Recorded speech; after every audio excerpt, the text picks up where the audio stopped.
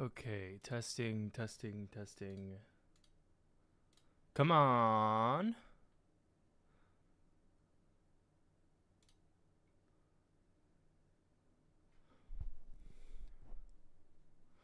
All right, let me just double, quadruple check that everything's all good. I think we should be chilling.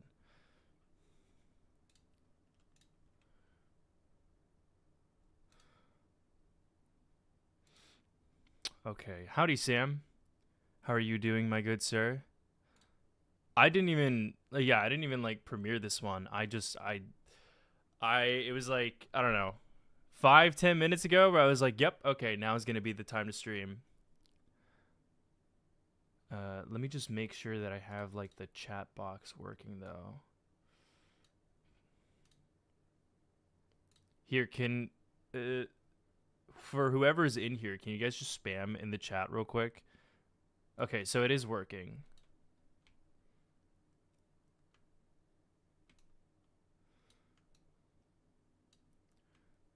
There you go. Give me 2 seconds. I will be right back.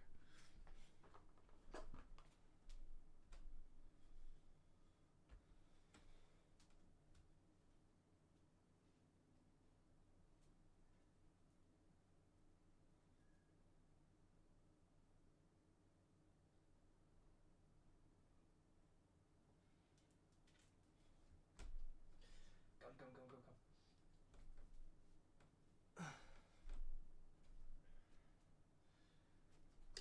Yeah, because I set this up like so last second, I'm just making sure that I'm not doing anything scuffed again. Hi, Hater Truman. Hi, Tish.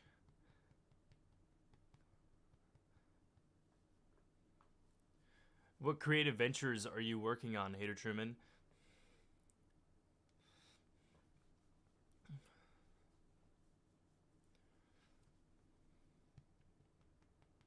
What I don't understand is I notice that people always have their chat box in like different colors, and for whatever reason, I think mine is just set up to like one. Like last stream, I think all of your guys' like names were red, and I guess this time they're all just like purple. You all right? All right, he wants to come down.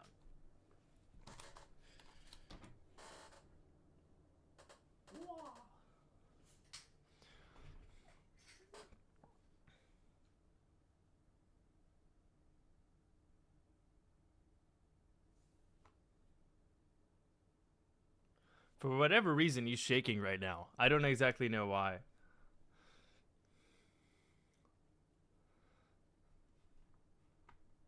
Here, hold on. Give me 2 seconds. You guys can type away. I'm just gonna clean my bed. I'm gonna make sure my room doesn't look like shit right now.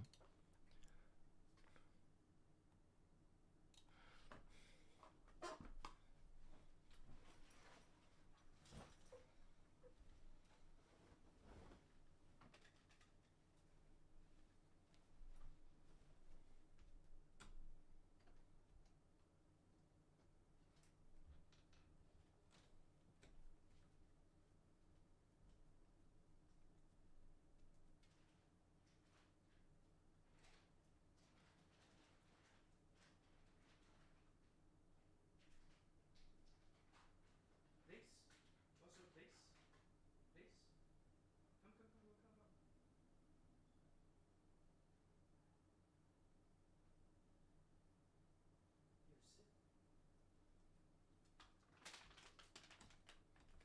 Also sit. Here you go. Good boy.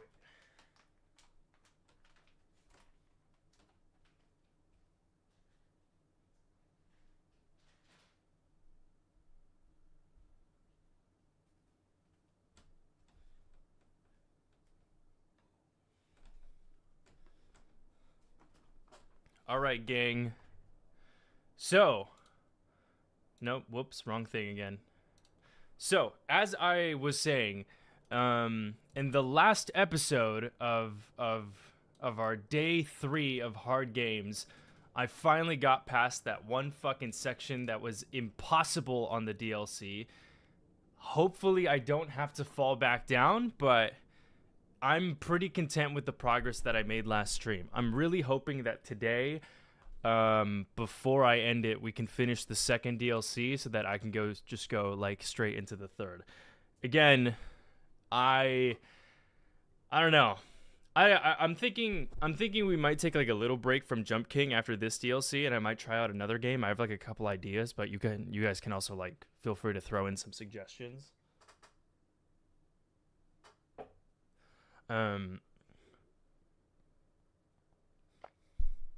What are we doing today? We are playing Jump King. We're gonna finish up the second DLC, and then I'll most likely play something else for a bit, and then jump back into the third DLC.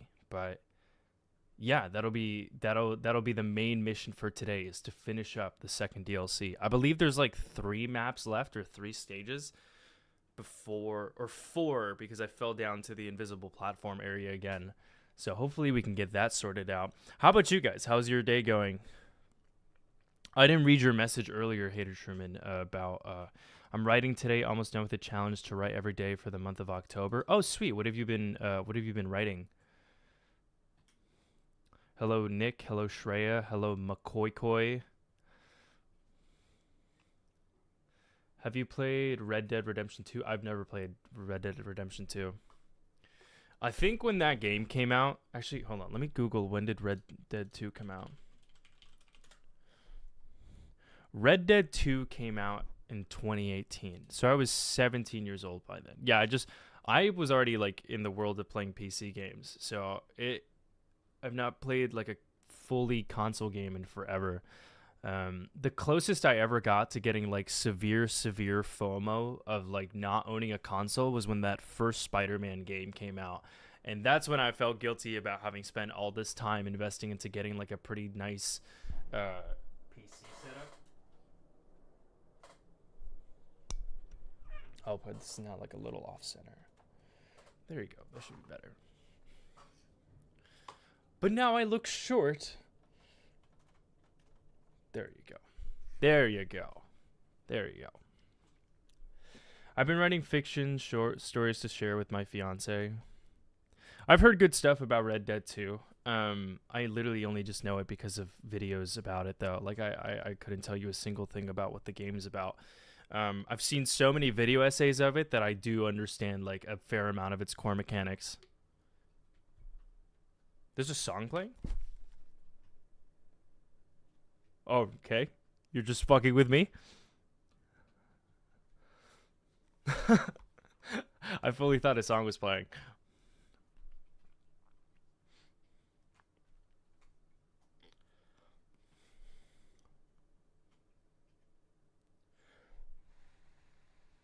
Right before this stream, I just spent like, I was debating on 2 things, because I had woken up at around like 8 a.m., 7 a.m., and I was debating on whether or not I should just go surf or I should go make progress on the game that I've been writing about for my next video. But I don't want to spoil what the game is going to be. And so I just spent the entire morning playing it. And at one point, like, I want to say from the hours of like 10:30 to 11:30, I was just working on it straight and couldn't save. And I died. And then I was just like, okay, time to just start the fucking stream, because I was pretty pissed, but I was like, whatever. Not much I can do about it.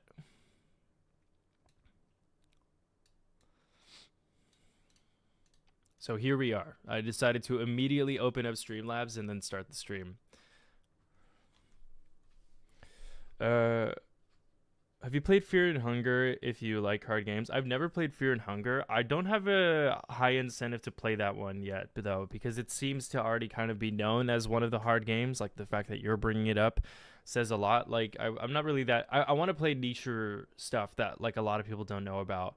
A lot of people say to, like, play Getting Over It, but, like, that's every entity being on the planet has played not Red Dead 2, sorry, Getting Over It.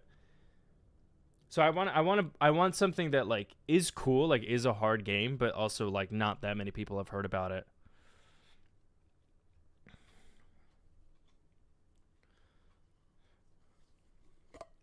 You know, every time I drink coffee, I'm reminded of how recently in in my last Discord hangout call, one of my patrons were telling me that like they came up with this cheat code of putting ice in like hot coffee to just drink it cold right away, and I just find that so funny. Like, how are you going to call that a life hack? It's like, what are the most common things that people do? I was just like dying of laughter after they said that. You do YouTube full time? As close as full time as it can be. I'm basically just finishing up like my last 3 classes of school, but I would basically say I'm like doing it full time now.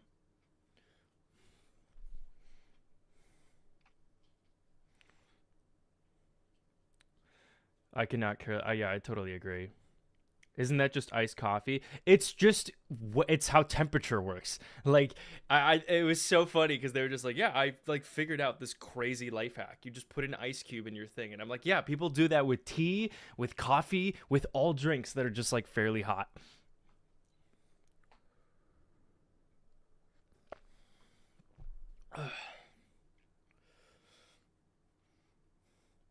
How are you doing today, HC?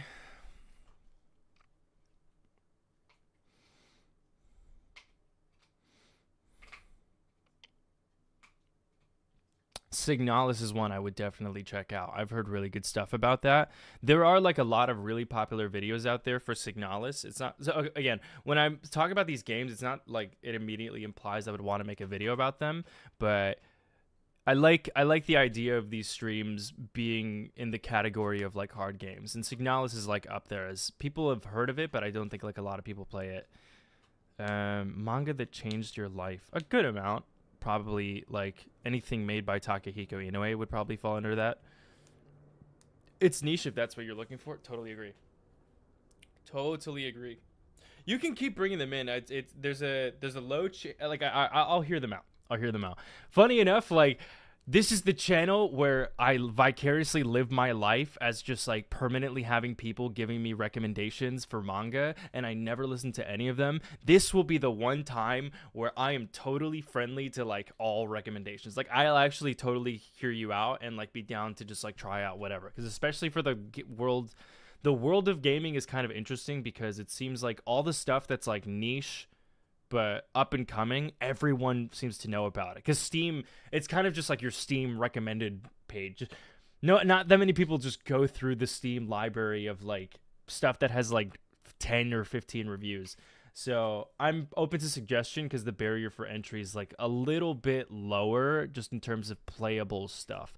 Readable stuff, I think I'm more hesitant about. I'm like, I don't know if I really want to spend multiple days or weeks um, reading something that I'm not that interested in, but a low end game, I could still have fun with that. I think I'm more open minded to like a low end game. I find myself feeling the same way about books. Like a kind of badly written book, I'm like okay with because like if you're a bad writer, but you're an interesting person, I don't know. I think I'm more open to those. But manga is just hard because like a lot of it is visual. Um, if I don't really like the way like an artist's work feels, like maybe they have an interesting story but like I just don't like how like their art direction went, it's kind of hard for me to get into it or to have an emotional connection with it. So yeah, yeah, it's very hard to recommend me stuff, especially because I think nowadays I don't really make videos about manga that are just purely about the manga. I like to find out that there's like some kind of a story that was going on outside of it.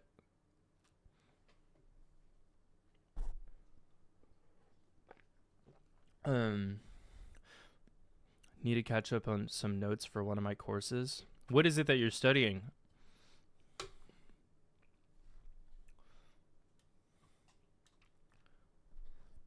Have you seen the Slam Dunk movie? I saw it in theaters. I saw it pretty early on in theaters. Like the US release was a lot more delayed than when it was like overseas. And when I went to go see it, I think I was home. Like I think I was home up in Northern California, and the audience. I think I mentioned this in the video, but like the entire audience was literally just like 30 to 40-year-old people speaking fluent Mandarin. And part of that's awesome. Like clearly in a very niche part of the world, like the Bay, it's cool that like people still have that level of nostalgia for a series like Slam Dunk.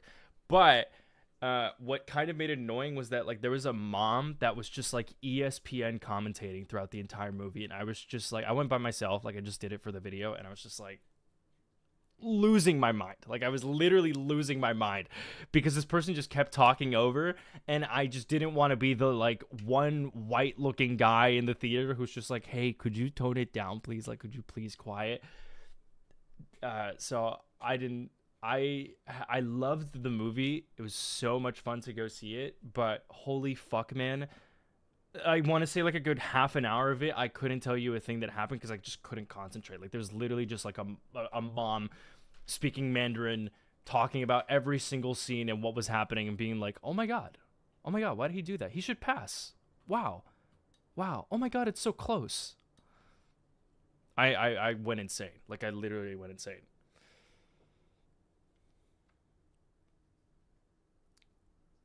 But it's an awesome movie.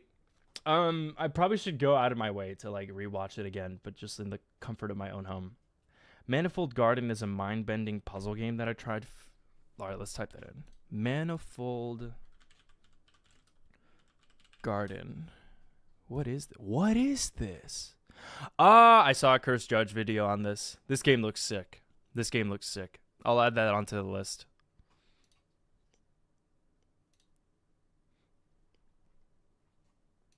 Keep him coming. Keep him coming. I'm down for all of these. I wanted to try Catherine. So I got like a G2A code for it on Steam, and then I've never had a bad experience with like a G2A code, but for the first time ever, like my Catherine game just kept crashing, so I never got a chance to fucking play it. So I spent like $5, and I have not been able to get my money's worth for it. Manifold Garden. Changed my life, especially with real happily mental health and forward in life. That's awesome to hear, man. Black Souls not on stream though. Oh, is it just like super fucked up and inappropriate? I mean, visually, I can already kind of tell that. Why? Okay, well, yeah. Why shouldn't I play it on stream? Is it just like super graphic?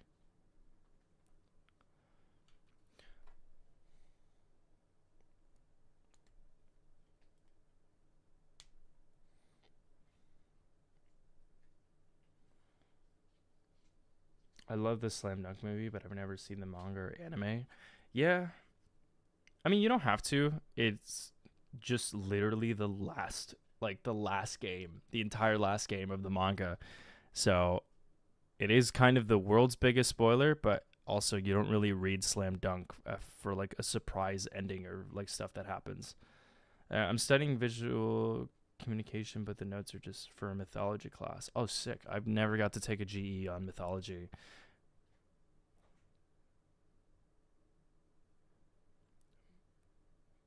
I'm in an online group for a speech, and no one is even saying anything or doing anything, and I don't want to do the whole project. I've done the last 2 assignments. Any tips? Like, what do you mean? I don't understand what you have to do. It is kind of funny. Like, I was on a Zoom call yesterday for like a big project that I have for one of my classes, and I've realized that like group projects or working in groups of anything is just like a constant metric of you trying to determine if it's worth if 5 idiots can do the same work as one really motivated smart person. That is something that I think we all learned in school, is what is the value of working with multiple people on a business or a project or a lab or some kind of thing that is supposed to move the universe forward. You have to do a balance of 5 idiots, 1 smart guy. Are you the smart guy? No. Are you that motivated? No. Get 5 idiots. And there seems to be a recurring theme that like most of us want to be the idiots. Save for work mode so you can play it on stream. Okay. Well, okay, so I'm seeing like one image that is just like Satan, a female Satan with huge jugs, 7 horns, and it looks kind of cursed. But that's the most like rated R thing I can see on here. Feldevek is one of the best games of this year. Super underrated and probably the best soundtrack ever. I saw the trailer for that. That game does look sick. How much is it on Steam? We can try playing it.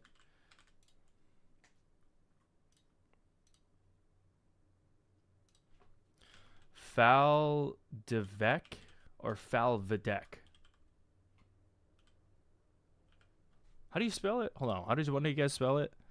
Felvedek. Gotcha. Felvedek. It's $11. This could be the next hard game I try. Yeah, once we beat Jump King, I'm down to play Felvedek.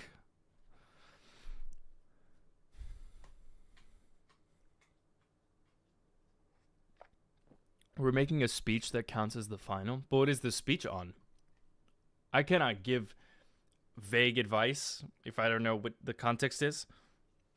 What's a Bodhi vibe? Bodhi vibe. Another rec I have is an artistic one. Naissance is an obscure magical first person. Naissance. Okay. Let's see if you're cooking, Hater Truman. Naissance. Naissance E. What the fuck is this? Are you cooking? I might try this out.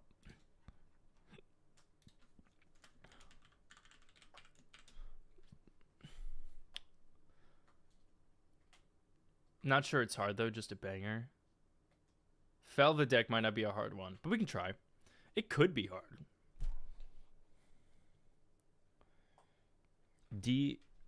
De-extinction in biology. I don't know. That's hard. I've never been in a situation where like we had a group partner do so little work that we had to like snitch on them afterwards. Usually I've just bitten the bullet and just been like, listen, this is our group project, even though I did like half of it. Last year, I had to write a case study on, I think it was like some kind of, I forgot what it was. I think it was like we had to write a case study about L'Oreal and their like ethics in China, like if their workforce is like being ethical for like that company.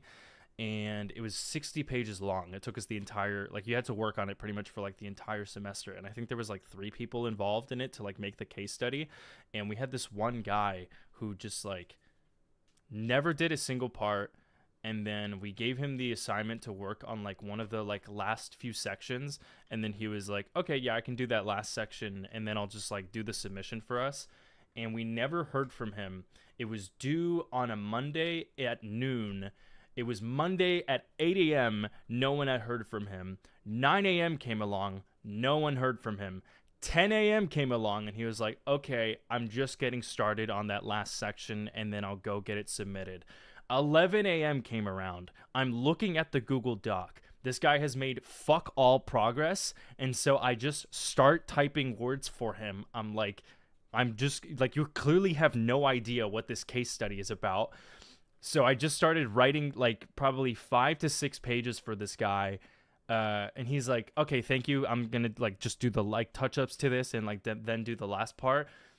He then, I'm like, okay, whatever you do, just don't submit that because that document was only like a third of the entire case study. It was like 20 pages of that document. We needed to like combine the other 2 to like submit like the last 60 page thing. And so he just at like 11:35, he was just like, hey guys, I have to go on a flight. Sorry, I submitted the thing though, so we should be all good. And I'm like, I literally, I have never in my life ever been mean to a group member in like ever in my college career, in high school. I've never snapped at anybody. I literally typed in this group chat. This is like a fucking iMessage DM with people that I barely know. I just said to this guy, like blank, whatever his first name was. And I was like, bro, you are incompetent. I was like, you are incredibly useless and incompetent. You fucked us. He just submitted the wrong assignment. He just submitted 1/3 of the total things that we were supposed to be required. And so the third partner who was witnessing all this, she was being such a sweetheart. I guess she was having a much better day than I was. And She was just like, "Oh, it's okay. I'll just send an email, haha, to the professor saying oopsies." Because by the time that we were having this argument and I was calling this guy a fucking like useless, incompetent germ of a person, um, she sent an email like half an hour after the due date, and the professor said, "Okay, I understand your scenario," and then you can submit it. And then she was like, "Okay, I resubmitted the thing," and then all three of us were just like, "Okay, have a good one. Best of luck on your guys' semester." And I was like, "Okay." I totally didn't just snap and lose my fucking mind at some random classmate.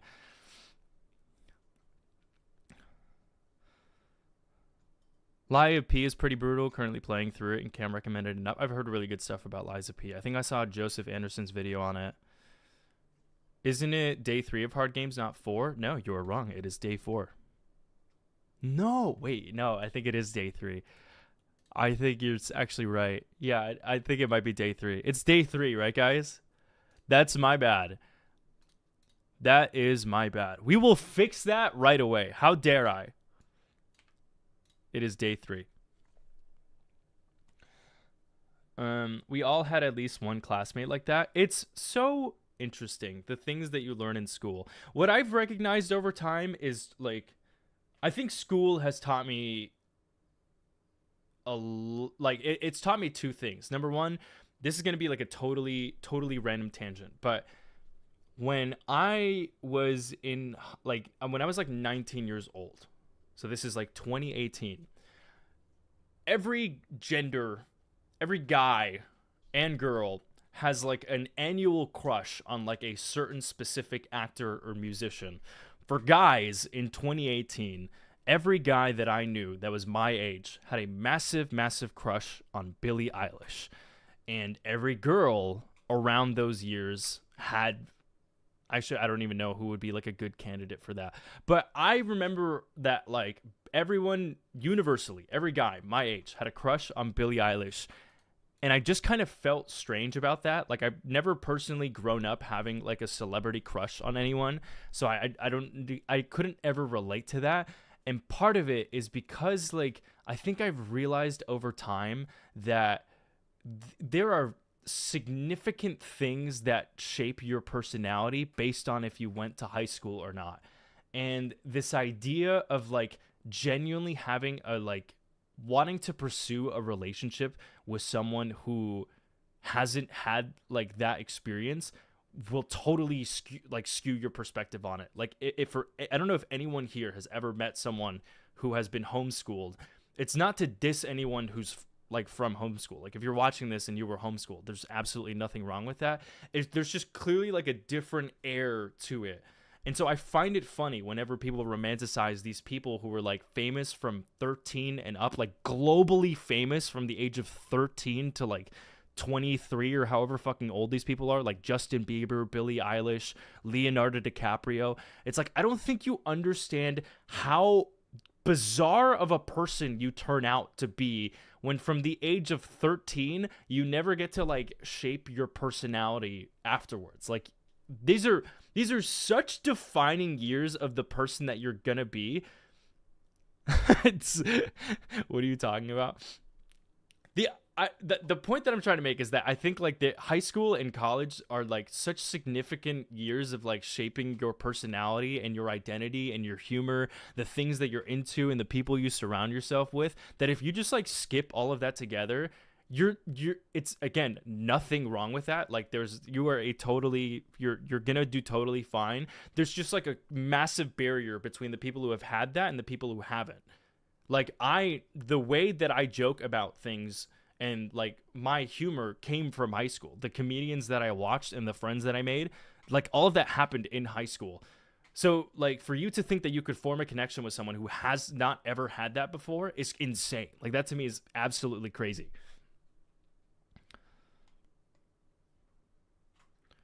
When I had a group member like that in high school, I won't have that. Yeah, it's interesting. It's quite interesting.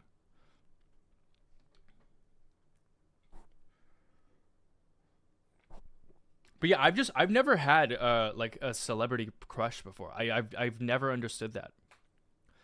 Shout out to COVID for taking away 2.5 years of high school away from me. Yeah, that shit's rough.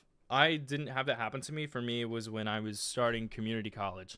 So I just got to do my years of community college online, and then once I transferred over to a university, I got to have like the in-person experience. So I got super fortunate, but I could imagine that like graduation years probably sucked during COVID. Um, I only was in lockdown for like a year, fortunately, because I was doing a college sport at the time, and the sports programs were able to figure out a way. So we were getting tested every day. Like we had our own quarantine quarters to like go practice, and also the sport of water polo has chlorine in the water, which is like an antibacterial. So I was in lockdown for about a year and a half, and then I got to start practicing again in isolation, like with my teammates, and we couldn't like see anybody else. And then we were like fully open again after that year. So I got pretty fortunate in those circumstances. It was nice. I was super happy about that. I spent probably that first year and a half purely just playing Valorant. I think I gained like 35, 40 pounds during that year and a half.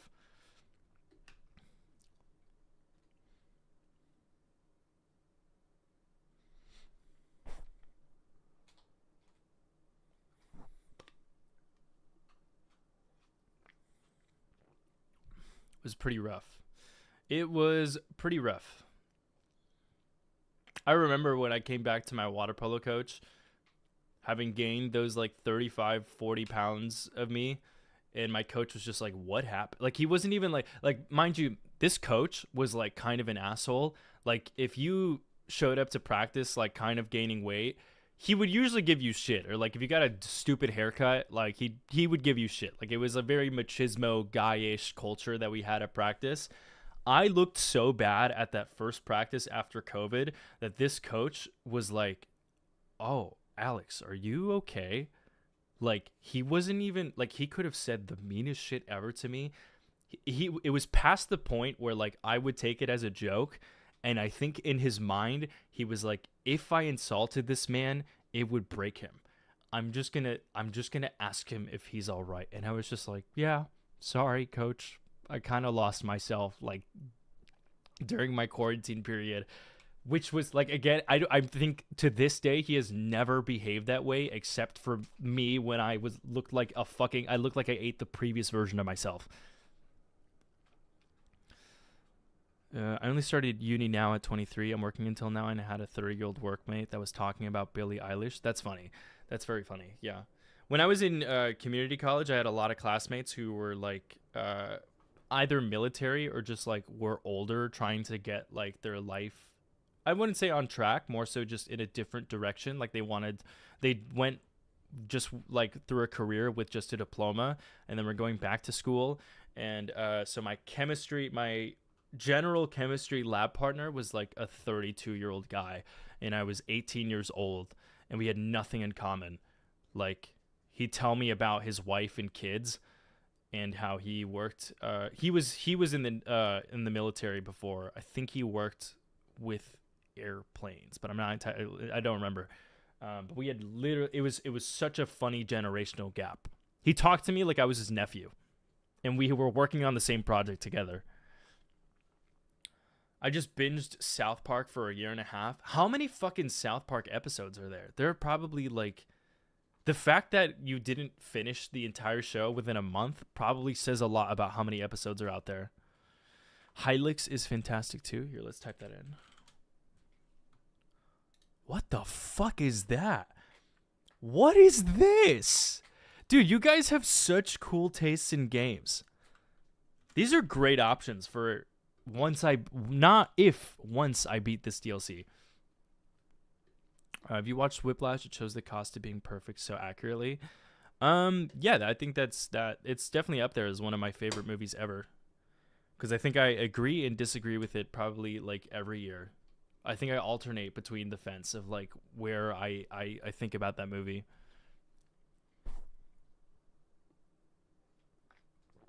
Um, like there's that scene of Terrence Fletcher where he's saying that one of the worst things you could ever tell anyone is good job.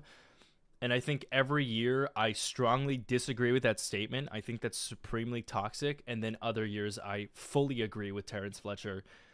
I don't agree with him and the way that he behaved in that movie, but I agree with that idea. Yeah, I feel conflicted about that movie pretty much like every year in my life. Try out Star Sector. Let's type that in.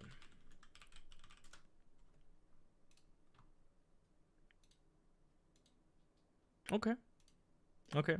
This one doesn't speak to my soul as much as the other recommendations, but I will write it down and leave my mind open to the concept. I say, so we're 35 minutes in. I say soon I'm going to start the jumping. How about that, guys?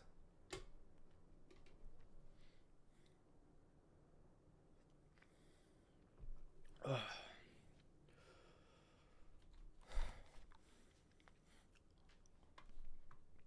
Here, let me close my door, actually.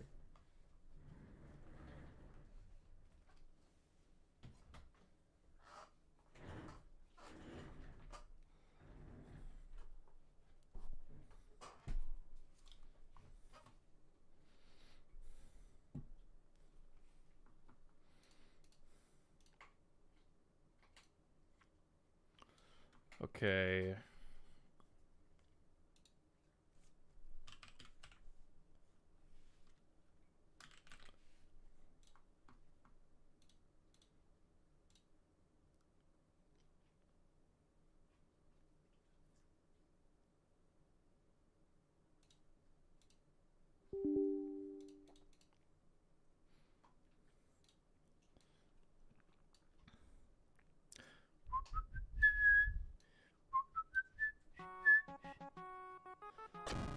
Oh, man. Boy, do I not miss that music.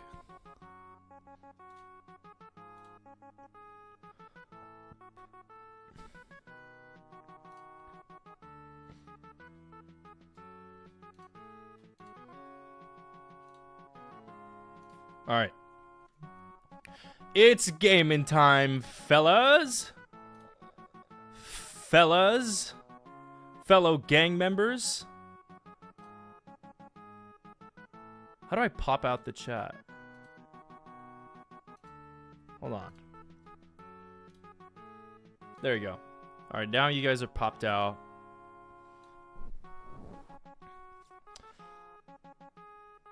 Yo, is there any way I can donate like €5? First time I caught your stream and just want to say thanks for your content. I don't know if my channel's monetized yet. I don't think you can. I think you can do it on the main. I mean, listen, man. Nick, I have a Patreon. So to get the most worth, I would say, is I would just recommend going on the Patreon because I have no way of giving anything back to you if you donate to the channel. But if you wanted some stuff, like you wanted access to the Discord server and you just wanted to see like a bunch of videos of like how I make my stuff, your best bet would probably be through the Patreon, because through the stream, like this stuff is all free. Like I would not ask anybody else to do that. He indeed banged his aunt. Oh wow, I've not heard of from that in a while. That's very funny. Yeah, I forgot that was a. It's been what, a year, and like how many months has it been since I posted that video?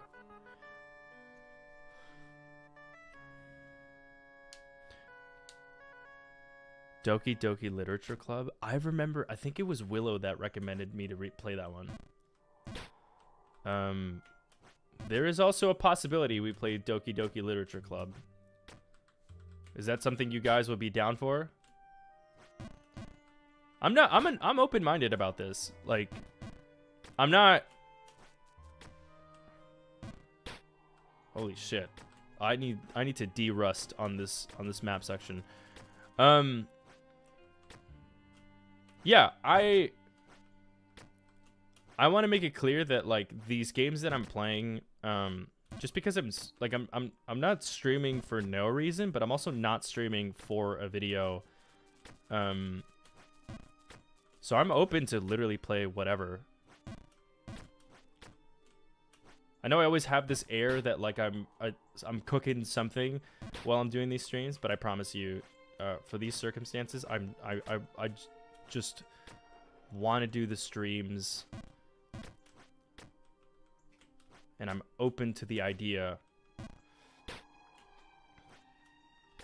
of playing whatever and like not posting about it.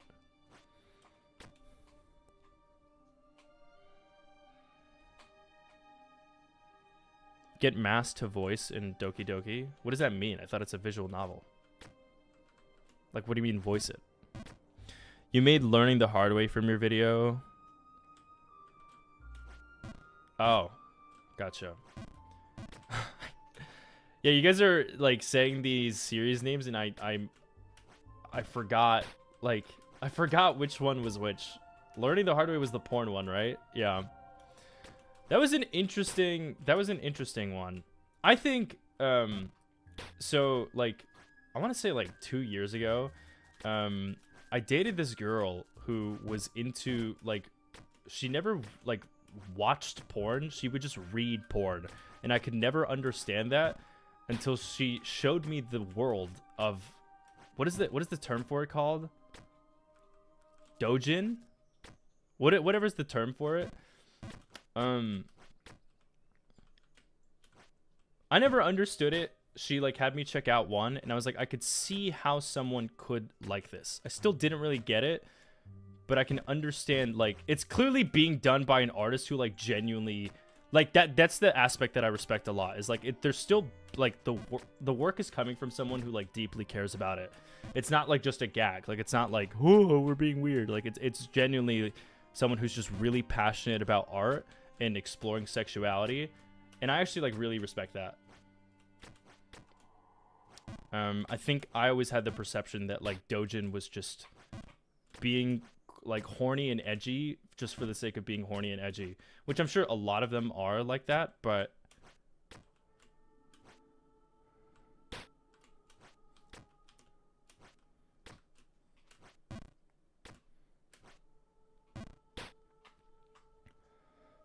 give me mod power so I can do stuff on this channel too. Oh yeah, sure. I just don't want to distract you too much from your writing, Hater Truman. Here you go. All right, Hater, you're now my tertiary, secondary mod.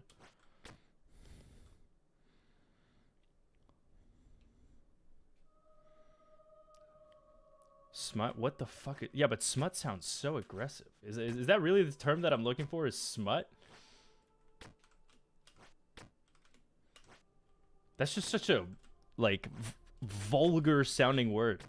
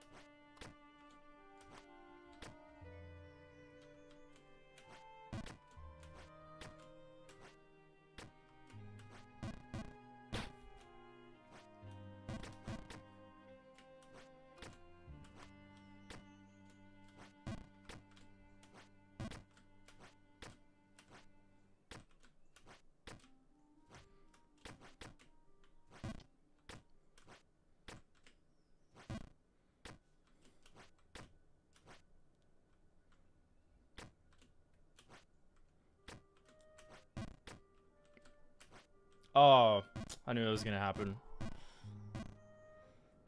That's quite rough.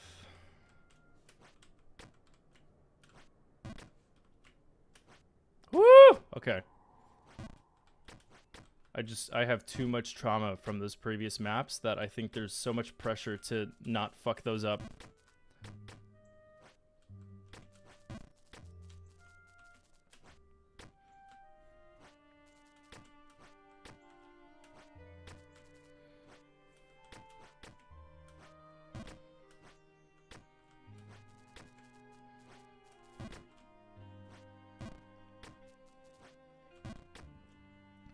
Smut is the more vulgar written pornography. Erotica is the softer term, though they are often together. Doujinshi is self-published works in Japan that mainly contain adult themes. Gotcha.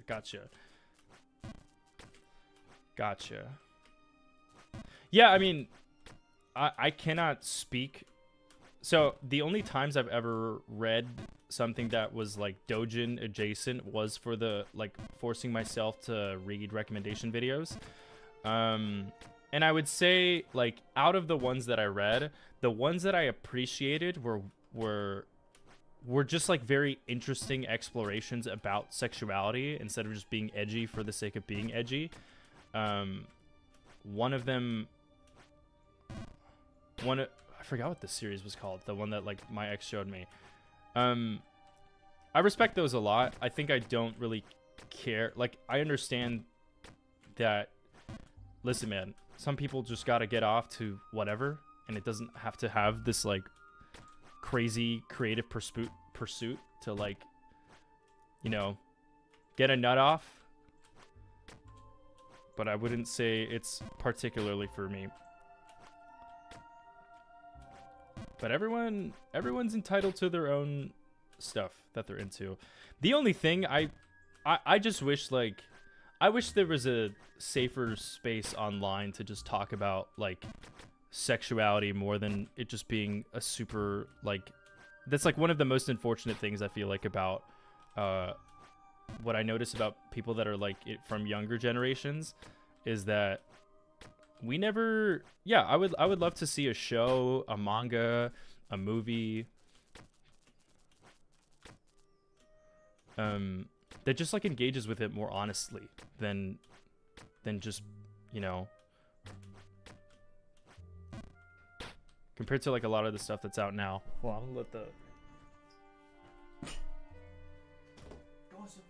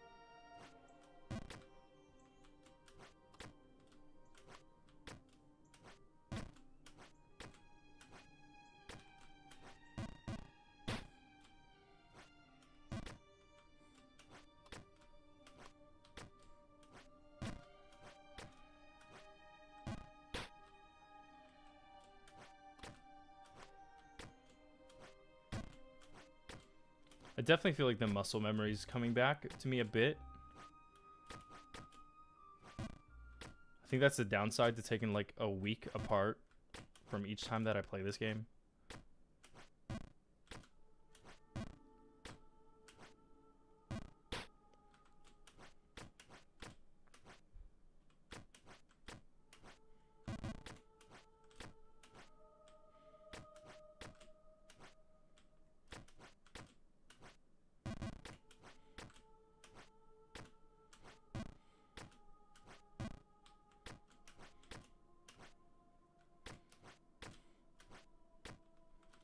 In about an hour, can I get a reminder from one of you guys that I should probably go check my phone?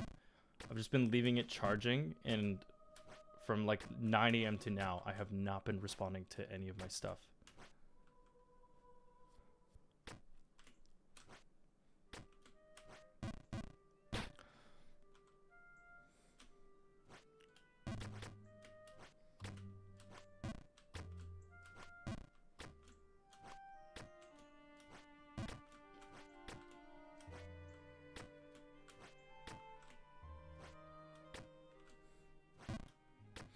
Shout out to my professor who's letting me write an essay on Hades in the mythology course. That sounds awesome. However, I've heard that Hades isn't uber accurate. Or I don't know. Is that true? Does anybody here know more about mythology?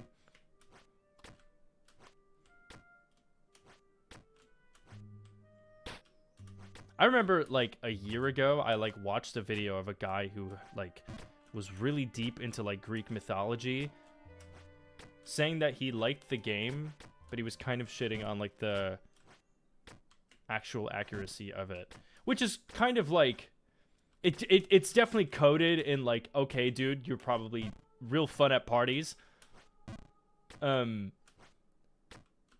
Like I don't think I came out of that video being like, I don't think I would have a beer with this person. However, they seemed to know what they were talking about as someone who knows absolutely fuck all about the topic.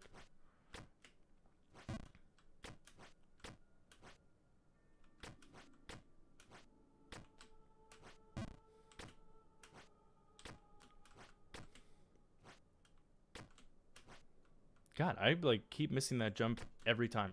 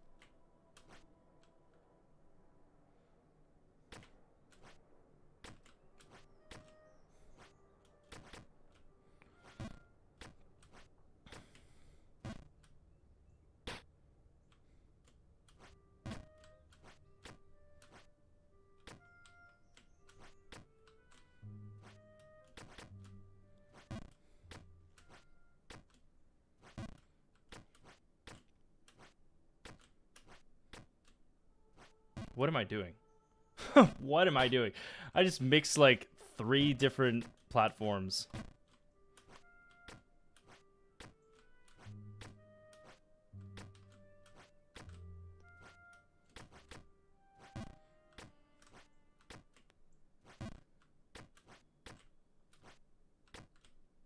What am I doing?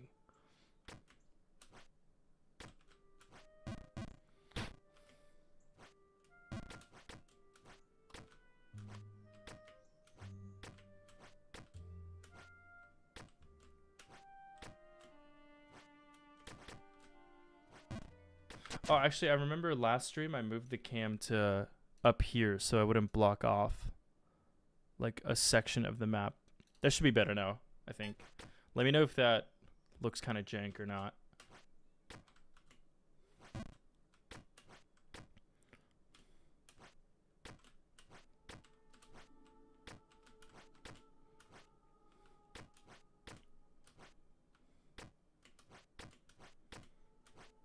To be honest, I don't even know if I did do that last stream or not. I could just be saying that.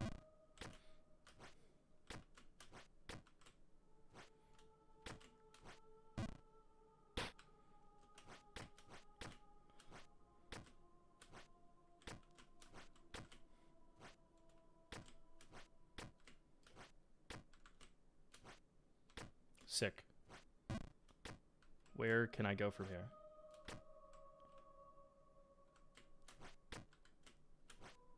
Sick.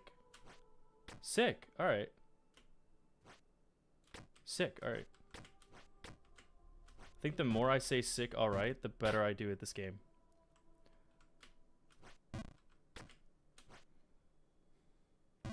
I didn't say it. I didn't say it.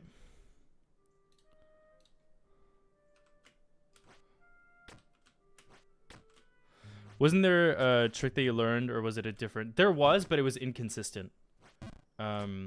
There was like a shortcut that I could have done, but it's like I go on this platform up here, and I could just skip it, but it's kind of like not that easy to make. Like I'm supposed to go up to the right, but yeah, I don't really like the timing of that jump. Speedrunners do it because I think it saves them from like saves them a jump, but we're on hour 5, so clearly speedrunning is not part of the interest here. Once again, I am hoping to get this done in this stream so we can move on to the next game. That is my hope. Because if I do the third Jump King DLC, I might have to do these streams more often than Sunday. Because I know for sure, like, most people average out at around, like, 20 hours to be able to beat that DLC. And if I only do, like, 4-hour sessions a weekend, we're going to be here for a while. And I don't really want to do that.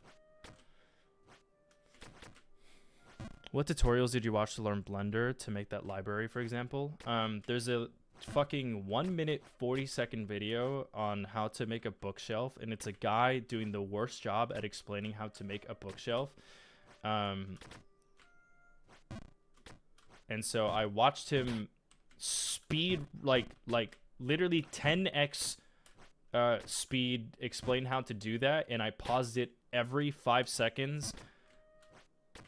I basically spent an entire week trying to understand what he meant by every step by watching. So like he would make a step where he's like, okay, go into editing mode and then cut out one of the corners of the books. And then I would have to watch like 2 tutorials to understand what editing mode is and how to cut, like use the cutting tool.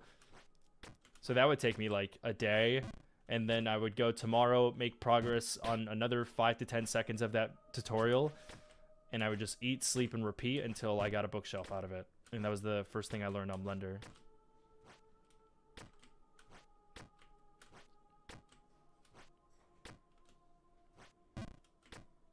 Not to like shit on the guy. I'm sure that he just kind of made that tutorial without much thought into like how many people were actually intending to learn off of it. Like, it was probably meant for more experienced Blender users, but I remember being pretty pissed experiencing that. Fuck me. It was the snake that distracted me.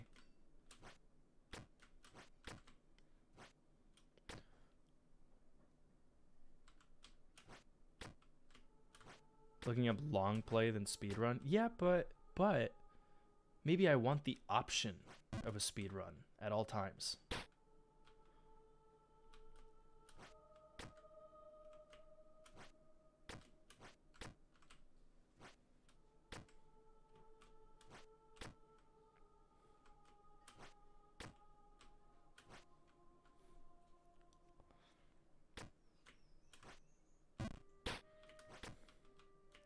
In my opinion, New Babe Plus has more difficult jumps than Ghost of the Babe has an annoying section. Trying to learn certain sections of Ghost of the Babe for the first time is hell.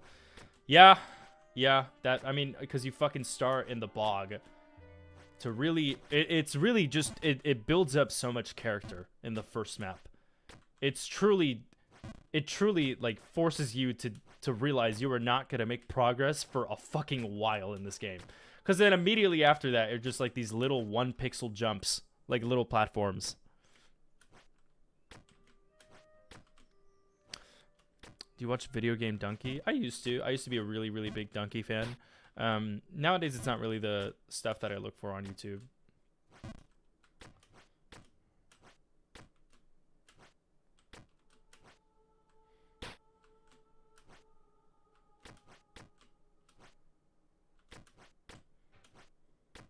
What impresses me about Donkey is that I can never tell which part of his footage is like him voicing over gameplay that he already did, or it's like his live reaction to it. I think that's a very impressive skill.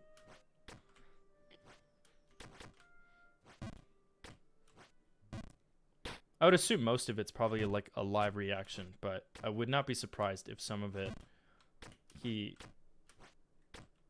felt like it'd be like a funnier bit to re-record like a section or say something else that's probably funnier.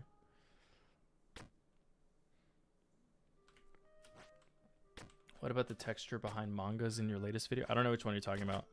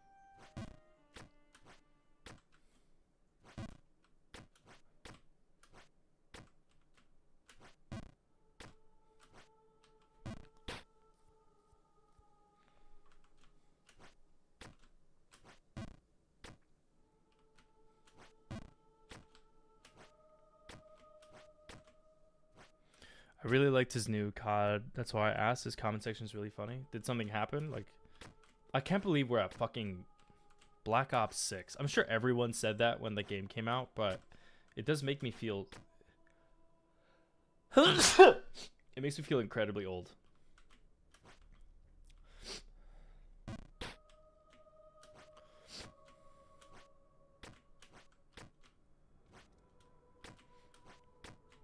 But yeah, I'm sure every Gen Z person said that.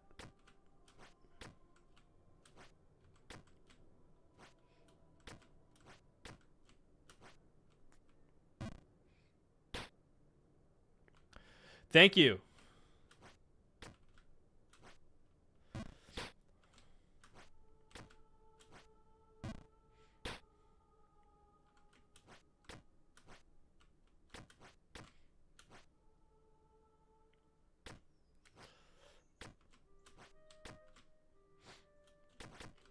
I appreciate the one salud.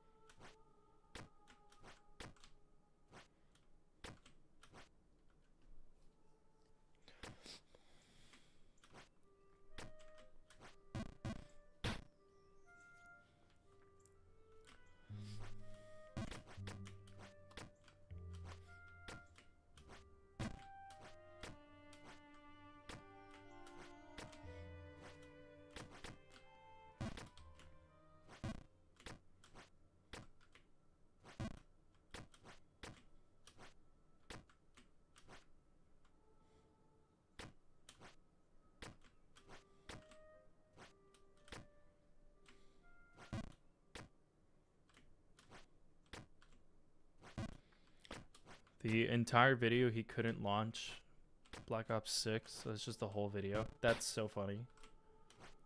That is actually so funny.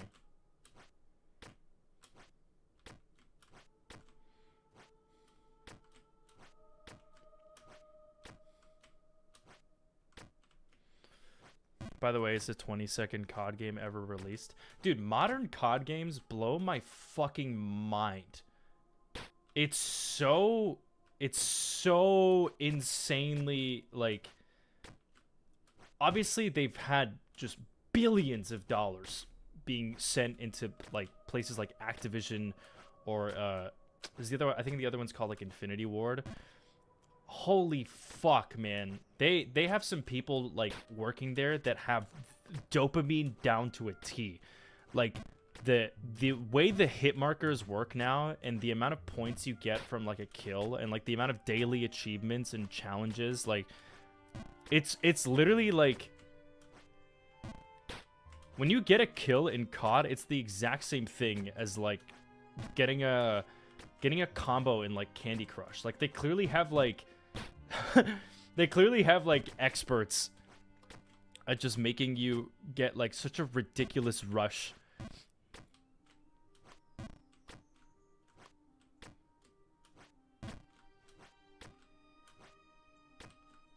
I don't want to say predatory because like it obviously it makes it seem like you're not supposed to just have like pure fun out of it. Like I don't want to make it seem like that's the case, but it's not that shocking that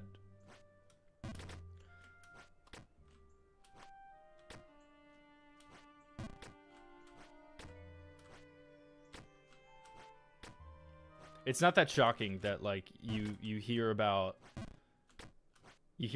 so many people like my age or like a generation lower being like, I don't know exactly what I want to do with myself. Because I think I was also one of those people that just like got taken advantage of from very highly addicted games like that. Like, I think it's to an extent where we just can't help it ourselves.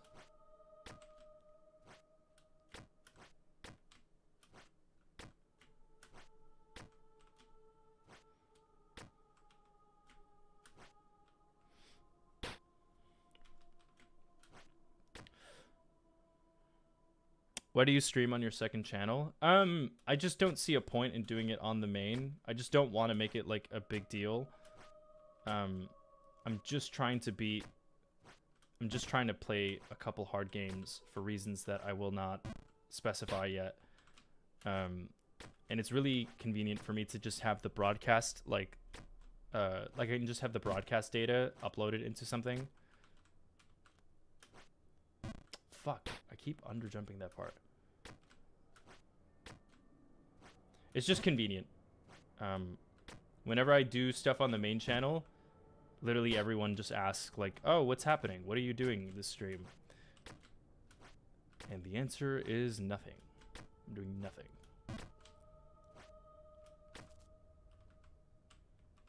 Oh, I see what this game is doing.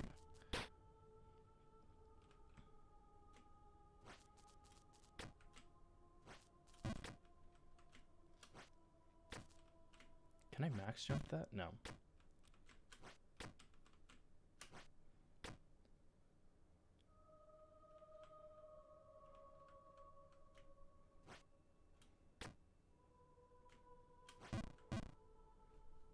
I don't understand where... Am I crazy? I don't understand what are my options there. Main channel video when? End of November. I'm aiming for the end of November.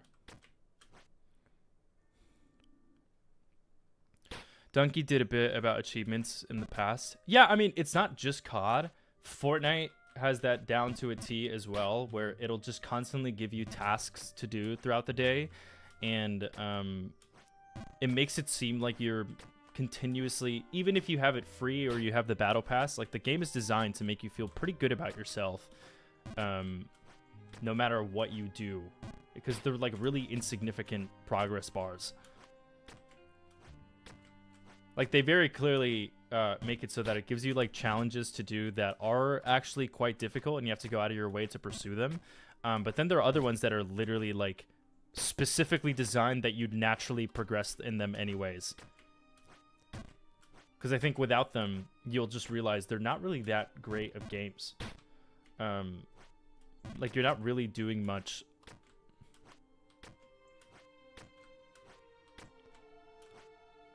Great as in, sorry, it's... Great is, like, a bad way to describe it. I don't mean great as in, like, it's a bad game. Clearly, they know exactly what they're doing. And they are good games. Like, I don't want to give shit to either of those series. More so, like, there's not that much substance to what you're doing if you don't have those progress bars. Like, you're just having fun. And that's awesome. That's a great thing.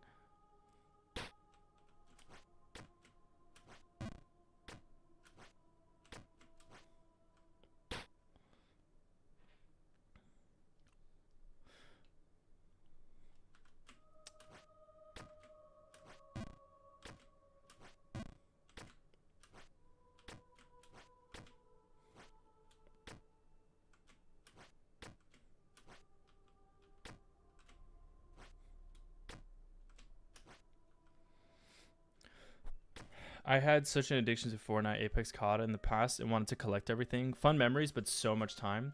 Yeah, like, I want to make it clear that, like, when I say that stuff, I'm literally just coming from the POV of someone who went through it. Like, I had the whole cycle of events happen to me. Throughout all of, like, high school. Yeah, like, I want to say the later half of middle school, high school, and then COVID. I was just severely addicted to, like, filling out all of those progress bars. Because I used to play a lot of Riot games, like a lot of competitive games that had, like, a ranked mode. And I was obsessed with it, only to come out of it realizing that, like, if you just seek it as, like, a outlet for having fun and to de-stress from the hard day that you were having, that's awesome. But if you're seeking value in it, that's when that means you have become the butt of the joke. You are like the perfect prime candidate of people that they want to take advantage of when it comes to these games. So it's hard because like I know people kind of get ass mad when I try to give shit to those kinds of games. It's not like there's anything inherently wrong with a Fortnite or a COD or a League or a Valorant. They're just a gateway to possibly being extremely predatory games. So they're not, like, at a base level, they're not predatory. They totally can be. If you're someone that, like, cares about what rank you are or how many skins you have or what new skin came out, you have become the butt of the joke. And I was the butt of the joke.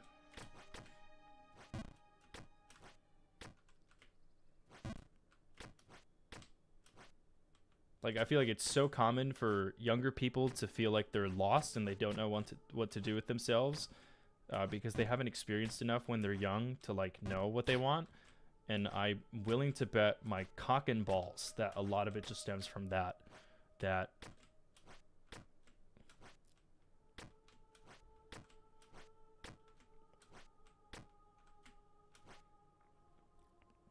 So I stay, like, far away from it.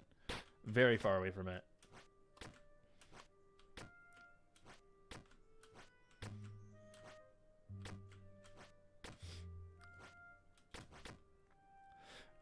Can't find the video with Bing. It's one of the ones from the forcing myself to read manhwa. I never made like an exclusive, like a video just about it. It's just something that I read for one of my videos. It's in the video where I forced myself to read a bunch of manhwa. If you're a longtime fan, you have probably known by now that I absolutely hated making that video. It's probably been mentioned like 55 trillion times on my Patreon, but it is out there. Do you like horror games that get frightened so easily? That I've never played a good horror game, so if you have a recommendation, I would be very open to it. But I've never really played a like specific horror game. I've never even played Silent Hill before. In my mind, I picture that being like the most popular one.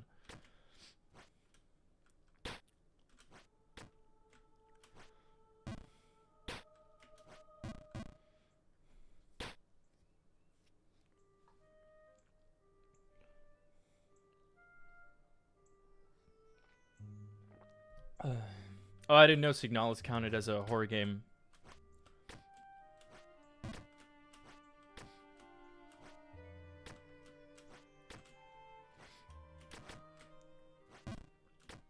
Oh, fuck. Okay. Okay, in about 20 minutes, I need to do like a little 5-minute pause to respond to an email and also to check my phone. So if somebody could remind me of that.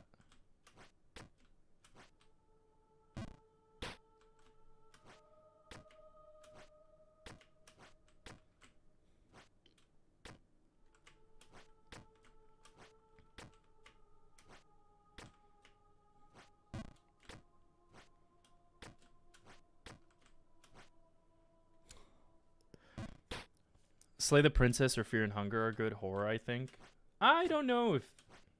I just haven't played either, but I've never got the zhuzh that Fear and Hunger was meant to be horror. Hey man, I'll sub to the Patreon in the morning. Thanks for the content, King. You helped me out of depression. I did not do that. You did that yourself. I appreciate the compliment, but you're underselling yourself by saying that. Yeah. I'll cut it 10 minutes shorter. Yeah, thank you. I appreciate that, hater.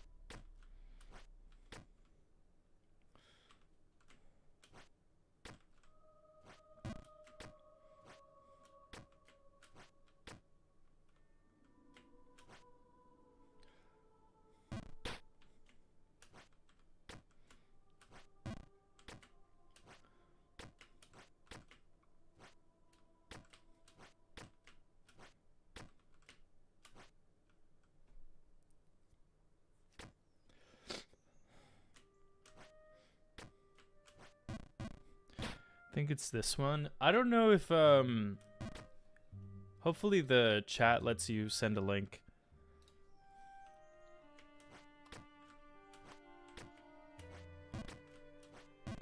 Hopefully it does. If it doesn't let you send a link, that was not intentional. I think YouTube just automatically makes it. Gotcha. Yeah. For whoever's asking, it's in the manhwa video. If you just go through the timestamps, one of them will just be the one that what you're looking for, which is the Banging My Aunt series. If I have really, really good memory, I think it's like number 22, 21 or 22. If I'm right about that, I have fucking incredible memory. Sure, someone can correct me on that in about 5 seconds. Like, the back of my mind wants to tell me number 16 or 21.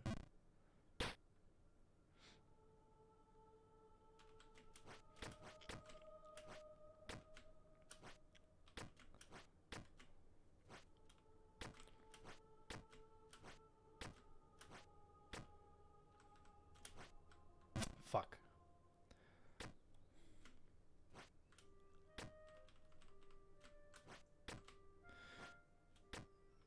Why did you hate making the manhwa video? I did not have... I think I had fun for probably, like, the first 10 recommendations. And then afterwards, I think the problem with those videos is that, like, I don't know what I expect to go into it. And there are just, like, a lot of times where I just kind of read something and I had nothing to say about it. Like, I just read what people recommended to me and... I was like, cool, that was a thing. Like, it wasn't bad, it wasn't good. It was just something that, like, made me feel nothing. And it felt really soul-crushing to just, like, give my input on that. And I just never, so there's that. So originally I was supposed to read 30. I cut it down to 25 because there were too many times where I had just like read a recommendation and I was like, I literally have nothing to say. Like, I'm just wasting your time.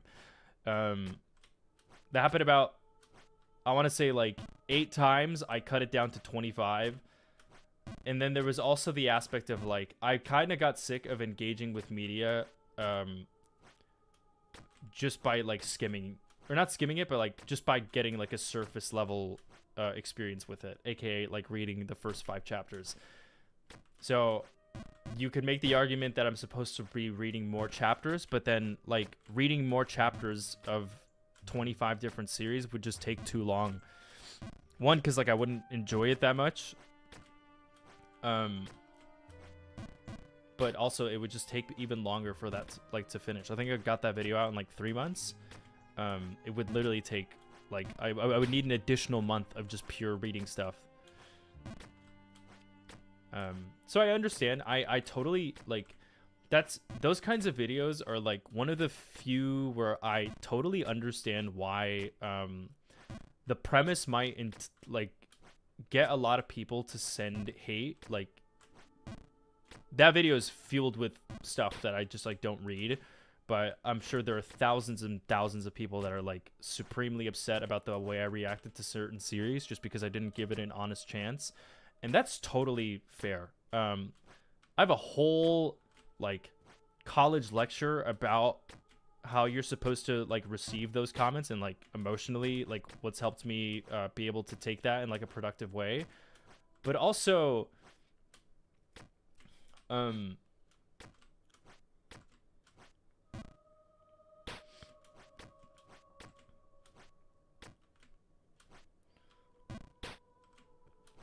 I think it's totally fair. Like, for people to feel upset that I didn't fully even get to the part where I could see why people like something, and then them hearing me shit on it, it makes total sense for someone to be like upset by that. I'm just not gonna do it. Like,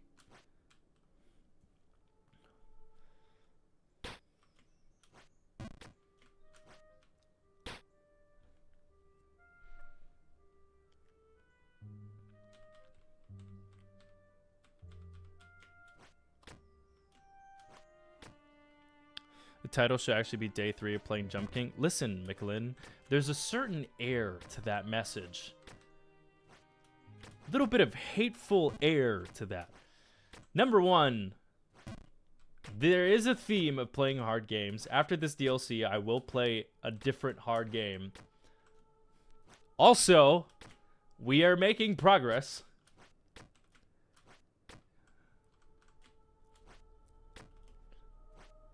Something in that you never said any. You know, it's nothing that you verbally said, but I can feel it. I have a sixth sense for ulterior motives to that message you sent.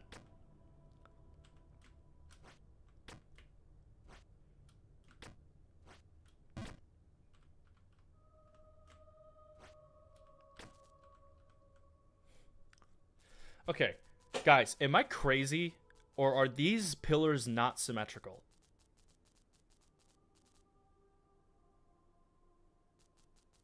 I feel like they're not symmetrical.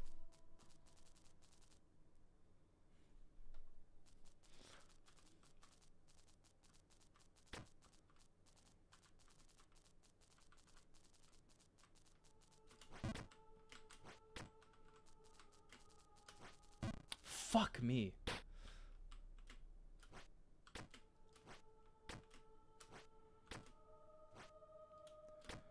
By the way, you need to answer your email. I think Hater Truman has a thingy for it. Yeah, I just have to respond to his sponsor.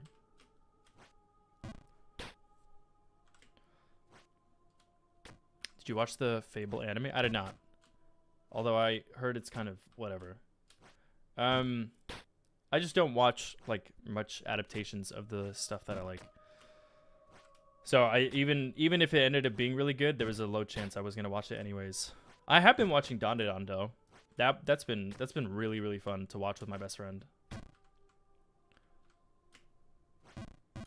I don't understand what the fuck I'm supposed to do in that section.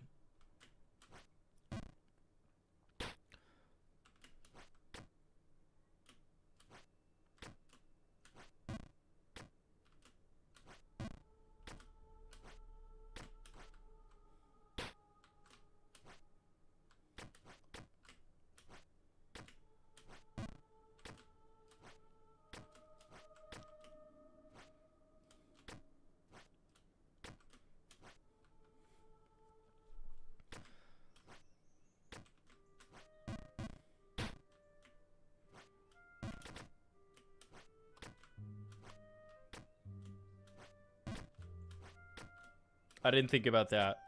I appreciate your guys' input. Before I was on the fence about whether or not I was supposed to do that.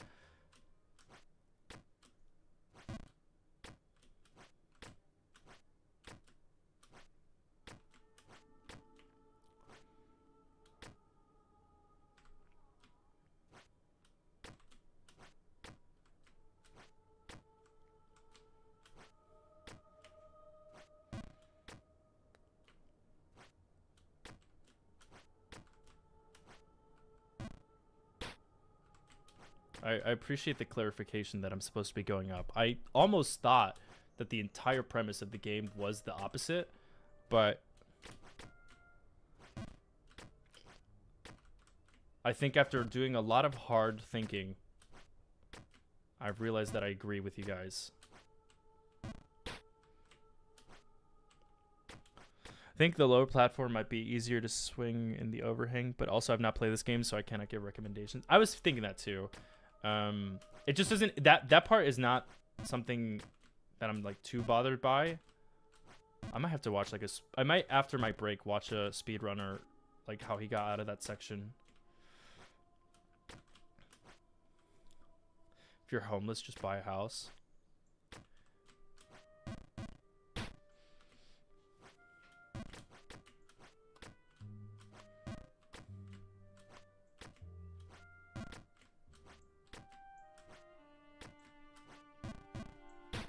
Okay, I'm gonna take my break now, and then I'll be back in like 5 minutes.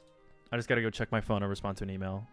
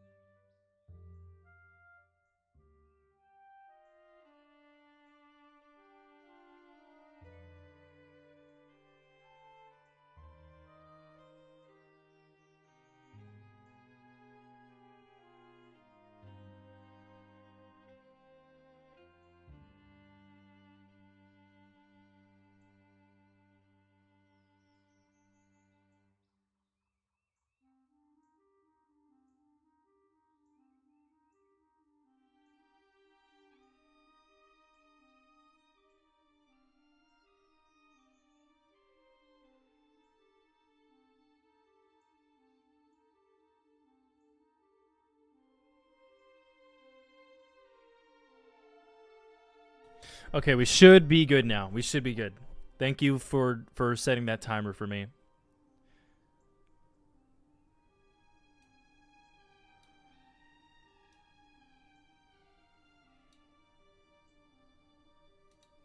Cool, cool, cool. Sick, awesome.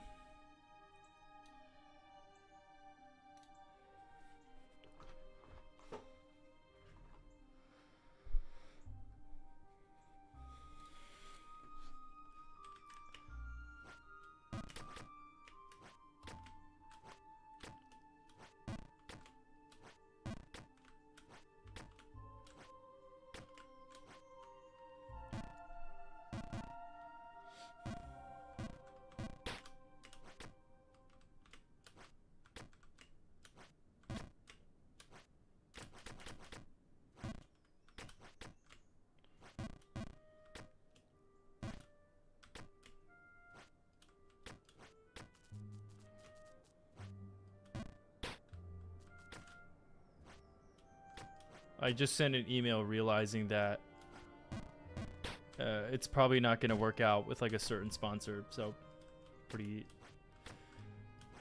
sad about that.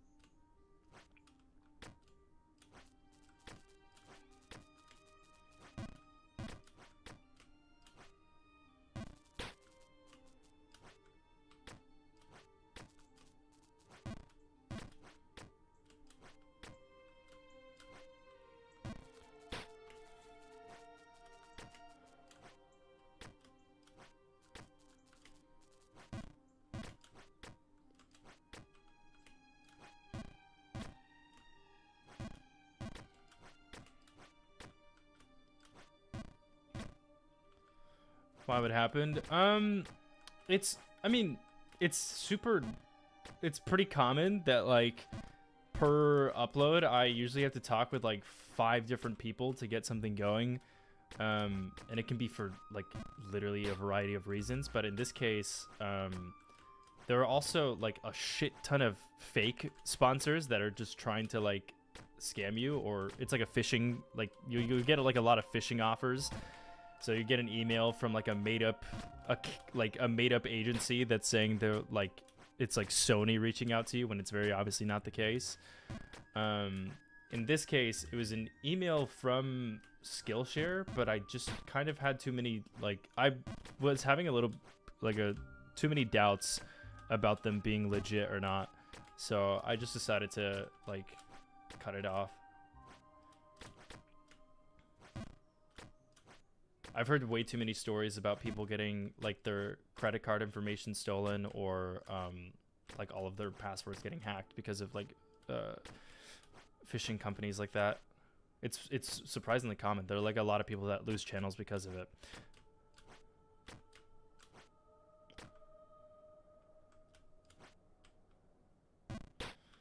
But usually for other cases, when it doesn't work out with a sponsor, it's like, because it's clearly an agent that has never seen my channel before, and they are asking for me to post something in the next like week, and I'm like, do you know, have you checked out my channel? And they're like, no. We want you to make 3 videos for us in the month of October. And I'm like, okay, cool. That's impossible, but okay.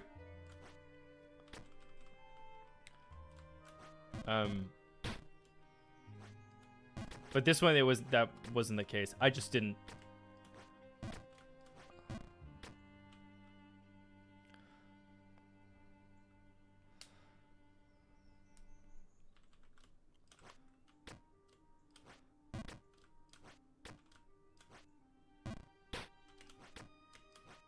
Yeah, I've been talking about this with like with Scam and Massman. It's not been a good year for it's not been a good season for sponsors. It's been really, really bad, actually. It makes like such a ginormous difference as to whether or not like I can do YouTube full time or not.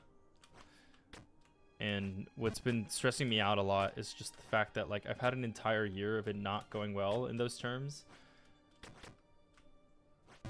Either like lack of offers or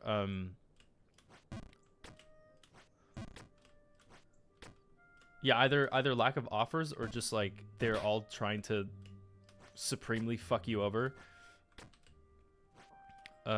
Which has kind of led me to reevaluate like how often I take to post stuff, because I don't want the. I mean, I think I talk about this like every single stream, but any channel who gets to do what I would like to do, which is like post every once in a while, but those once in a whiles are like really massive like projects. All of the channels that do get to do that are basically just crowdfunded via like Patreon, or they have merch, or like they have like they basically don't make income off of YouTube, and it's like some kind of external source. I was hoping that with my approach, I could make enough off of sponsors that it would excuse me to be able to spend like 4 to 6 months working on a project. Because in the past, I seem to be getting like pretty good offers on like prior uploads, but it has not been the case this year. And I've also realized just how inconsistent that can be, that I probably have to like shorten down the time span for a bit, where I have more like disposable income to be able to just take time off like that again, like I did for the Inoue effect and obviously like this last post. I'm kind of at the point where I don't really have the wiggle room for that anymore.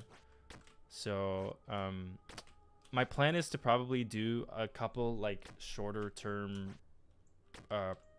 like video essays, just because I think it'll help me get a lot of good reps in.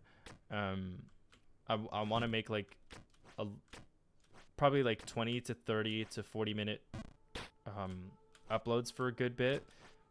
Try to make them like a little bit faster, so that way like in the long run I could maybe go back to like making longer term projects that probably like require a bit more of a sacrifice, at least for now. The thing is that like people like Scamboli and Maskman have made so many videos that they kind of have the comfort to just be like, yeah, I can work on like a big project. Like Mass is obviously working on his comic, and Scam has been trying to figure out like his current living situation. So they're in a position where they get to think about that stuff. I kind of have to like still earn my way. Sponsors don't really trust me because I only have like 15 uploads. And I also haven't posted enough to be able to just like have ever made that much money off of YouTube anyways. Dude, start a slop channel if you want money. I have no interest in doing that. I would rather just get a real job.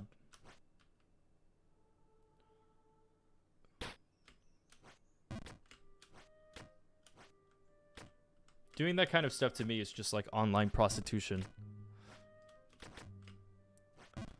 A reaction channel? I also wouldn't want to do that.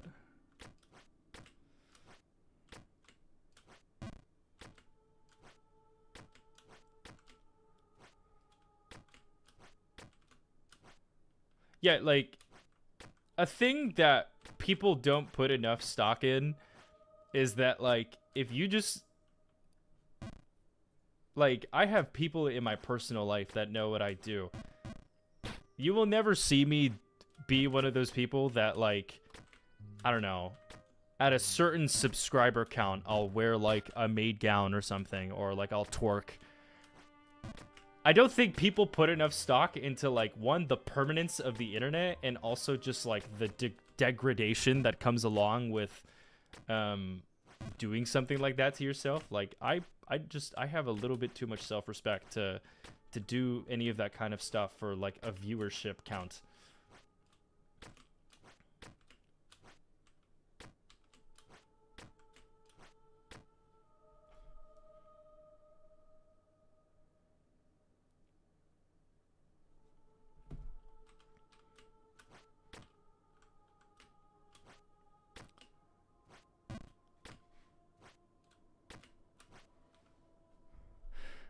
It seems so hard to make it on YouTube doing what you want and not going for slop or whatever is popular. How do I feel about what you just said? Let me think about that for a second.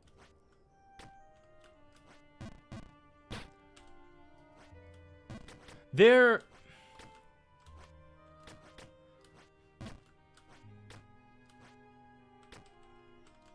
How do I think about that?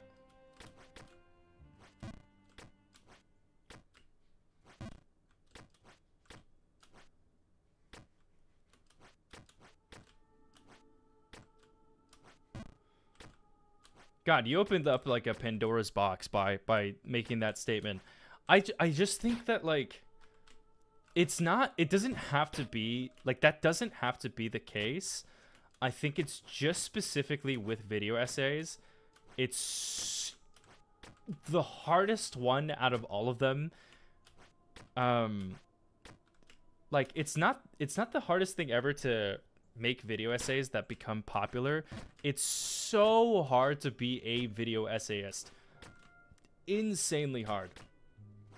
Very few people like it's a very tough hill to climb because it's the highest form of effort you can put onto stuff on YouTube. So already there's like an emotional tax that comes along with it. I think I'm just a psychopath that like has enough confidence to think I could do it. It's just a fucking rough hill to climb. I think the reason why I want to climb that hill so bad is because it is possible. Like there are people out there who get to do what I would like to do. It just is like it's a rough path to get there. Part of that is on me. I would say skill wise, I could get a lot of work. I have like a lot of room for improvement in terms of just my overall writing, but also like where I expend my energy in terms of like making the video. I think I still could cut some corners and like not taking so long and posting, but also just like the credibility. People who get to be video essayists full time have, I want to say, just under or near 100 videos posted. And the way you get paid off of YouTube is not like, it's not really based on your last upload. It's just like you basically have like a library of stuff that's out there that will always gain views. And that library, I mean, this is like such a meme word, but it kind of technically becomes like passive income. So it really is like, you have to just have like a library of that.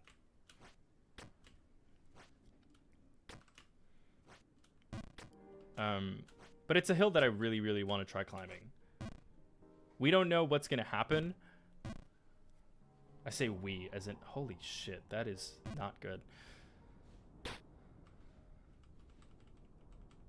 I don't know what's going to happen, but I know that I would regret it a lot if I didn't give it an honest effort, because I think I could do it.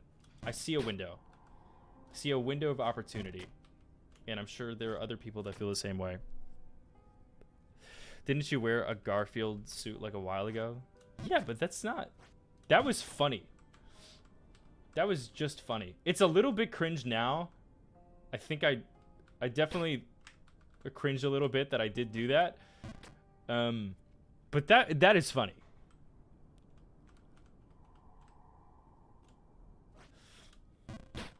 Way more funny than like some of the other stuff I've seen people do for streams. You should do a second part of manga recommendations. I would literally rather stab my thigh with a fork.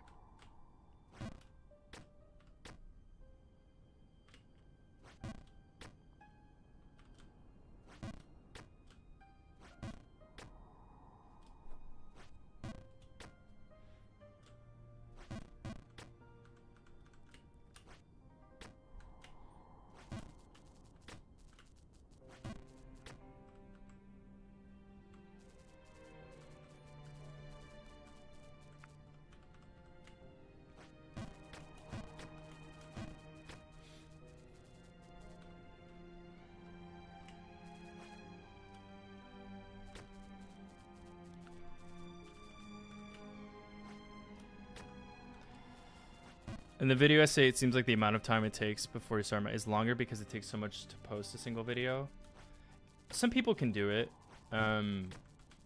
especially if you make like very like I actually don't know. It seems to work out for people a lot sooner.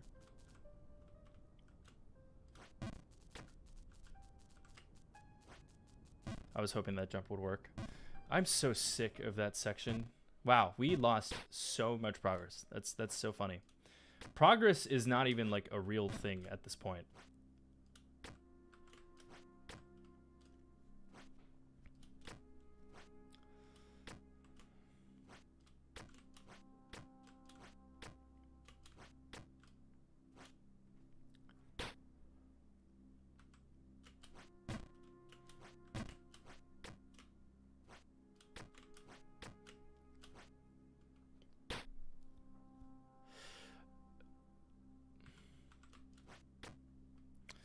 Are you planning to do essays for stuff other than manga and anime in the future?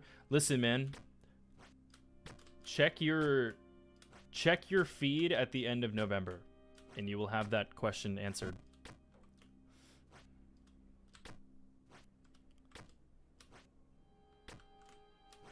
All I'm gonna say is wish me luck.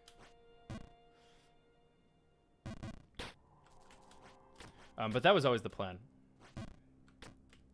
Since making my first one, I always wanted to do that. I do not...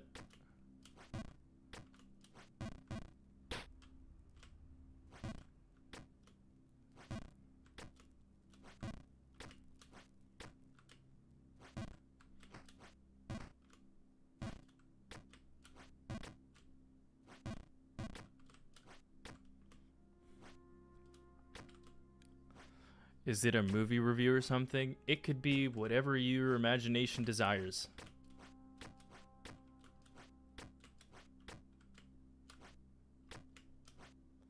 Whatever you think I would do,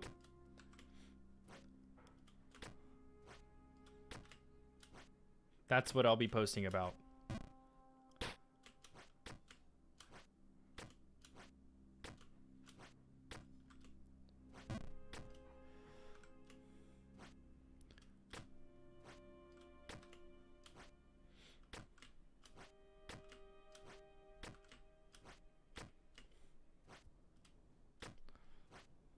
I think not focusing completely on manga video essays is good.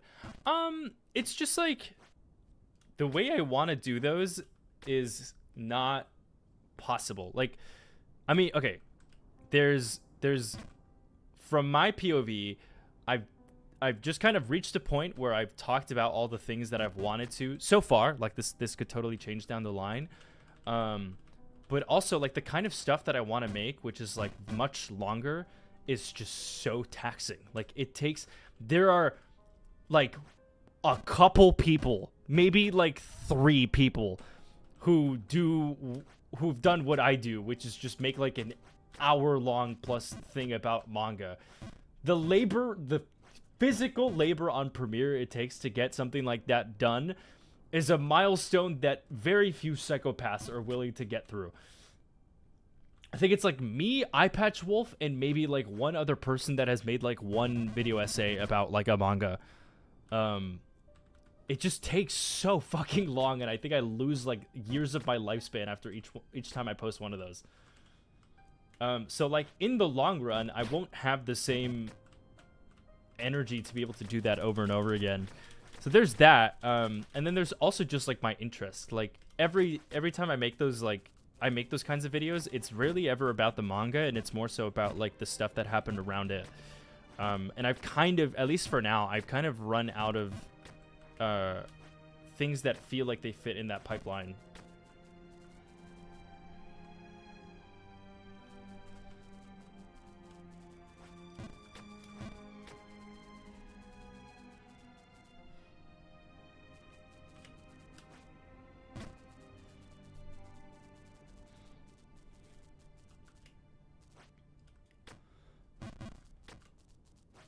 But I always wanted to do that anyways. Like, ever since I started the channel, I always knew I wanted to just make video essays and not...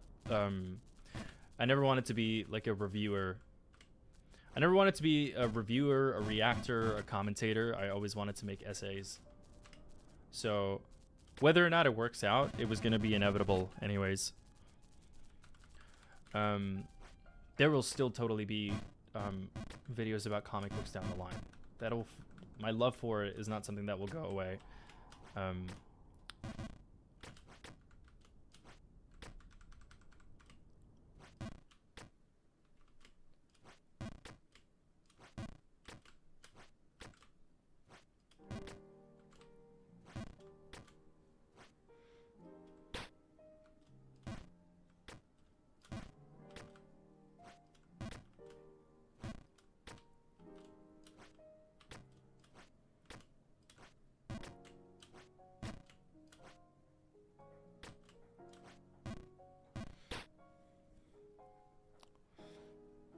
When trying to get into stuff, visual games, books.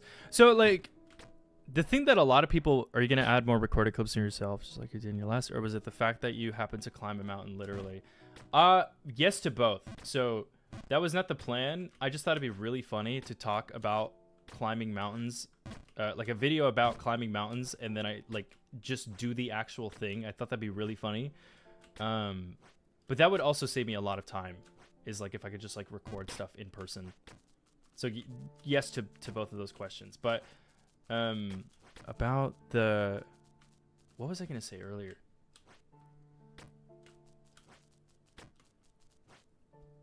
So like, oh yeah, what I was going to say is that like I think a lot of them accidentally end up being about multiple series, like one big encompassing video about multiple series. The reason why that I've done that more than just like making a thing about one series is because like it's been a long time since like the reason why a video would be long about one series is that there's just so much there that like is that you can dissect from that would be interesting. I haven't had a feeling like that until recently with like one game that I was kind of on the fence about doing it for that.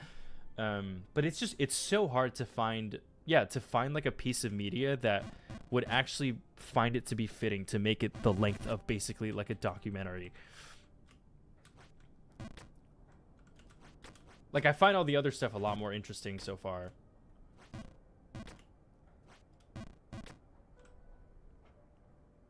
So whenever people ask me stuff like, oh, you should make a series about JJK, to me, I would literally have like if I made a video on that, I would literally have 5 to 10 minutes of stuff that like I think is cool and interesting. To me, it's not really something that like I feel like it's just like you can just keep unpeeling it, or yeah, you can keep peeling it and there's just so much more and more. Well, for something like Chainsaw Man, or for something like Inoue, or trying to think of like I can't think of like another series that I made like a longer video on. There's just not that much for me to chew on.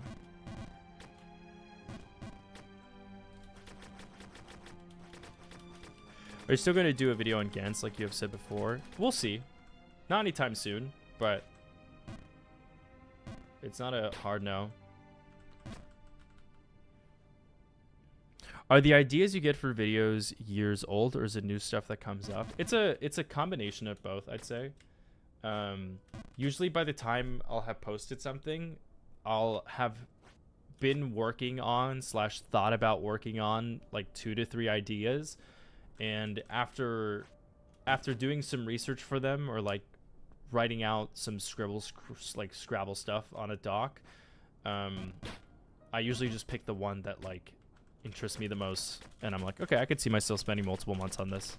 So for this last one, I had like another massive project that was like on the back burner while I was working on the one about like about climbing mountains. But by the time I posted that one, I was like, man, I don't have the stamina to do another massive like fucking hour plus long video. I have it in me, but it would just be the dumbest thing ever. I can't do it again. So then I decided to work on this one that I've been working on this one that I'm planning on having done by the end of November. It's so hard to, because I don't want to reveal what the topic is, but Yeah, that's usually how I go about like knowing what I want to post next. It's just like, does it feel right? Does is this something that like I'm interested enough that I could spend like a long time on it?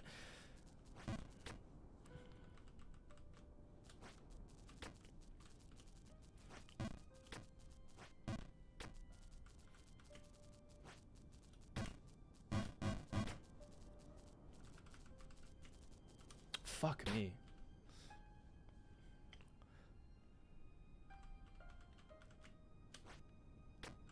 God, that jump is so risky.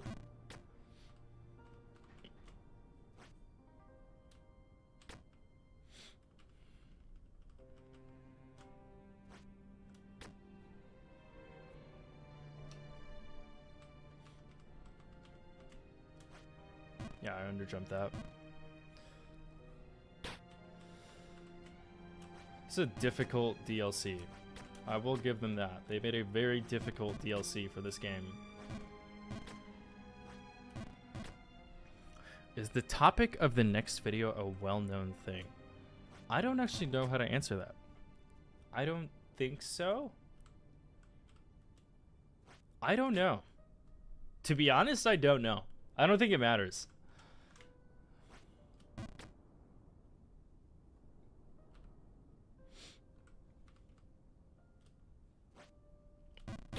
Have you ever had an idea years ago and you're like, I'm making this no matter what, and if that video's already posted?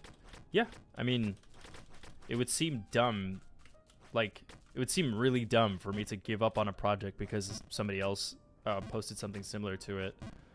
Pretty much, that happened pretty much like both times. I think in the Inoue video, there like, I think someone else had made a video on Inoue. I hadn't watched it, but I heard about it. And then when I made my video on Chainsaw Man, pretty much like every big, like other big YouTuber had already made a video on it. So it's just like, it would be weird to do that, like to just dip out on it. Your experience with it is obviously going to be very different.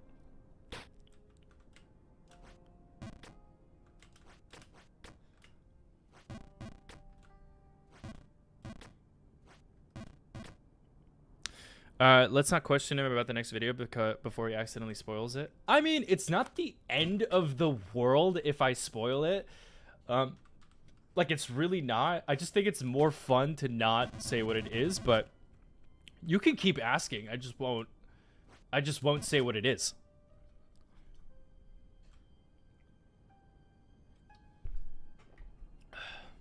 Like, you don't have to worry about that.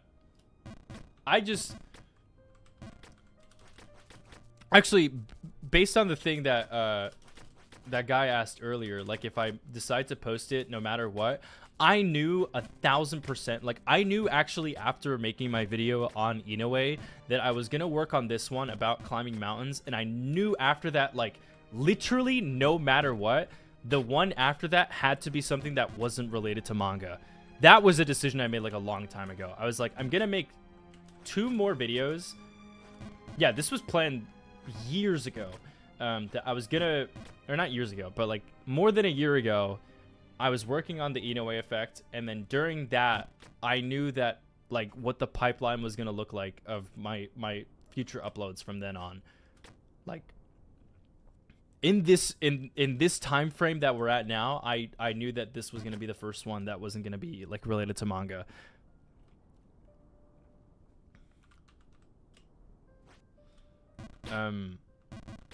And there was a part of me that was like, I could talk about like this one other thing, but I was like, no, it's actually very important that I get this one out of the way. Every time I always talk about, you know, down the line, I was going to make something that wasn't related to this stuff.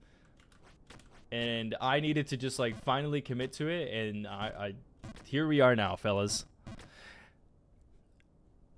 It's quite a treat when it was like a surprise topic that we never. I agree with that. I think it wasn't smart of me to constantly make like live updates about the Inoue effect, because then everybody knew that it was gonna happen. Everyone in my personal life was waiting for it to happen, and I think it just added like unnecessary pressure that like didn't need to be there. Although to my patrons, I think after a while I had to let them know, because these people are like personally funding me. So I think those people definitely deserved a chance to be like, hey, 9 months is a lot. I promise you that I'm not dead. Have you ever considered making a music recommendation / review video? I don't listen to music. I would say I don't really engage with music in that way. I also don't know how you could that's an interesting question. The answer is no. But my inner like video essay logistics is interested by that as a concept. Like I don't know what you would show visually for music. And I also don't know who out there has made like a long-term project about music. That would be a very interesting thing to ask. I cannot make that jump for the fucking life of me. I'm getting angry at a video game. Is the plan to get to a point where you don't have to make videos on specific media and just be able to make on the story of something like soap? What? What does that question mean? Branching out is both good for you and the audience. Yeah, but like even that is like a that's such a like jargon term that like has kind of become like a nothing burger. That when I say that, it's the goal is not to like branch out and have some kind of like future plan with it. I just always knew that was gonna happen, and now I just want to do it. Yeah, I have no idea what you meant by soap.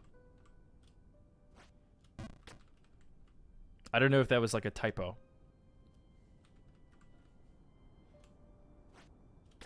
Something in no specific genre. Oh, okay, I see what you mean. Gotcha. So you're thinking of like there's that one guy who made a video about like sound, and then I think he also made one about like color. I get what you mean now.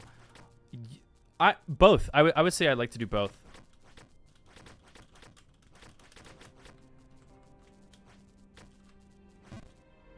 I would say both. Like I like media. But also a thing like that would be really interesting. The big project that I was thinking of doing after the climbing video, that was probably going to be like the closest I would get to like a soap-esque video of what you're talking about.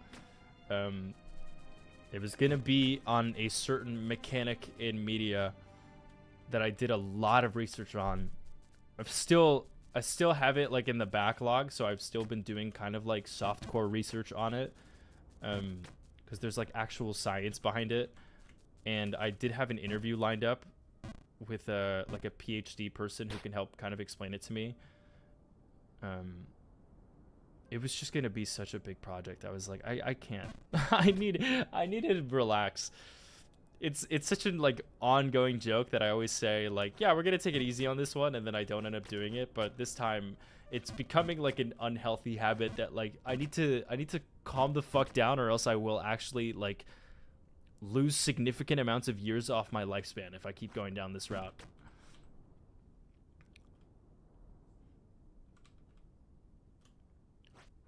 That was just a wild example. No, I get what you mean now though.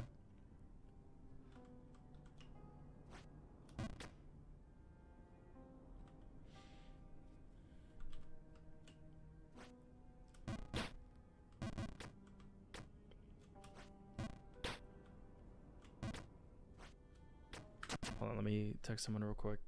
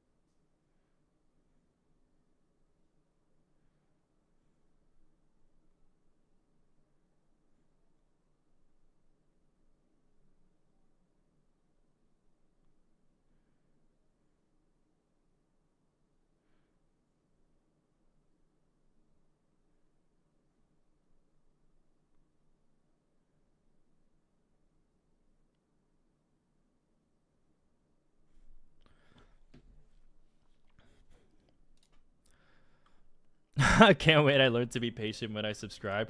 That I appreciate. I like the fact that I primed people to just be like, he posted, we don't know when the fuck we're ever going to hear from this guy again. That I did like, because early on, the upload schedule went from, I think when I started off, it was probably, I think I used to post every 3 weeks, and then 3 weeks, like, I think I started going a little bit over the, like, 1 month time span, and that's when I started to get a lot of comments being like, yo, is he dead, or, like, did he quit, or whatever, and then I was working on the Chainsaw Man video, and that one, I had, like, the most people being like, what the fuck happened? Like, why... Where did this guy go? And then after that one, I think I was consistently making stuff for like 3 to 4 months. And I think that's when the stage happened of like, if we're talking like the 6 stages of grief, I think acceptance was definitely coming up around that time frame.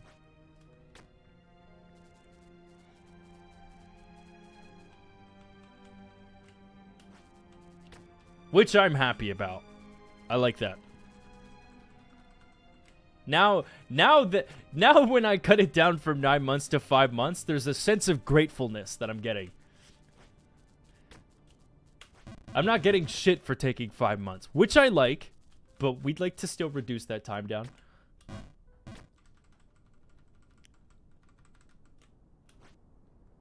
I have never missed that jump before. That is the first time I fucking just like alley-ooped through that.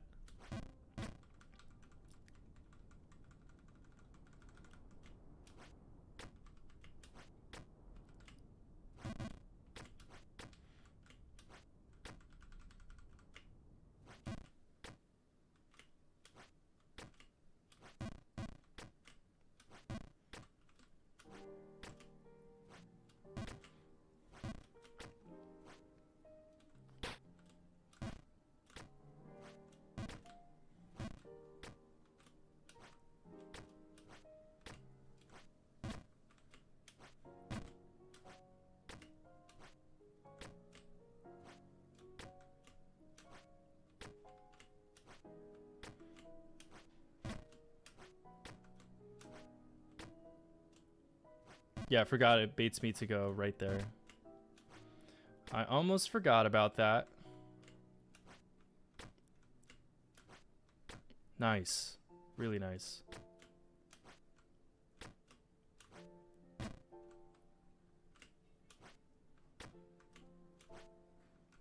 Ooh, I thought I made that. Honestly, in my soul, I thought I was going to make that jump. I felt pretty good about that streak I had going on there. The sense of efficiency, or is it that every essay you're able to learn stuff, time management, I guess? I think you're asking like a second half to that question. Like what is the beginning of what you were trying to say? Do you play competitive games? I used to. I have not played one in a very long time. I think I mentioned this last stream, but I have like a bunch of my friends who like in this last year got really into Street Fighter, and they tried to get me on it, and I was like, I'm good. I've had my bug of I had my fair share of being bitten by the ranked mode bug. Did you surf today? I was gonna this morning, but I instead decided to work on my video. Yeah. I wanted to. It's just been a very hectic week, so it's been hard to squeeze in some sessions. I think this last week I went, let me think. I think I went 3 or 4 times this week. So not bad.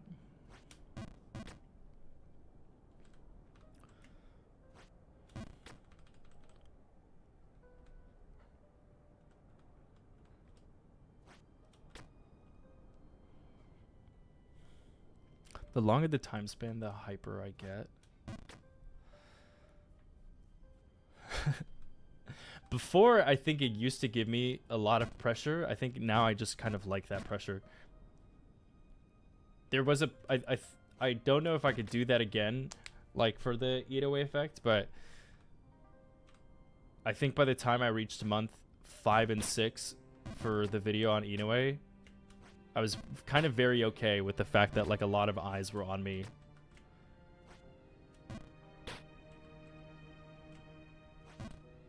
Because it helped, it just like just served as motivation to try and make it better. Hello, Kojin.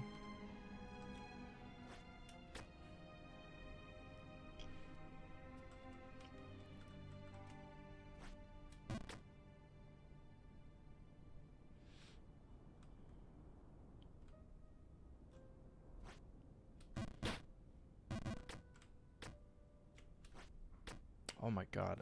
It's so risky to make that jump right away.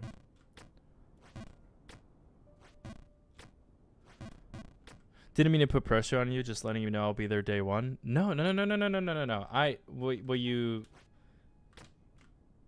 What you said just reminded me of that.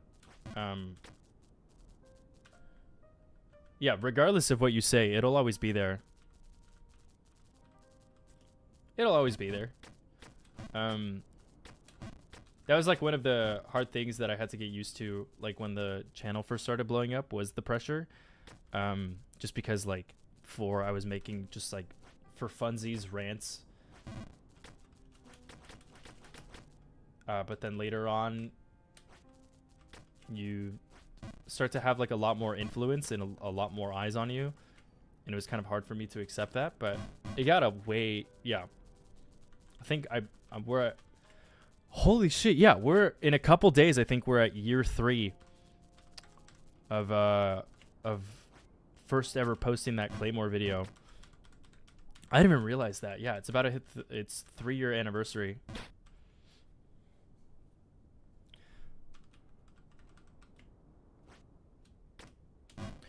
I meant the more you do essays, the better you had with planning, doing research, having free time.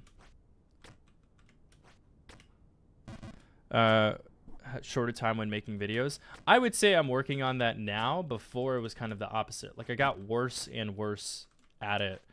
Not in the sense that like I was doing a lot more work, but just not efficiently. Like I was not getting more efficient at it.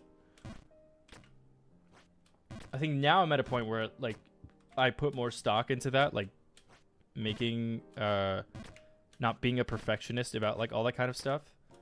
But that was definitely not a thing that I cared to ever think about in previous videos. The reason why I wanted to spend so much time on them was because like I was learning a lot about myself through them. They were kind of like meditative.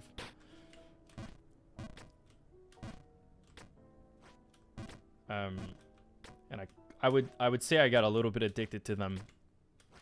Like, sure, it's fun to spend a month on a thing and have some stuff to talk about it, but like really, really diving into like investing yourself into a certain piece of media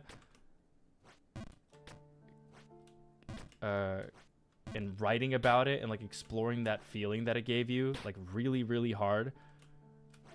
You just come out of it learning so much about yourself. They're hard, but they're so much fun.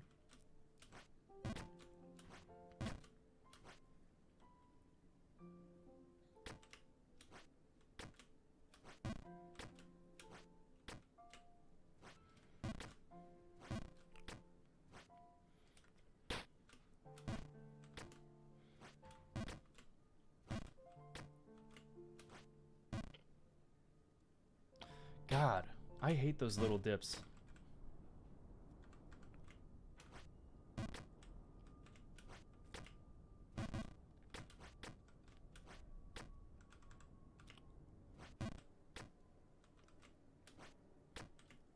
Yeah, I would say for a while, I would intentionally be as inefficient as possible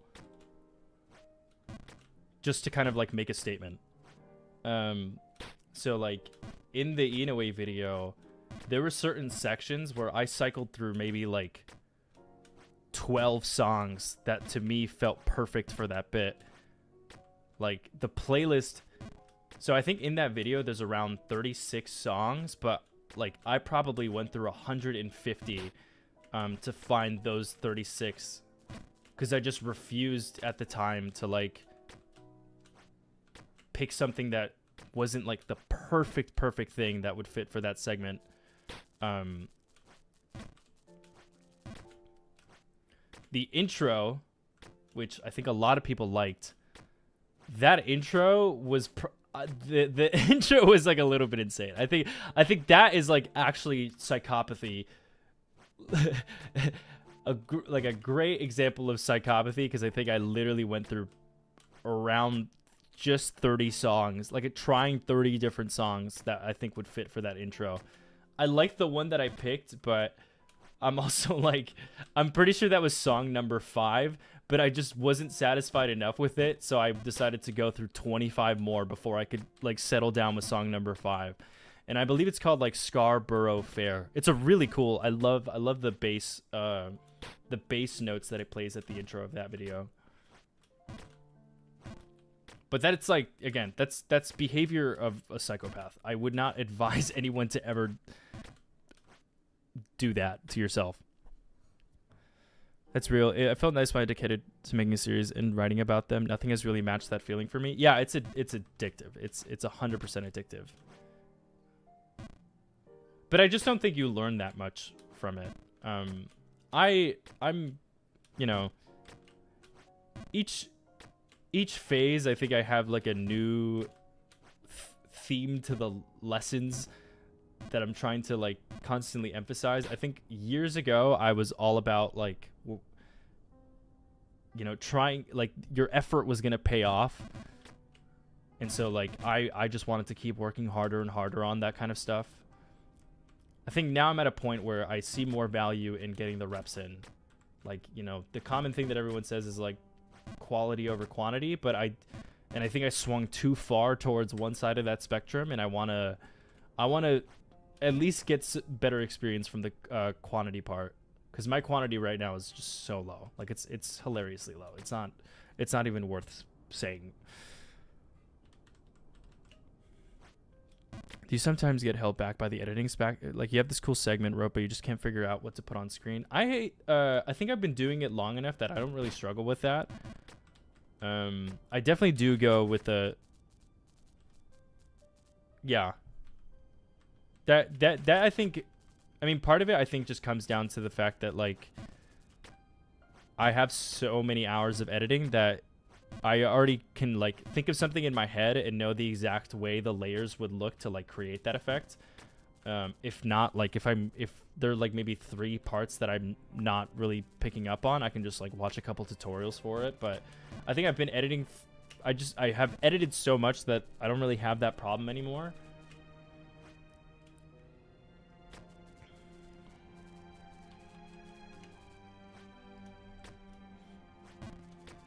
But the other part is like I love editing. So like I think I'm fortunate enough to kind of have like when I think about other people who get into using softwares like that, I think I naturally, when I started making YouTube videos, I definitely seem to have like an edge over other people in terms of like picturing a scene in my head. So like when a great example of that is like the museum scene in the Inoue effect, or the bookshelf that shows up in the manhwa video. That is pretty much what the scene you're seeing was pretty much what I saw in my head, and it was just a matter of like doing the steps to like get to that point.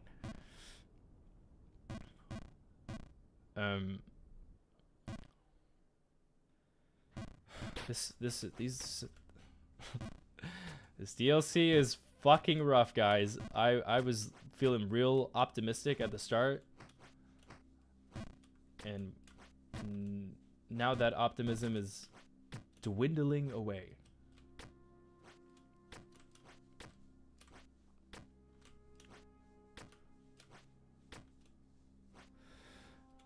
Making your imagination into reality is hard. Yeah, I mean, it's not that important. Like, to do creative stuff, you don't really need to be able to do that, honestly. And I think with the recent shift that I've been trying to tell myself is to also learn to let go of that. Like, I got really good at spending enough time at something that it would look the way I imagined it to be. Like, I think the Inoue effect is the closest result to like what I imagined when, like, you know, 9 months before that I pictured myself making a video on it. But I also think it's important to let go of that. It's a lot more productive, and also like you're not so hard on yourself when you like don't set yourself up for these imaginary standards that don't exist. I think it's a lot better to just work with what's physically in front of you. So like when people write, the main problem is that they feel like the stuff that they're putting out is not cohesive, or it's not as good or up to the quality that they expect it to be. I think it's a lot better to not give yourself too much shit for that, and just like look at the sentences you have in front of you and be like, is it doing the thing that I want it to do? As opposed to like, this is no longer the masterpiece that I envisioned. I wanted an open world, expansive 700-page thesis.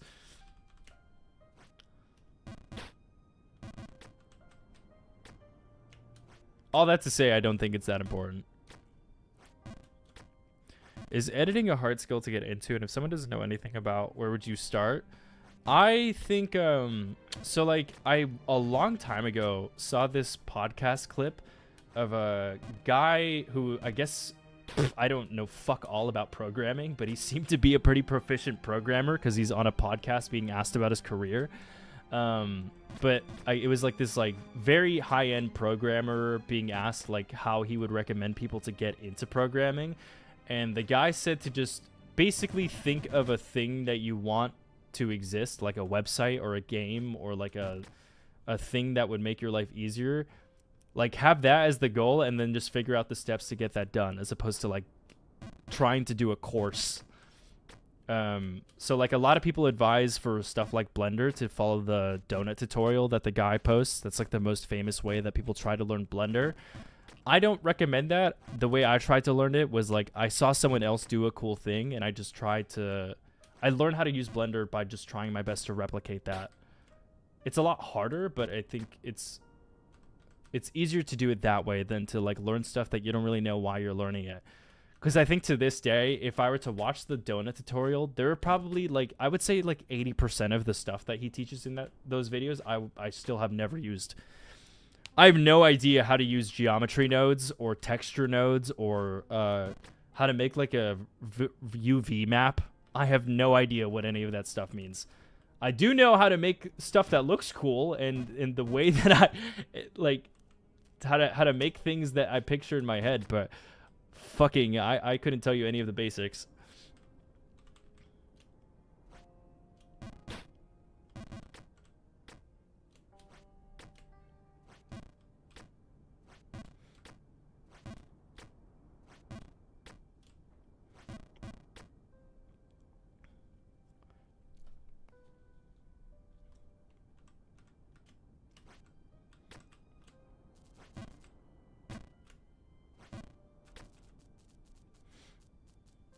Nodes scare the shit out of me. Yeah, it's a big thing in DaVinci Resolve, and I think that's really cool. But it also makes me think that I'm very happy that I never had to learn DaVinci Resolve.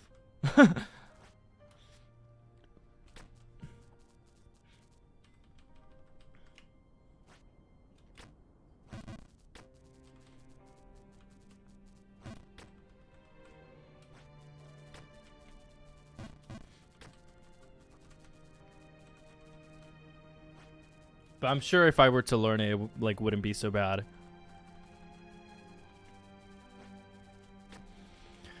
After Effects actually helped me on my graphics class because I knew how to move and kind of shape things, which is kind of cool. Yeah, I mean,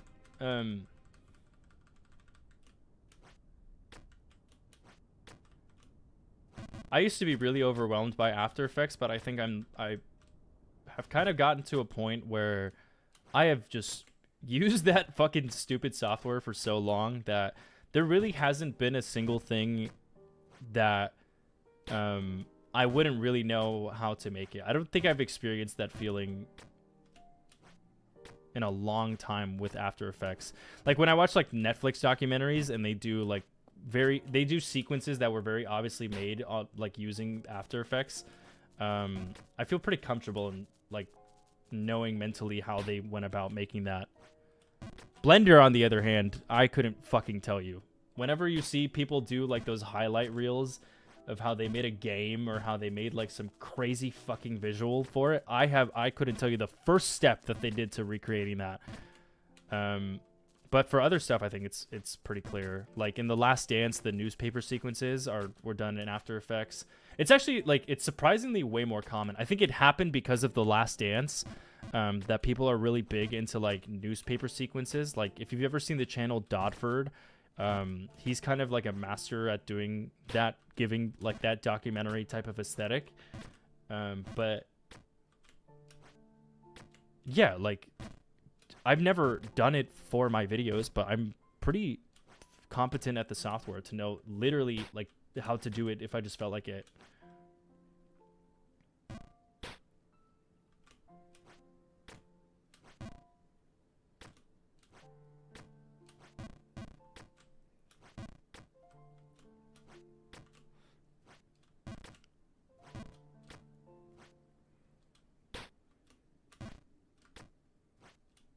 Nodes to me seem like programming. I feel like it's the closest thing. Like I'm sure if you're a programmer, nodes probably make a lot of sense. I don't know why. If you asked me to elaborate that, I wouldn't be able to. But it seems like some of those worlds collide together.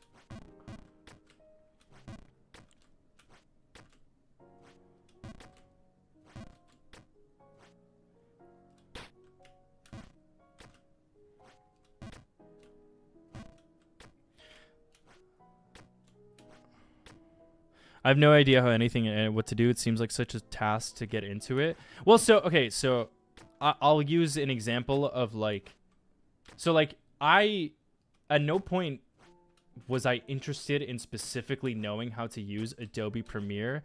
It was just I wanted to make my video on Claymore, and Adobe Premiere was the middle point to getting to that result. So like if I just purely wanted to get into editing and I just watched tutorials and I wasn't like there was no end result that I was seeking to like export out of that software, I would have never done it. Like I would have never gotten into editing. But it was just like I wanted to make I wanted those videos to be the byproduct of it. The way of getting there was by getting really good at Premiere. So I don't exactly know like what is your goal of what you want out of those softwares, but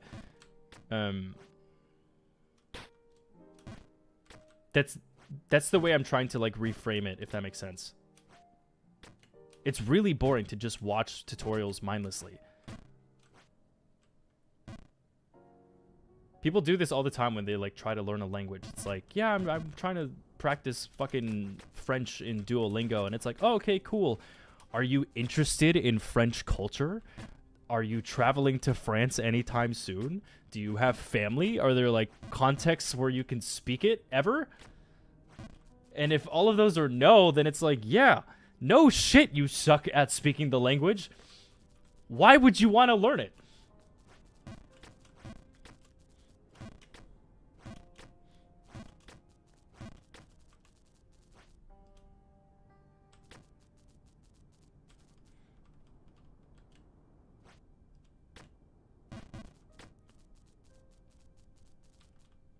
Why do you think everyone is a computer science graduate nowadays?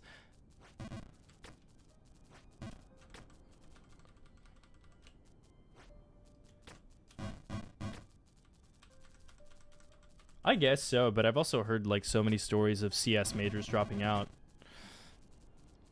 Less often because it's hard, and more so they're just not that into it. I think it's actually like surprisingly uncommon. I have a couple friends who I know who got into CS, and they were like, yeah, I could see myself doing this for the rest of my life. Like, I'm actually really passionate about it. And like, obviously at this age now, that is what they do full time, and they love it. But it's definitely one of those cases where it's an overdiagnosed major that people pick. Like, they pick it because it makes sense, but they're absolutely cannot stand programming.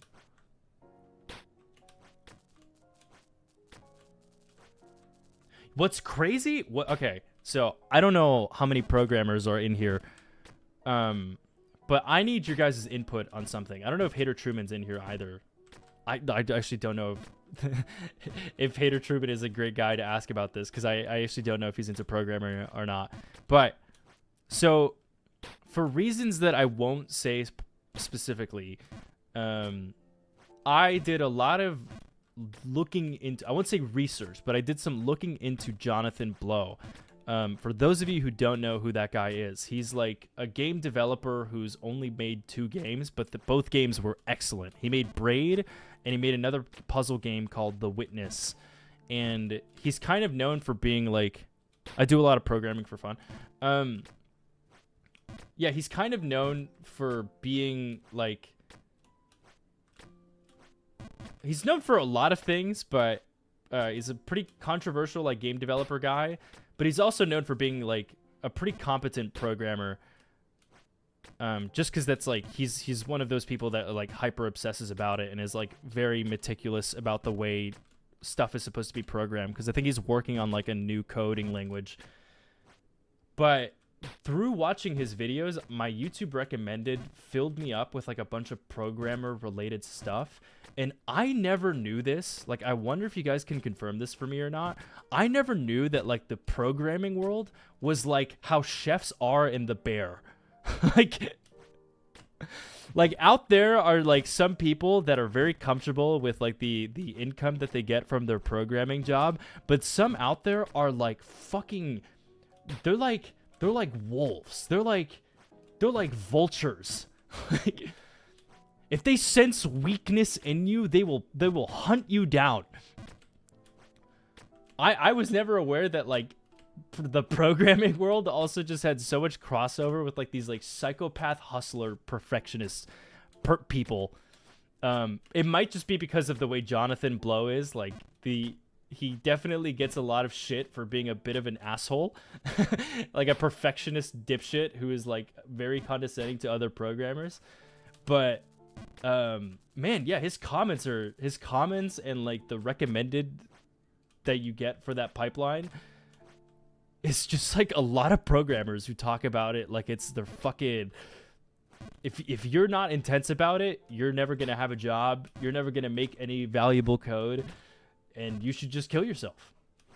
That is the usual lingo I hear in that world. Maybe it's time for some break. Yeah, you're so right. The music has been driving me insane.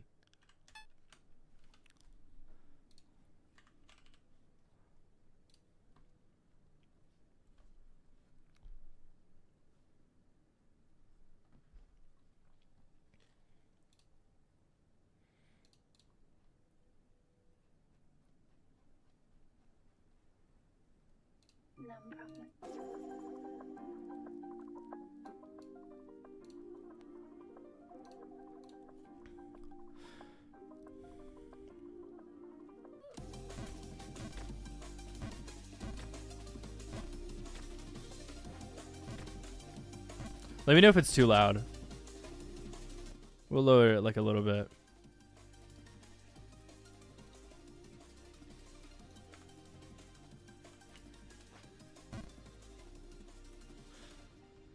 Ah, come on.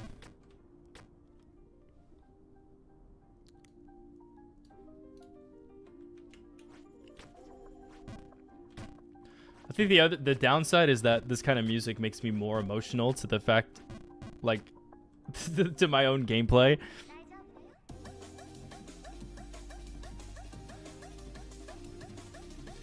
This is when there are many ways to do something, everyone will have a preference on how it should be done. That's an interesting analysis. That's very true.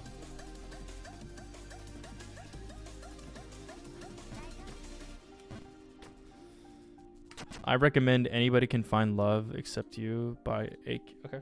Anybody Can Find Love.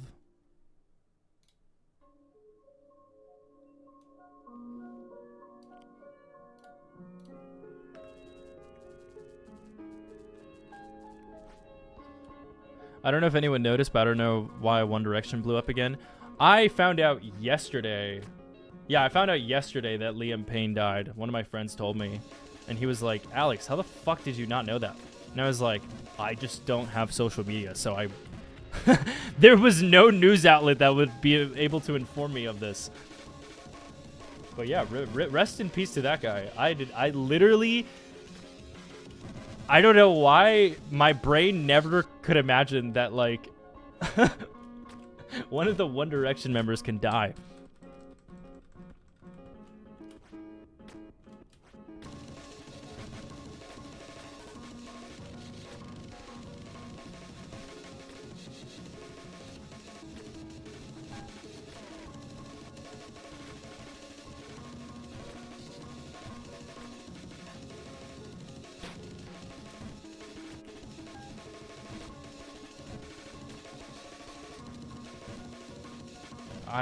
God, every time I, like, hit the edge of one of those blocks, I just get so scared that it's gonna fucking take me straight to the ass crack of the bottom map.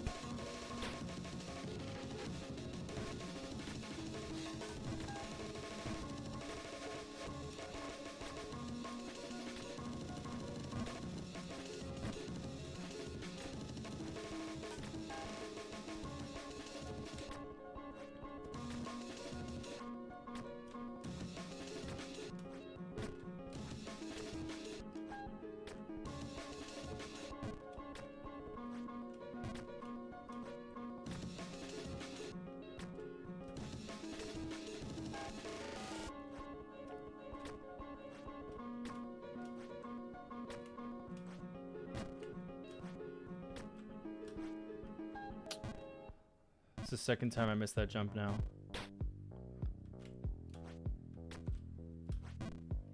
So that was a cool song. I would say when it comes to like my breakcore taste, I like more like ethereal sounding stuff. That was cool, but it's a little too drummy for my tastes. Yeah, Sewer, yeah. I like that one.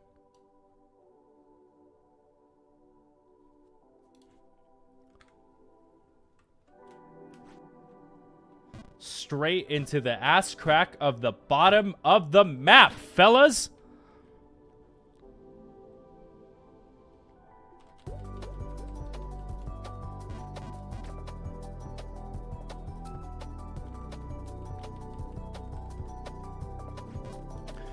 Oh, come on.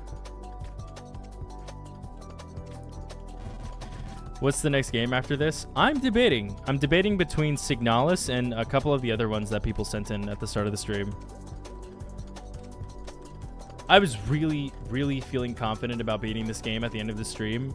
We're at what? It's like hour, like 2 hours, 30 minutes into the stream. And I've actually regressed in progress.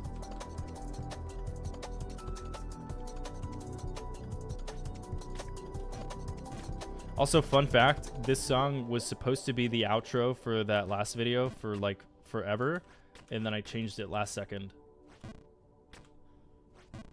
Like I was supposed to say the last line and then that song would come up.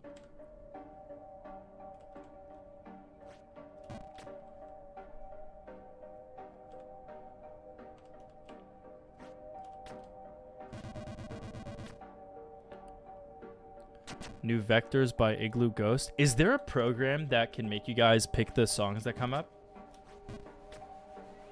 If we can figure a way to do that, I think that'd be awesome.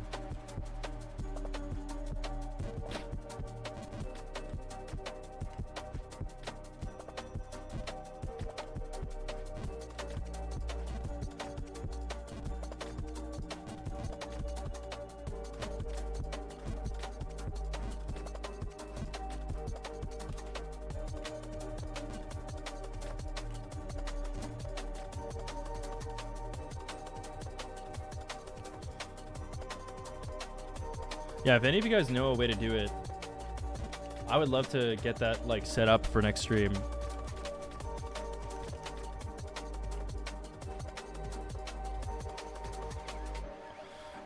Slash shrug, but that thing can kind of be abused. What is that? Is that like the equivalent of like a Discord bot?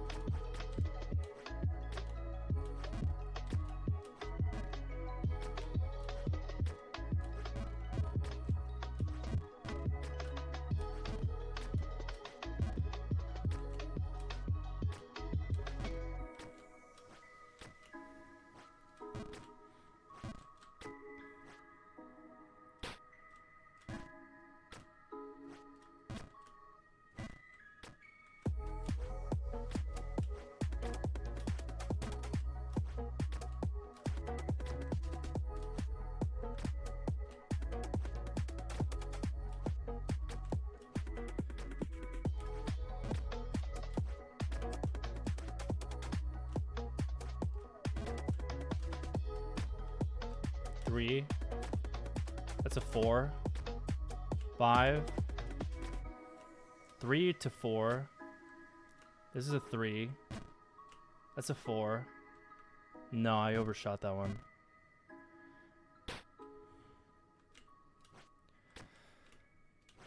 My heart rate gets so high on that last bit because, like, if I can get those down, it saves me so much progress.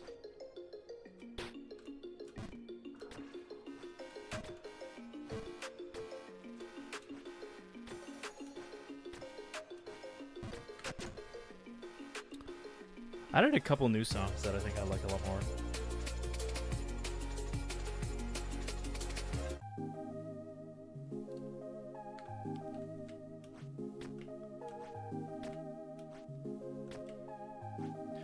You know, I never would have thought, younger Alex would have never assumed before making a YouTube channel that he would ever get into the genre of breakcore music. Before, I was really big into house music and indie, and throughout the process of making videos and putting that genre of music like in my videos, it has become quite an obsession, I would say. A lot of bossa nova and a lot of breakcore. I would say, like, on my Spotify, the playlists that I update the most with like new music to listen to would definitely be breakcore and bossa nova. And that was not on my bucket list. Not on my bingo card of personality traits I would have.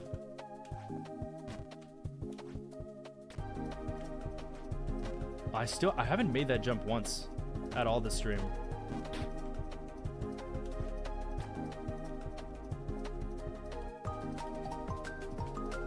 Yeah, Eyepatch Wolf would do that to you.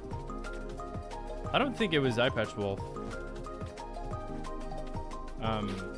I do remember, hold on, this is a little bit too loud. I do remember, like, a problem that I had with my,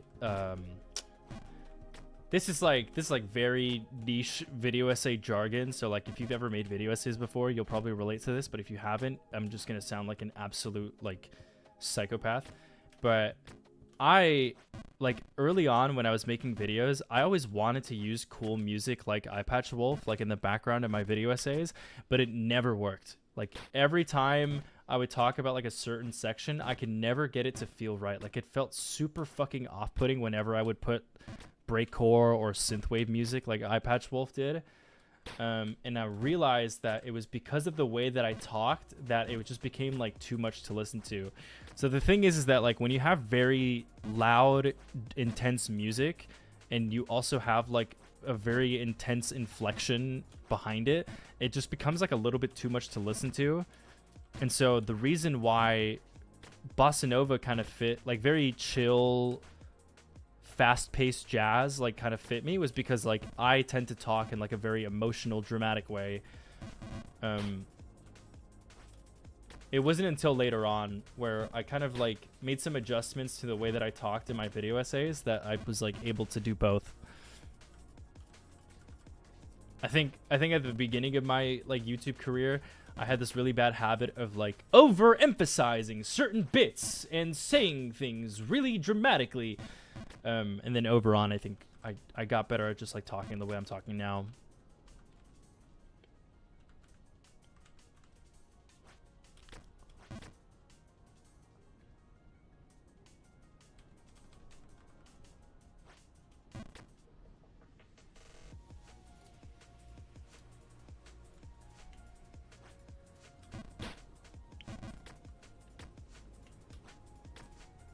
I don't know if you're into cinematography and SFX, but D is really good besides his music.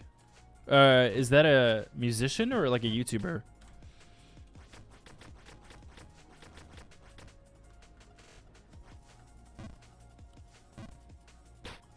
You should definitely take out Apex Twins. I love Apex Twins. I've used them in my video before. Old one though, like I think I used it in my I Am a Hero video, but they make awesome stuff. I just haven't really found I haven't found a good chance to make use of some of their music, but they're awesome. I'll I watched like a couple videos explaining their backstory, and they're super interesting guys. Those guys, yeah, they're awesome.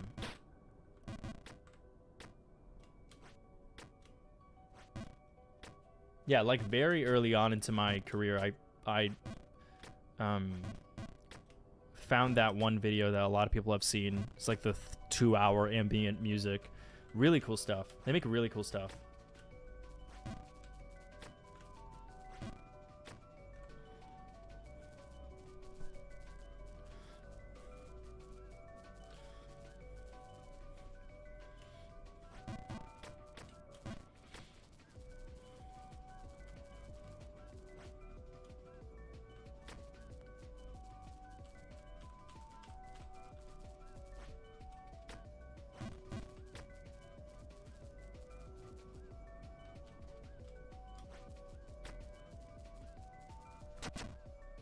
DPR Ian, okay.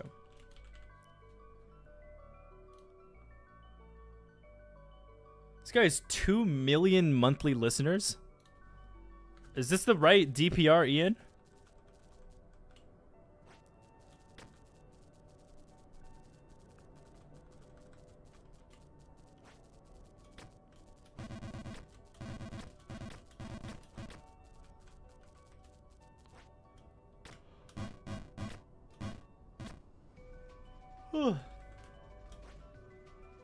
Man, I'm missing jumps that I have legitimately never done so before.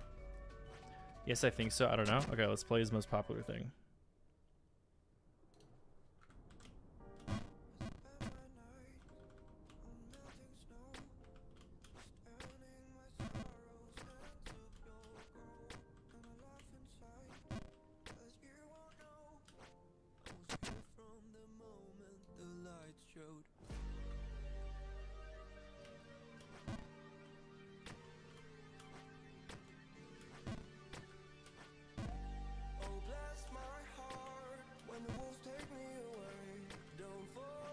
Is this the right artist, guys?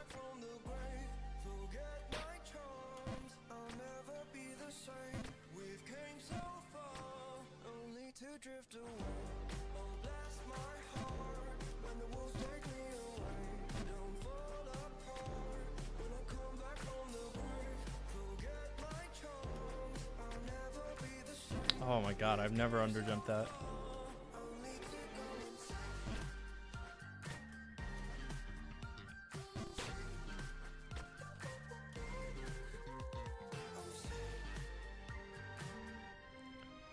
Wow.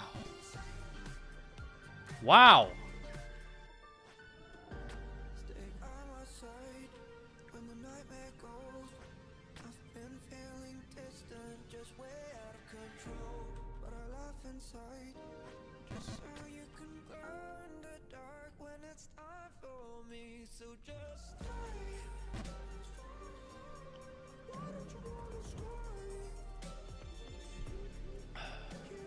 Tried squeezing in a coffee sip before making that next jump.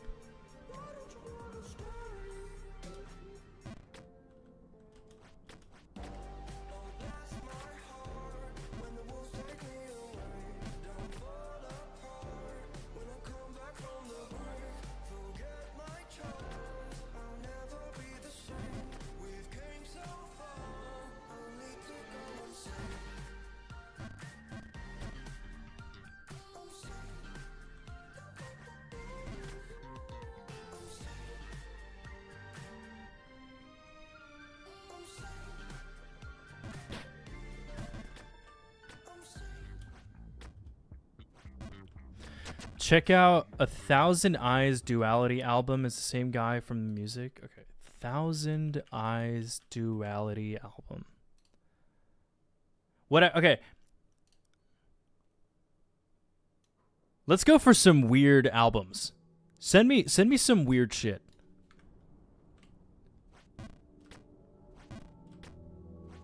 Ooh, I like this a lot. I like this a lot.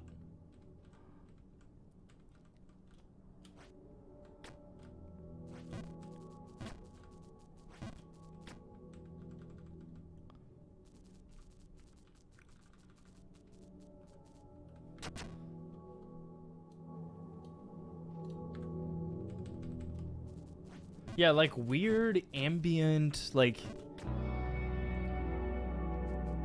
Okay, hold on.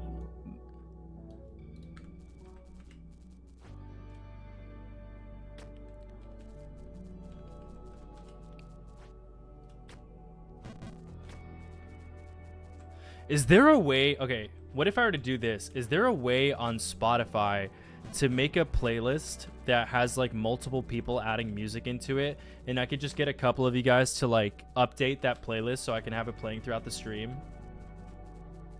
Because I think that'd be pretty sick. I'm probably like fixating a little bit too hard on this idea, but if we can get something figured out for that, either this stream or next stream, I think that'd be pretty gnarly.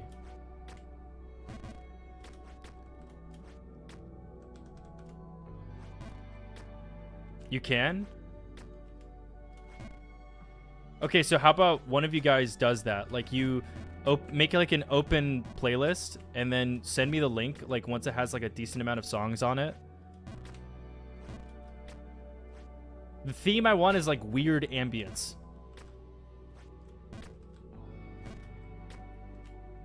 Could be breakcore, could be like an OST, but like in that theme.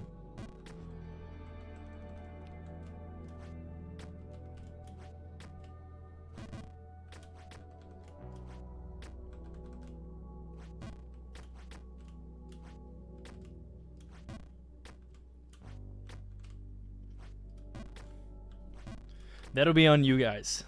I'll bestow the responsibility as a crowd-funded idea.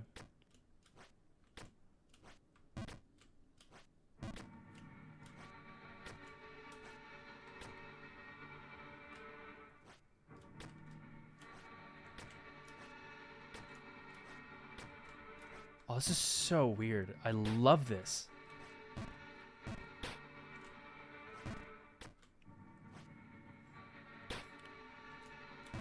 It seems like all you guys want to make it to Truman. Hey, leave Truman alone, okay? He's working on other stuff.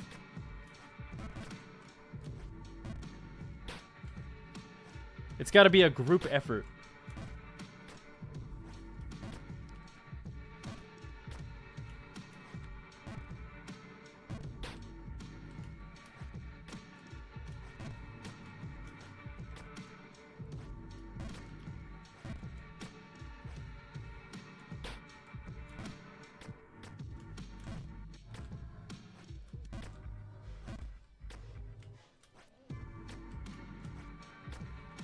Quick and easy. There you go. When in doubt, Hater Truman's got you.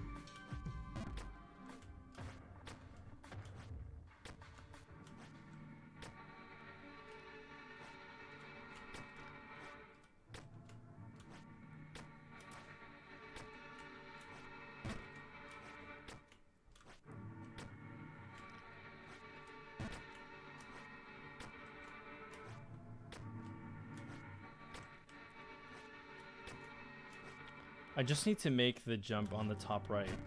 That has been a problem for quite a bit. Okay. And it's just this segment. Hopefully I can get these jumps down. Woo! Okay! Fuck me.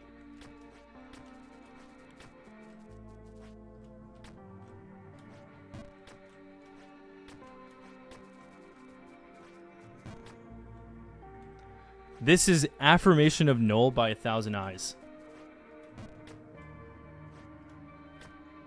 That's what the song is called.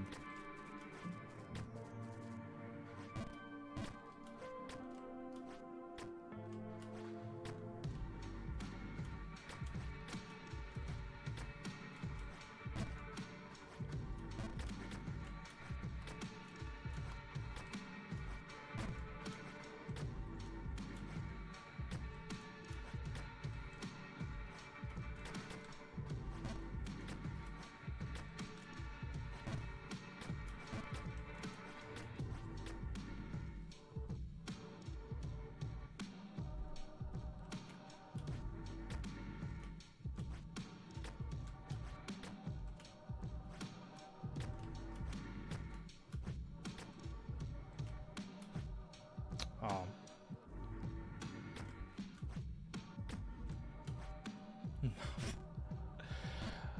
I definitely am safer to undershoot that jump than to overdo it. Oh, okay. That does hurt. That does inflict a lot of pain.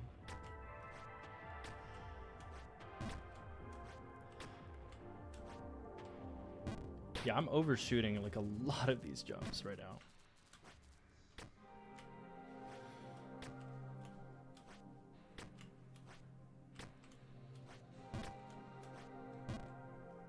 We'll have to curate it because it's unreasonable to open something and expect people to behave. I mean, it's Spotify. I say we're chilling. I say we'll play it by ear. We can make it open, and if it's like people start adding some crazy shit, then we can then we can make adjustments. But I think I trust the people that are watching the stream.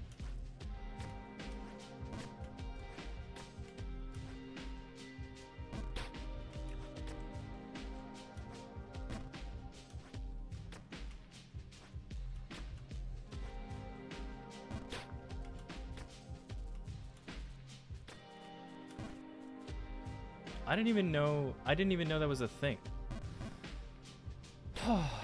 God damn it.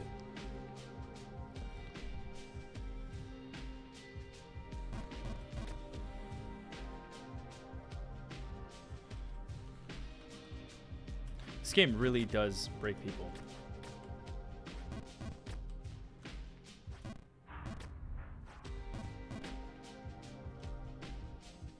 Is there... Okay, how about this? Is there a way to make a YouTube playlist that has songs and then there can be co-hosts on it? Because I think that is like a recent feature that YouTube added, is you can have multiple people owning a playlist. Because I know for sure I do that for my videos. I have a playlist for like all the music that I consider using.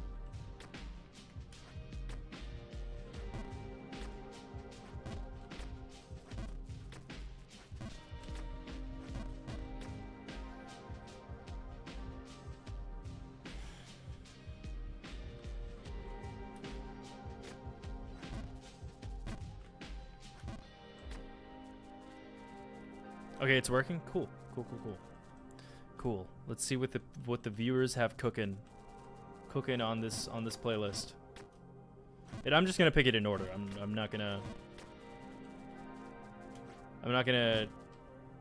pick and choose whichever songs. We might skip some of them though. Don't let your feelings get hurt if I skip some of the songs.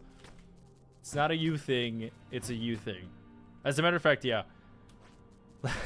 New rule is if the song you send sucks, it's a permaban forever.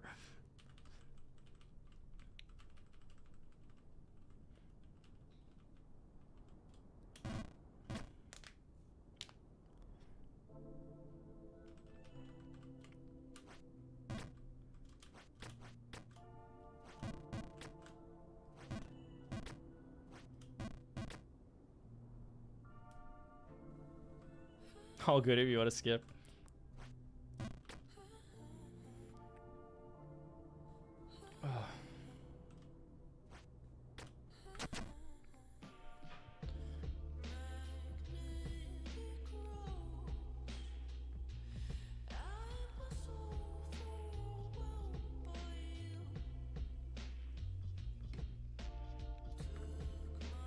I love this song.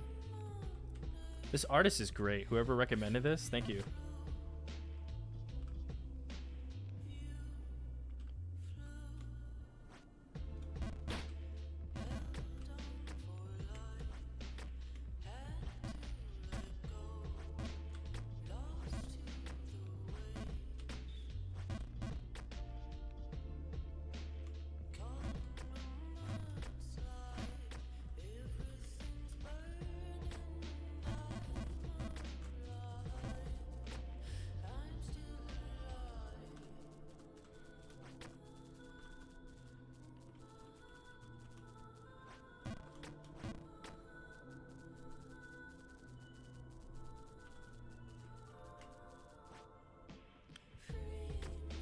Should get a tool to add the currently playing song. Yeah, yeah. I should probably do that now.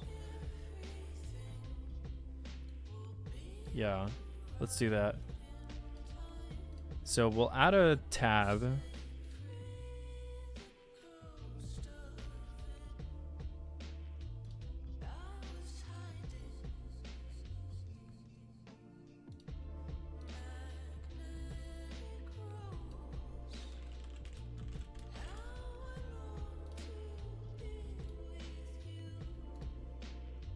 There you go. Sick. And then we'll do that.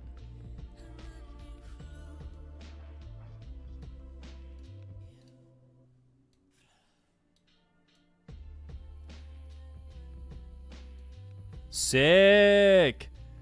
Sick. I fucking know how to run these streams.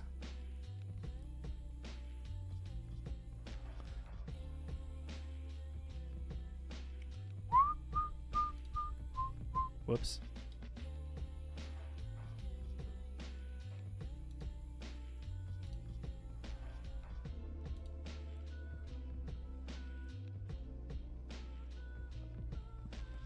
Just to get an idea, I want weird ambient music like this, like what's playing right now.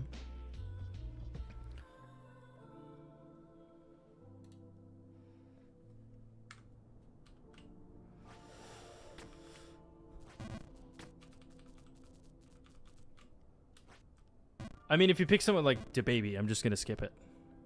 Like, it's you guys can do whatever.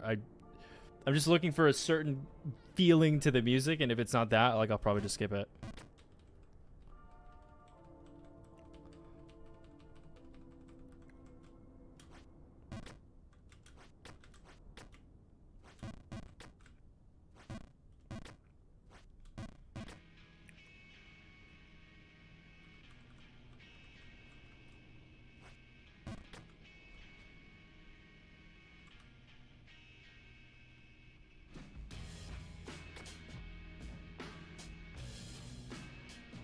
Yeah, because your name is showing. How is it showing? What is it showing? Ah, okay, I see. I mean, it's just my name, but I'll heed your guys' words.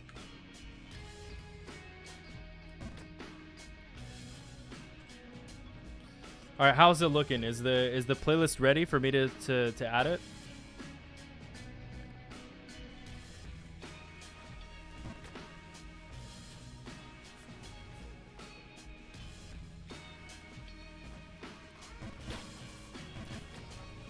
Breakcore is also allowed, by the way. I like most of that shit.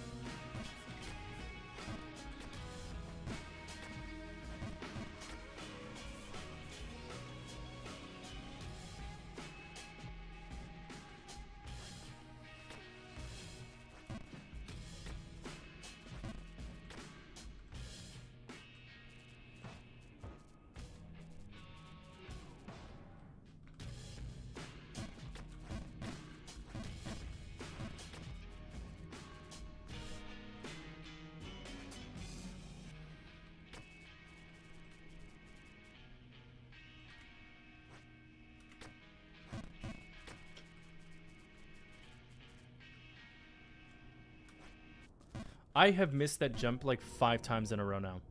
It's actually astounding.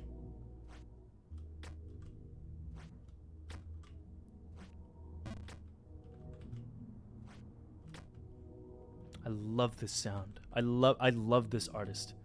Again, I don't remember who the fuck sent this, but this shit is awesome.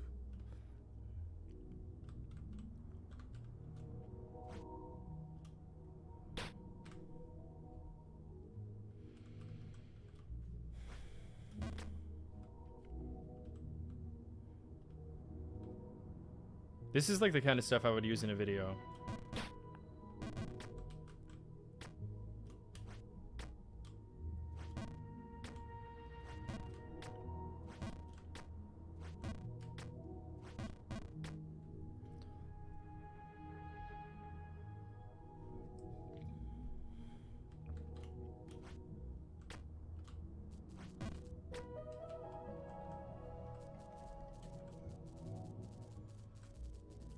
We're up to 10 songs on the playlist, 51 minutes. Okay, let's do it. Let's open up the thing.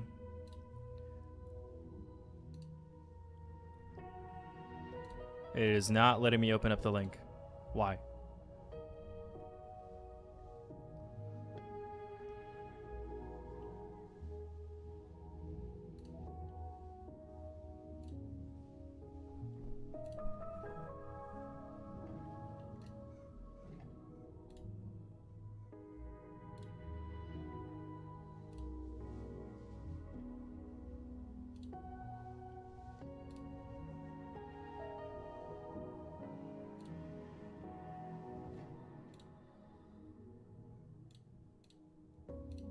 For some reason, it's not letting me access it.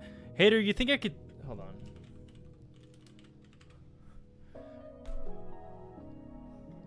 Hater, could you DM me a link on Discord to the Spotify? I think through YouTube it kind of tweaks out.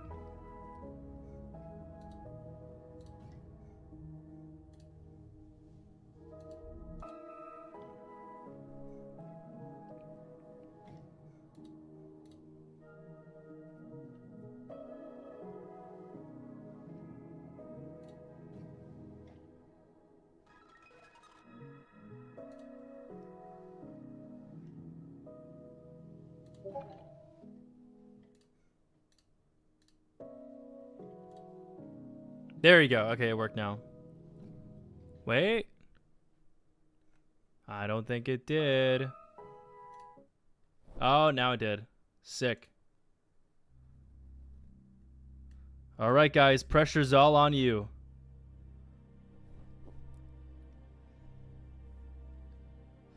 The pressure is on all of you.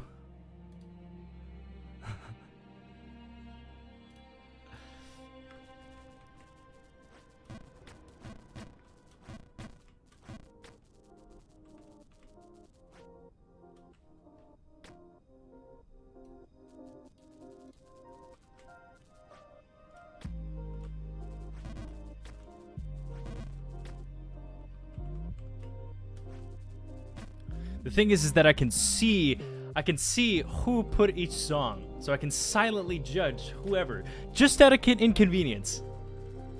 Wait, can we add to the playlist? Yeah, you can. You can.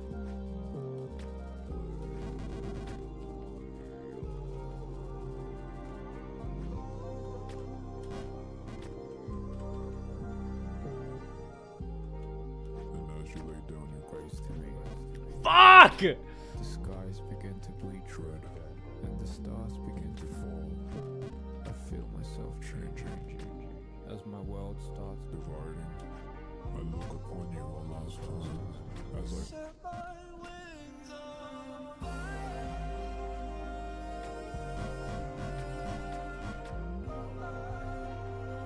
I set my wings on fire.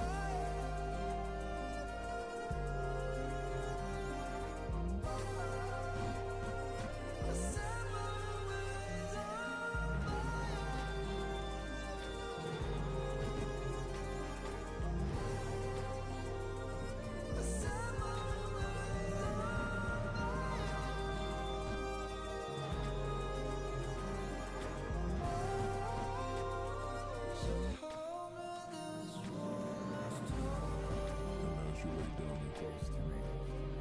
There are some weird things going on in this. There are some weird flavors in there. I feel myself changing as my world starts dividing.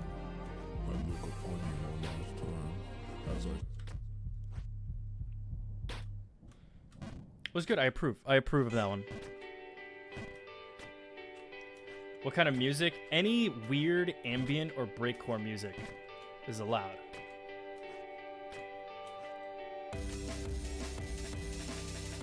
I think I know this song. I like this song a lot. Yeah, I like Turquoise Death's work.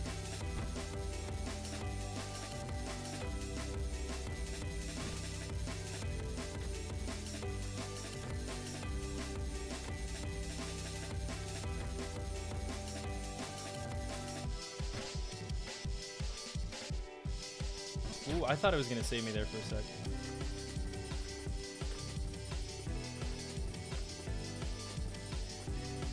This is a great song, wouldn't say it's weird though.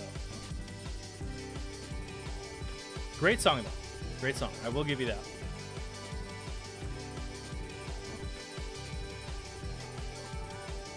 I way overshot that.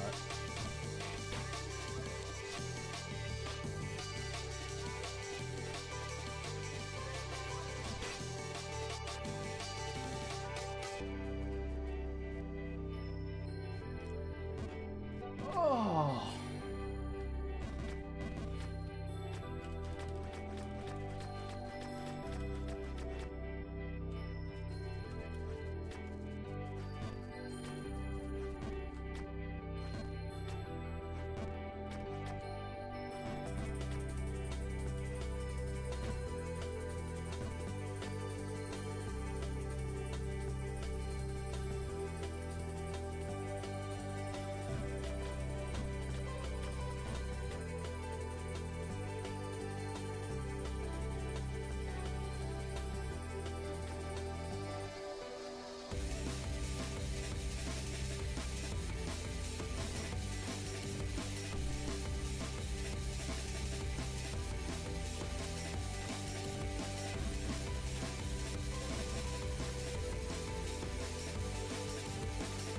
I have no idea how I'm gonna finish the third DLC.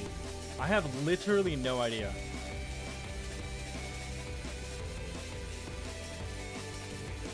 I would have to do so many streams of it.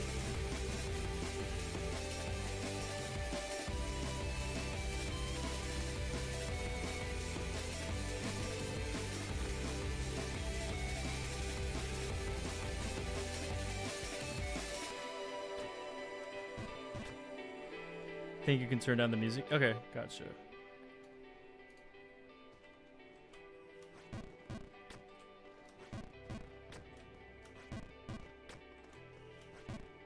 What if we imagined there was no DLC? Just at least don't give up. That's not a thing. I don't even know what those words mean.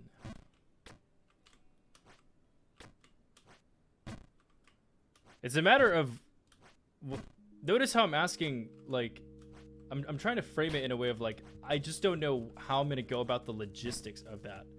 I will do it. It's just a matter of, like, how to go about it. It's just a video game. Like, I don't have, like, a personal attachment to when or how I finish the progress. I just need to figure out the logistics of it, because it would just be so many streams. That's my main concern, is, like, I know it would take a while. Like, I know I would do it. It would just take a lot of streams, and I want there to be a theme of, like, me playing a variety of hard games. This is weird. Whoever sent this is weird.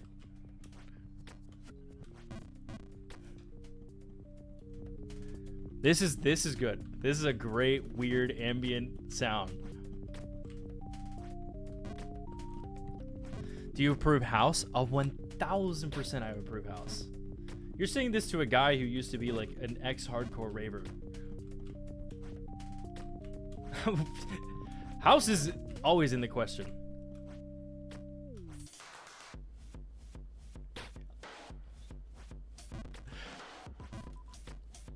Who picked this? Oh, Hater picked this? Okay. This is a great choice, Hater.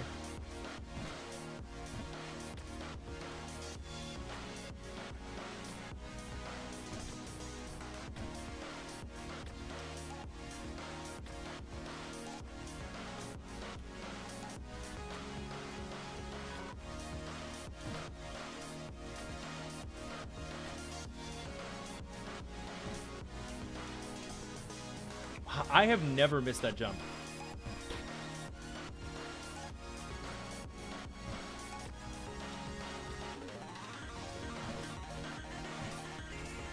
Oh, this is so cool. This is a very cool one.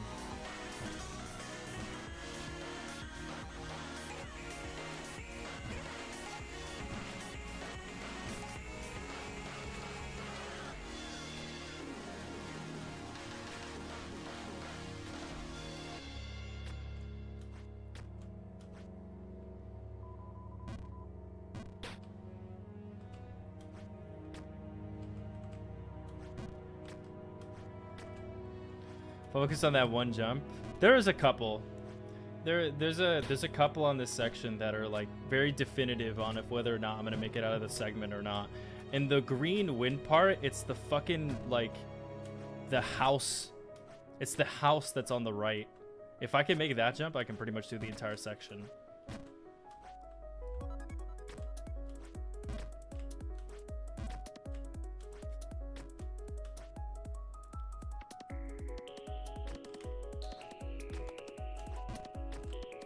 On this one, it's like the small, tiny platforms, and then it's the very end part. That was a 9-minute song. Damn.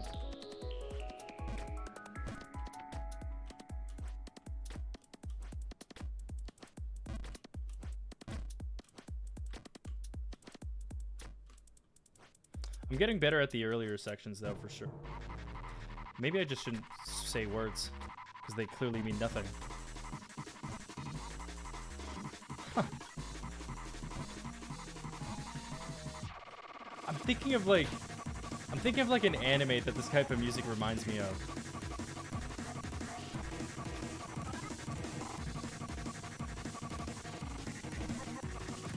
This is such a fucking cool pick.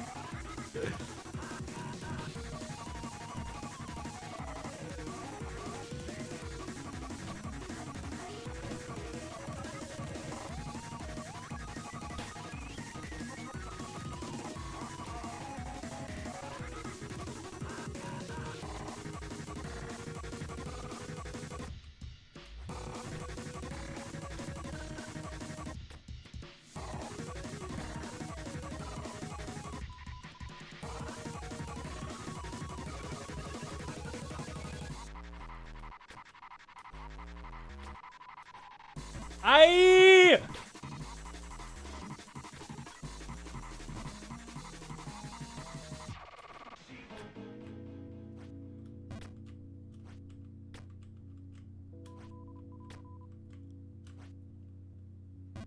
I completely missed the mark on that one. That one's like a 3. This one? No, it's like a 3.5. What the fuck? This is all one song? This is like how I make video essays. It's like a bunch of mini songs put into one that are like all very different.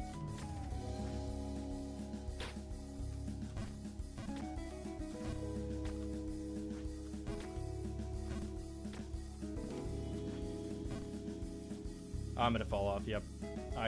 Yep. I knew that. Oh, my hands are getting sweaty.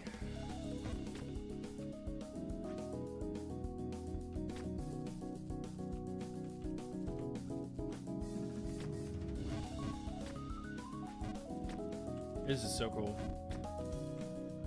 This would go perfect for like a video game OST.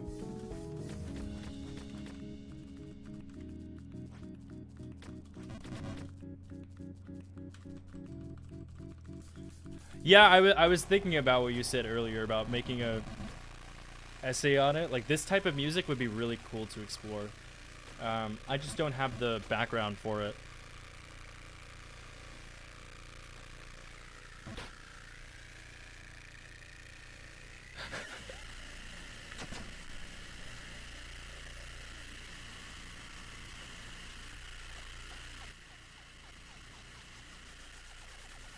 What the fuck?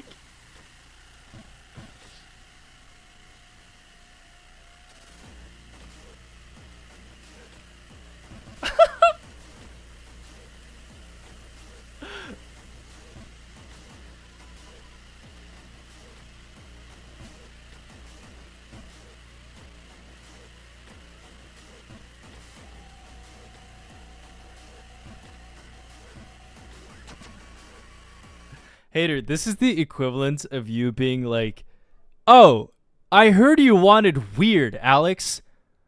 I heard you wanted weird. So I'll give you fucking weird."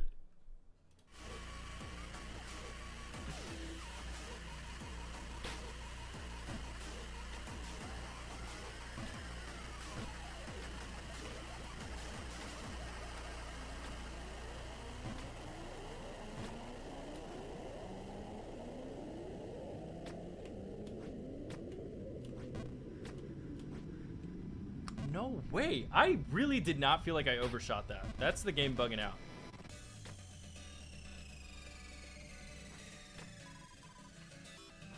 Oh, that's not my weird entry. There's more?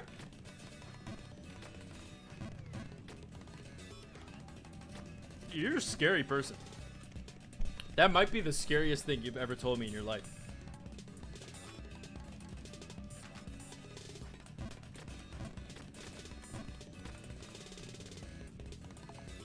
Like there is so much. Robot hell is my weird entry.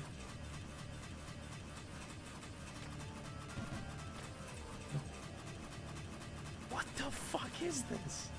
This is so cool.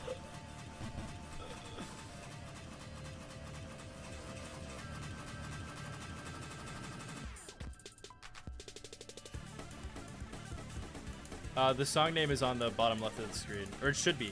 I don't know if it still is for you guys.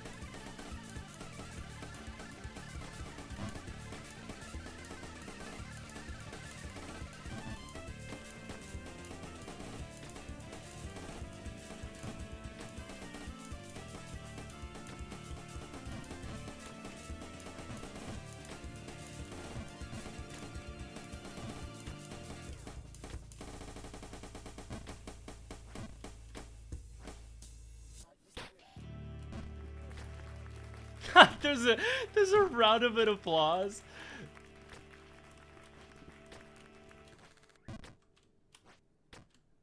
Give it up for that.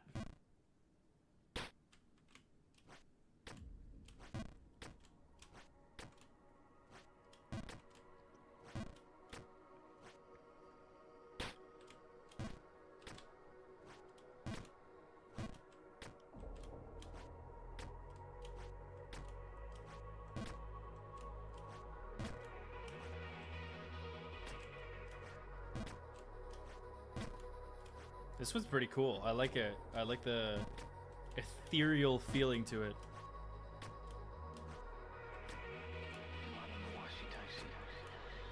Yeah, no, you're spot. We experienced that song. We didn't just listen to it. That was an experience.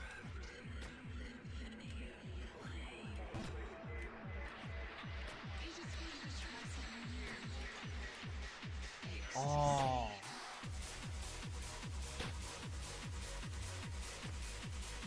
Ooh.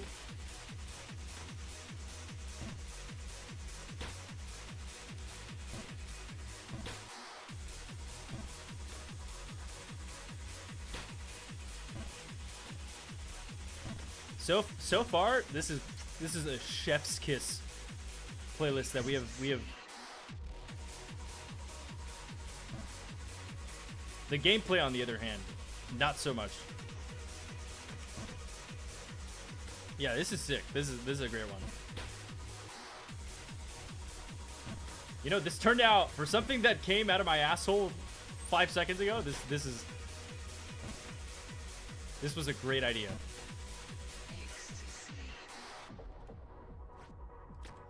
Different themes, it's up to Alex.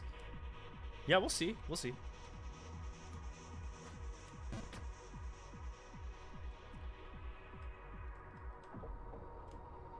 Yeah, chat cooked with this one.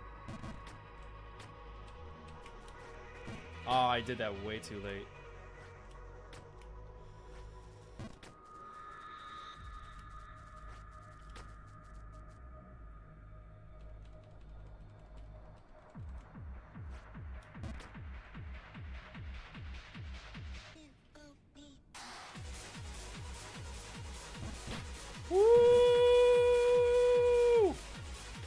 If only I was at the end part of the game, this would be sick. This would be sick to listen to.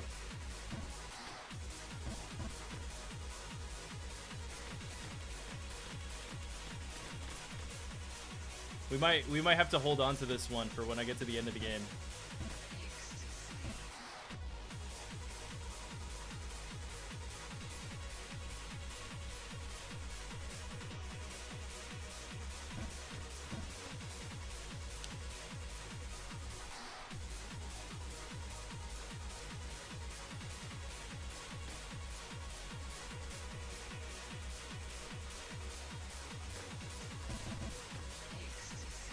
Yeah, it's this jump. If I make this jump, the rest of the section's not too bad. I can pretty consistently make all of them except for this one. This, like, leftwards house.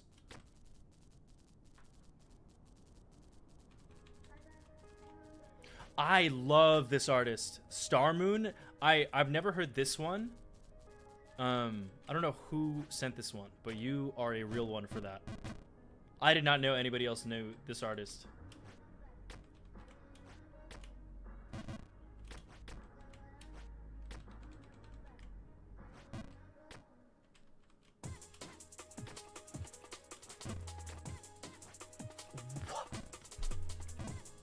Guys, I'm so fried right now. I'm making like such bad mistakes. What the fuck? I've never missed that.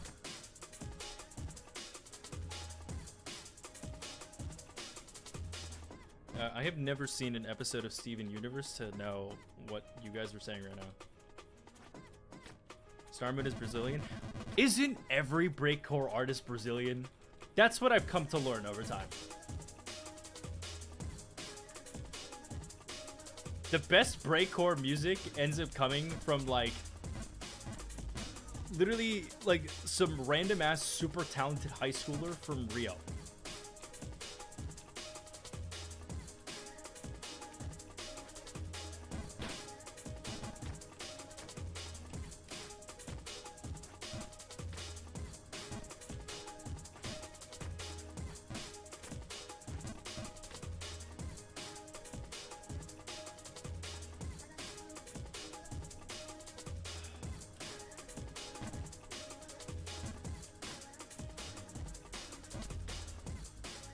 It's either Brazil or Australia. Yeah. I would say the ones that I listened to were all the best music is Brazilian.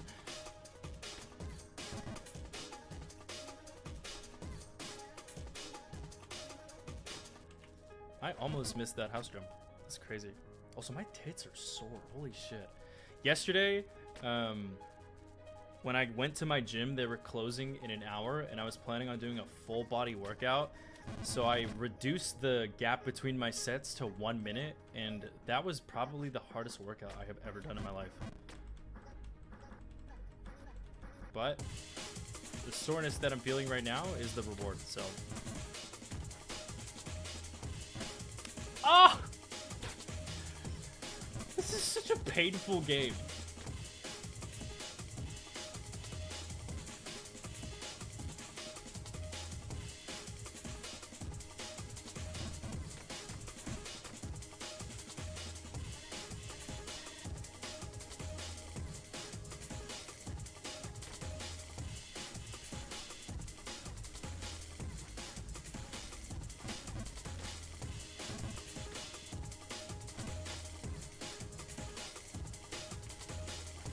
I'm like barely making these house jumps.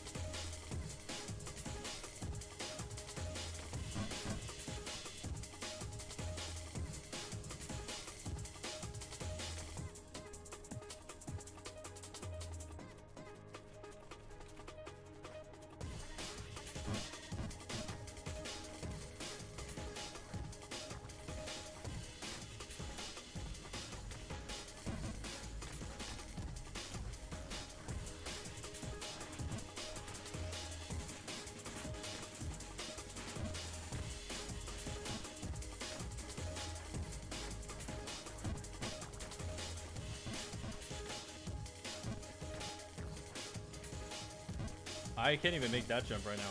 That's crazy. I didn't even know that would be a jump that I would struggle with, but the more I learn, I guess. I don't even know I would struggle with that jump. Am I tilted or am I like I wonder what it is that I'm doing wrong right now.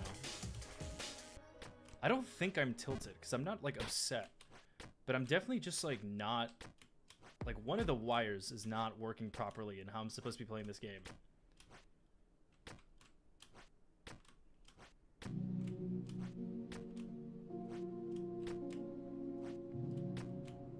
Maybe you should get something to eat, but don't burn down your house like you did last stream. I was thinking about it.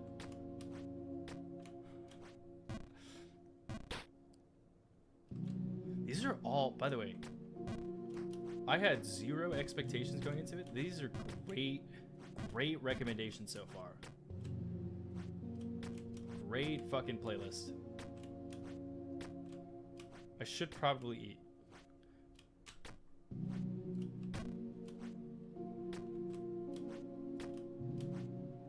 But I'm not hungry. I'm not like super hungry yet.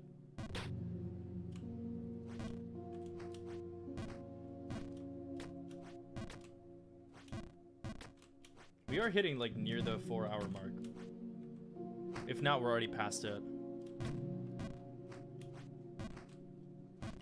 On the game and you made progress, but the music just ends up making it feel different.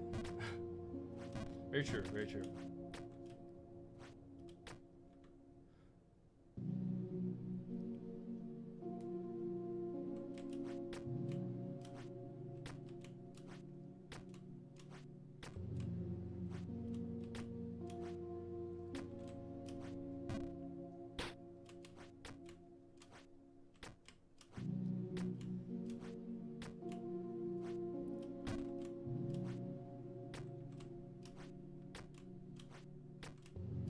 This is... I would use this for like a video. This one's really cool. It reminds me of this one You Made Nikki song I have in my last video. Expecting weird reactions from chat? Sure. So the next one is a Hater Truman one, but I think the one after that... Hater Truman, okay, upcoming, I see a 8-minute long song and a 10-minute song.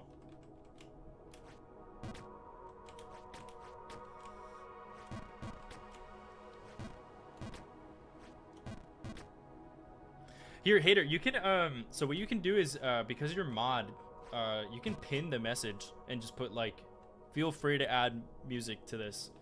So that way, like, anyone that hops in and they just want to add something to the playlist, we can do that.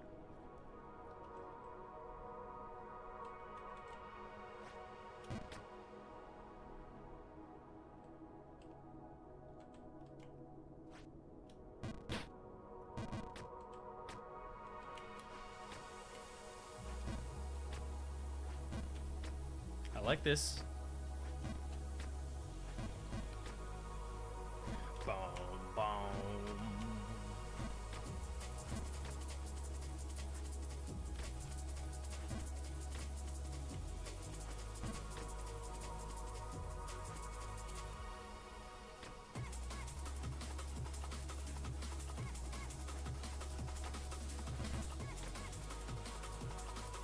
I'll make one you can pin. Sure. Okay. Yeah, do it.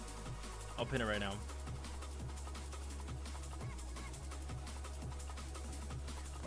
Alright, how far are we into the stream, fellas? We are almost at the 4-hour mark. Not bad. Not bad. We've completely lost all progress.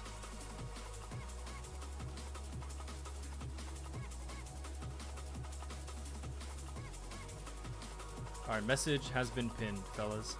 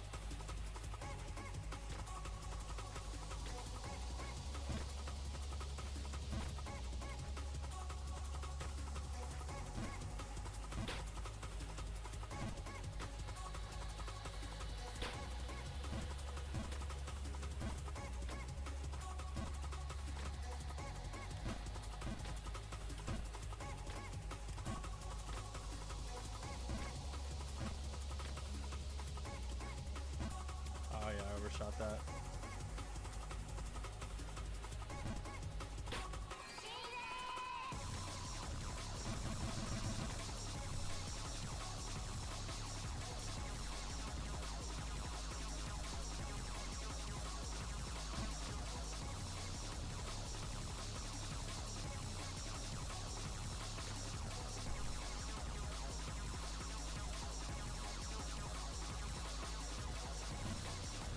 Sure, I'll lower the volume like a little bit. Might be a little bit too much.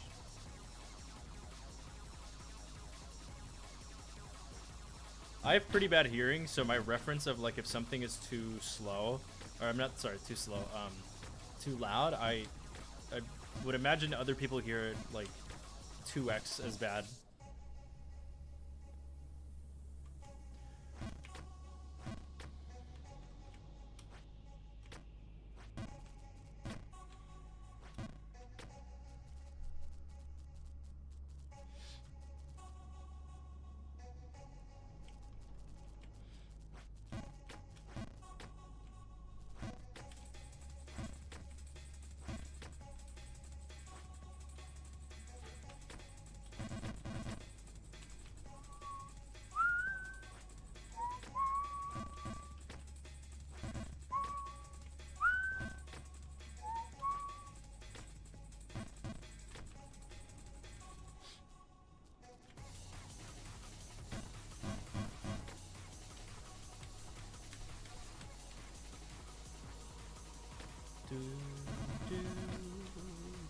This is something like I would listen to at like the gym.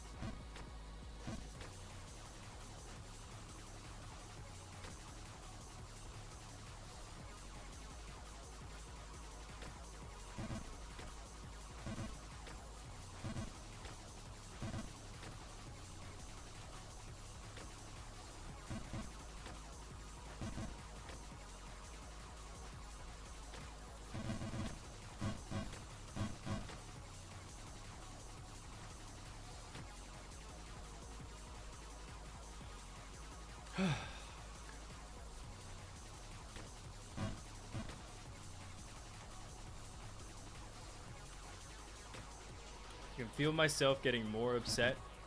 I just gotta calm the nerves down.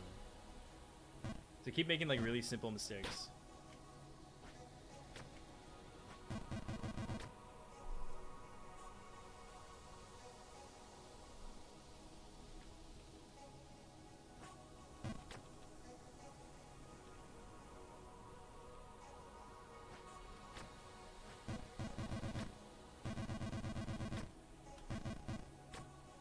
This is the point of the streams, though. They are supposed to be hard games. I don't know what I expected.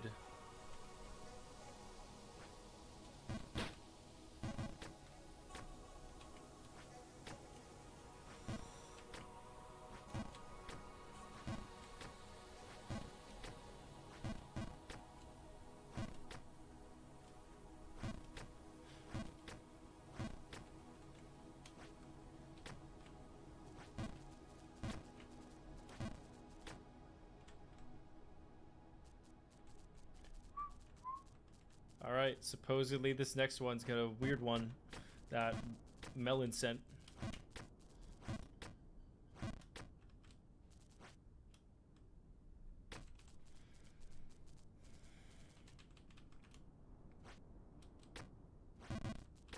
Just focus on the ambient part. I will focus on what comes up and what my mind hears.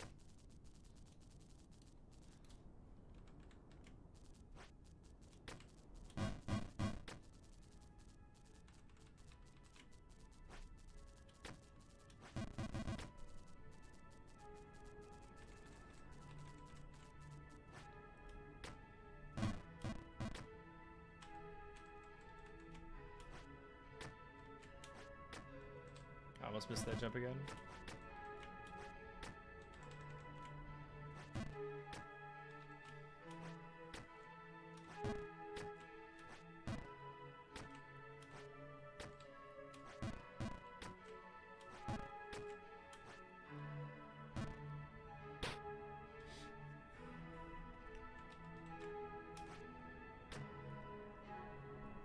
Very ambient.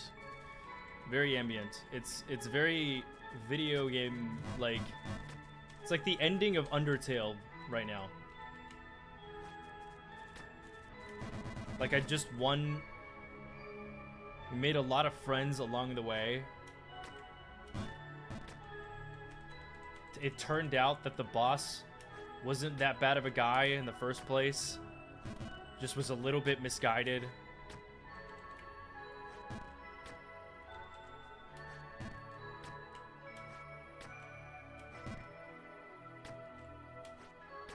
Weird, on the other hand. I wouldn't say it's gotten weird yet, but who knows? We're just over a minute on a 9-minute song, so 10 minutes basically.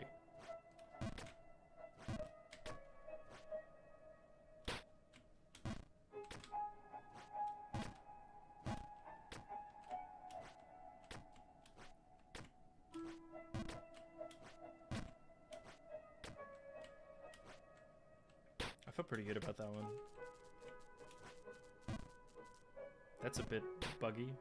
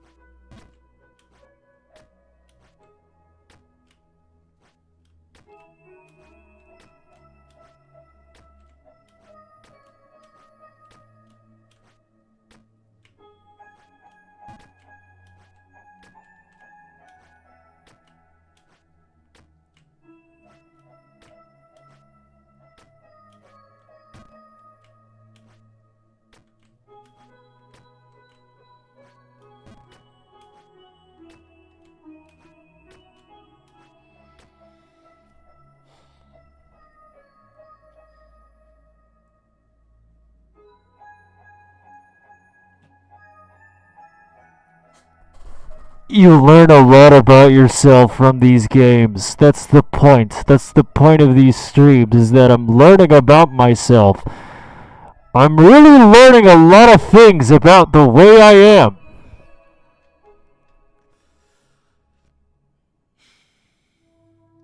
I'm so tired. I'm so tired.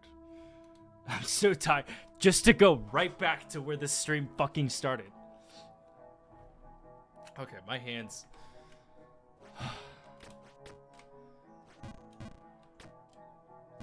What time is it? Okay. It's only 4.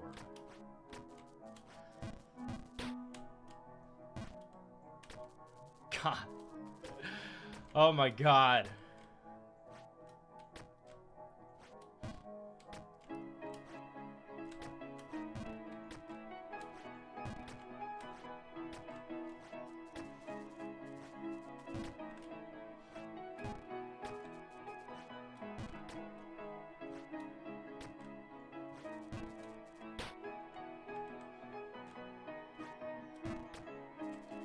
Believe in the comeback. I agree.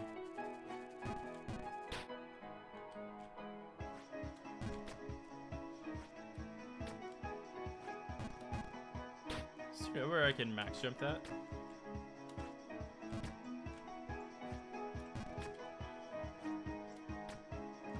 Here? No. No. Oh. Yeah, you can't max jump that.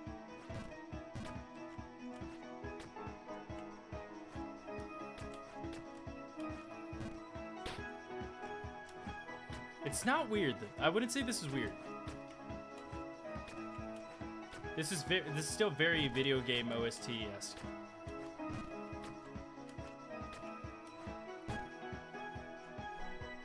To get over to the water map. I know, yeah, the water map is right after the like snake part, right?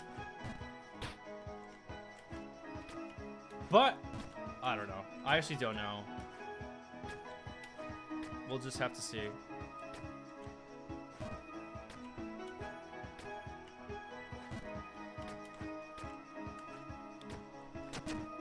Okay, I'm gonna skip this one.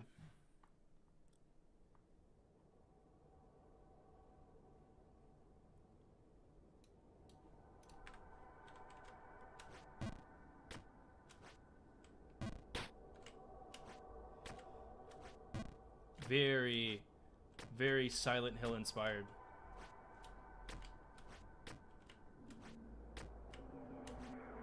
Okay, it was just the intro, I guess.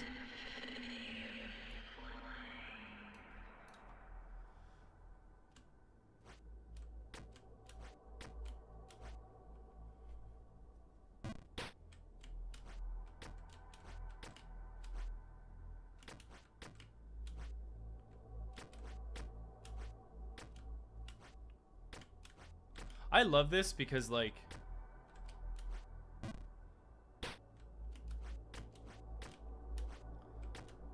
you guys are basically helping me make a playlist for stuff that I could use in videos. I mean, I already do this on my own, but I love these recommendations because in the back of my mind, I'm like, I wonder what kind of a section I could add this in.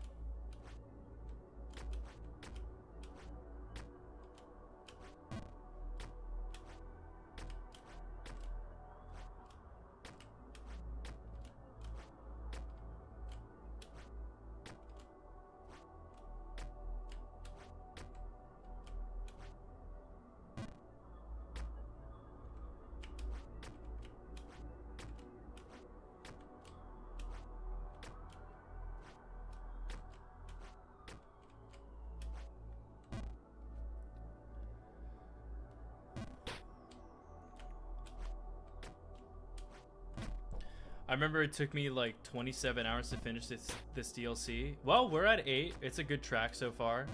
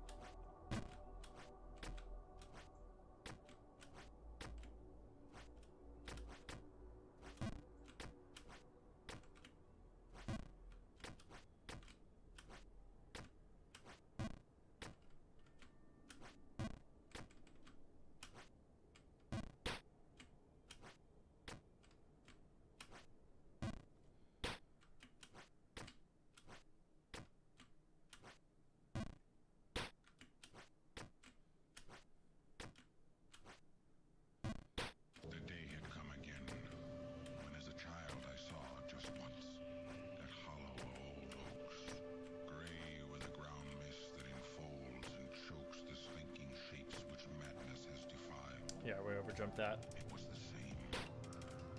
In herbage, rank and wild, clings round an altar whose carved sign evokes that nameless one, to whom 1,000 smokes rose eons gone, from unclean towers are piled. I saw the body spread on that dank stone, and knew those things which feasted were not men. I knew this strange grey world was not my own, but Yurgoth, past the starry voids. And then the body shrieked at me It's coded in weirdness. This voiceover is very strange. that it was I.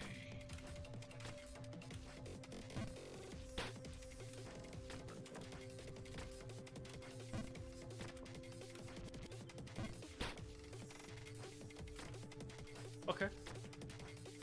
This could be interpreted as weird.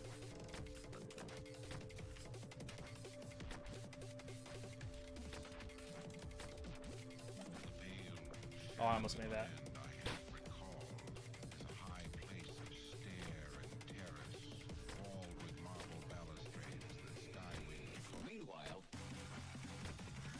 Oh! Okay. Okay, good one. This was a good one.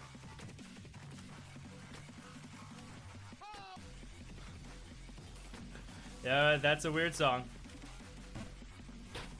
Chat, that's a weird song.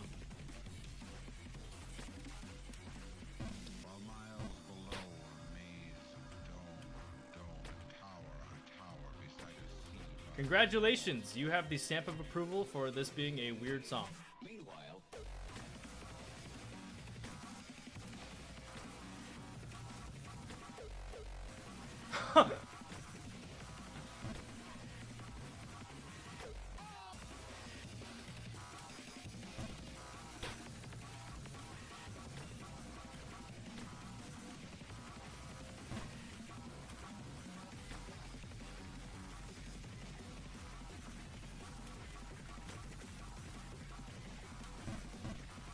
What? What?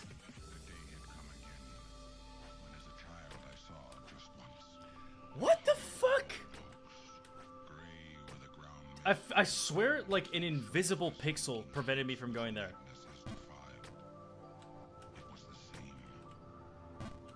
Okay, I don't even know I can miss that, but okay.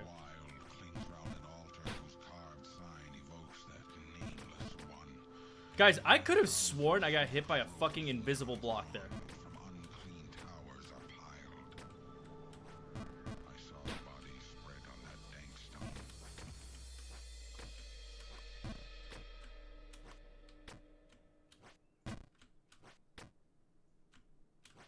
It's a reading of Lovecraft.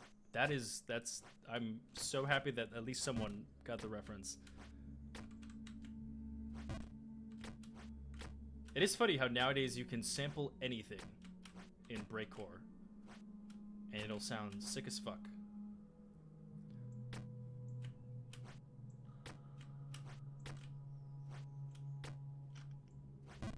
You're mentally insane?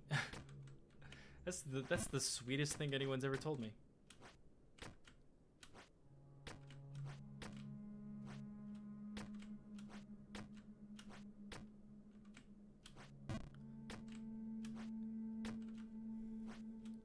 This is giving very much like dark fantasy. I sound like such a valley girl when I describe music. This is giving like I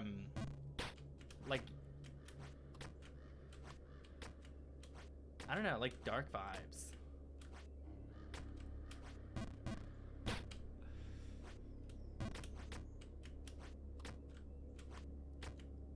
That too, but the fact you haven't quit is wild to me.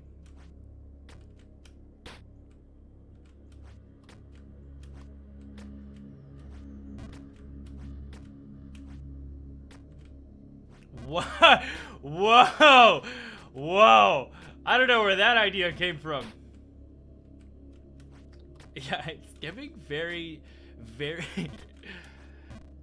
I don't know, kind of scary.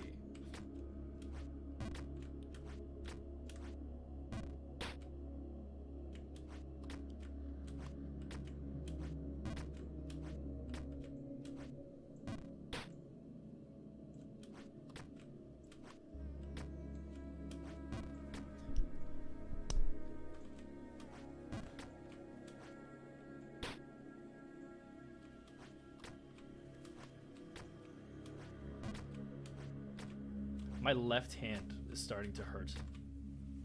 Which is surprising, because it's doing the least amount of action. It's just pressing spacebar. It's probably from how long I've been furiously masturbating simultaneously.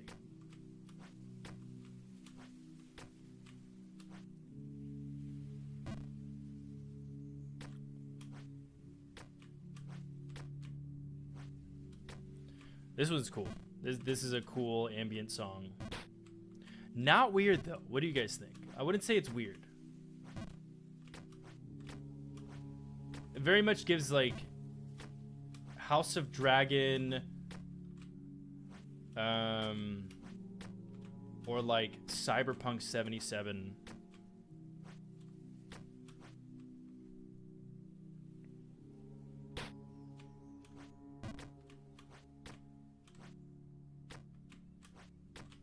You know what's funny is I saw you say "Ayo," and I didn't even know what you were referring to. And then I was like, oh, I made a joke about me furiously masturbating while playing this game.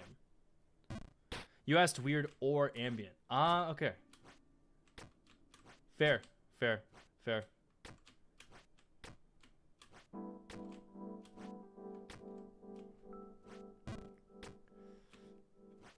Very fair. Hello there. This is your conversaphone instructor, who will teach you the essentials of touch It's typing very lo-fi. quickly and efficiently. Learning touch typing is really quite easy. Follow my instructions carefully. I like this. And by the time An you instructional finish this like record, lo-fi you will have mastered song. the typewriter keyboard. Try not to look at the keys when typing, and don't worry about mistakes. They will disappear with practice. Ready? F B I space C I A. This is weird. This is definitely weird. This passes the weird Bechdel test. Space C Instead of N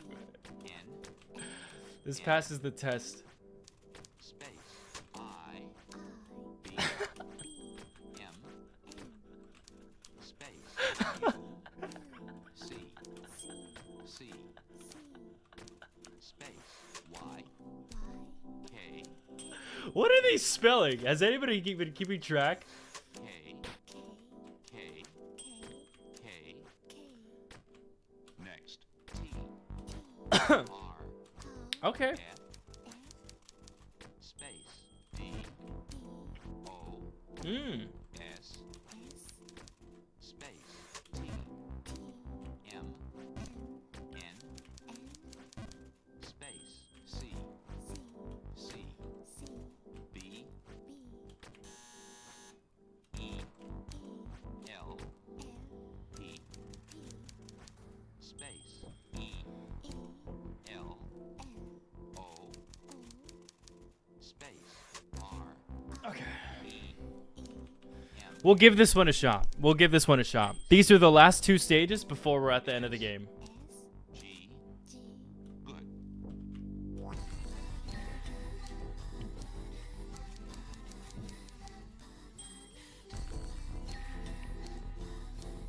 By this time, your fingers should be moving more quickly to the desired keys. Also, your fingers automatically should be returning to the starting keys.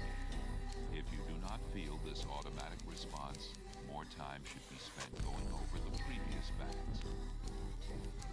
For those who feel they are ready to proceed further, we will now practice using the keys on the row directly. This might be a below the crazy, crazy guesstimation on my part, but I remember this map not being too bad. But we're gonna give it a shot. starting. Ready? The max I have to go at around like 7. B, So we'll give this one a shot. If I completely fail and I fall off, then we'll end the stream. D, R, I, space, M, Can I max jump this? I think I can max jump this. Yeah. space, S, O, B, Oh, they knew. They knew that somebody would try to bounce off with this part. L, F, space, I kind of like this music. I don't know about you guys. I kind of like this song. F, This is an overjump. No? Oh, no, it's not. F, O, Woo! space, Y, M, O, So these sections, okay.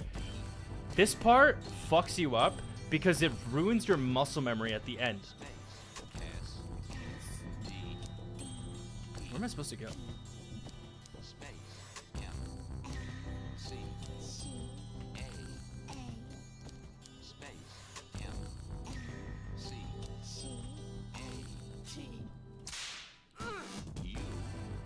This, dude, I think this might be my favorite song that's been recommended so far. This is so weird.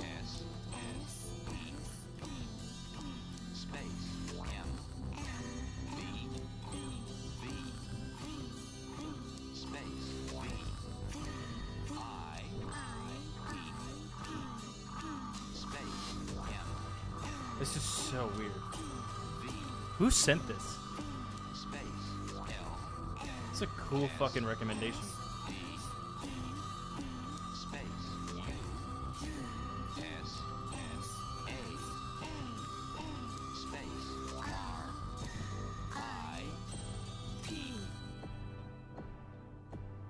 Good luck.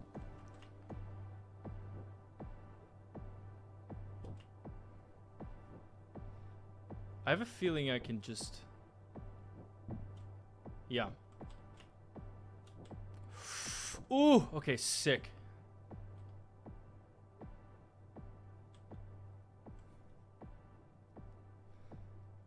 Okay. I feel like to get to there, it's a 4. And then I just max jump this. No. What? What am I supposed to do? Oh. And then you max jump.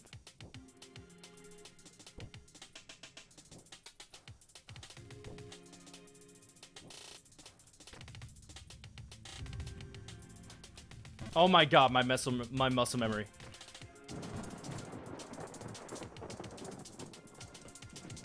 Wait, if I recall, am I crazy?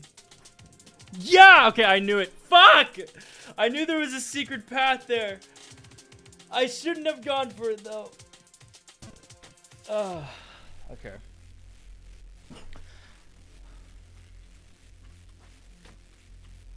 I'm honestly like not even paying that well of attention to the music because we're so close to the end. I think it's super doable. Maybe I'm being way too optimistic, but I think it's very doable.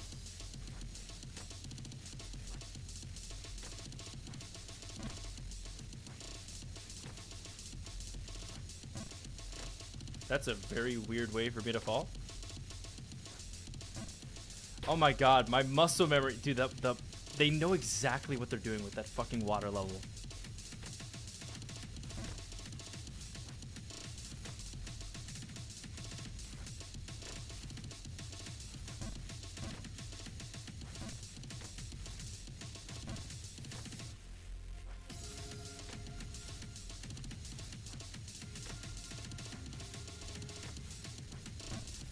What?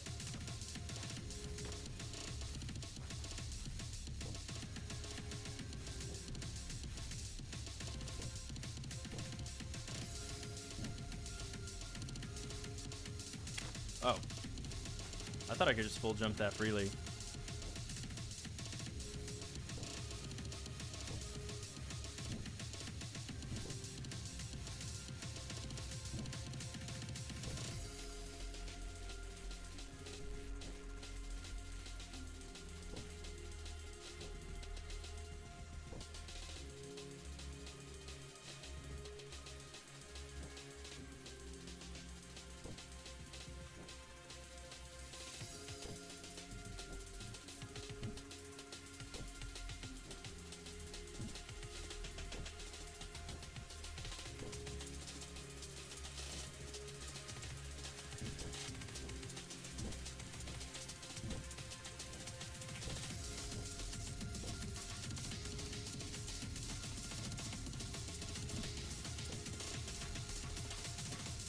Oh, yeah, that was bad.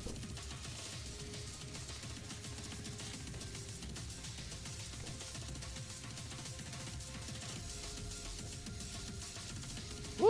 Almost made it.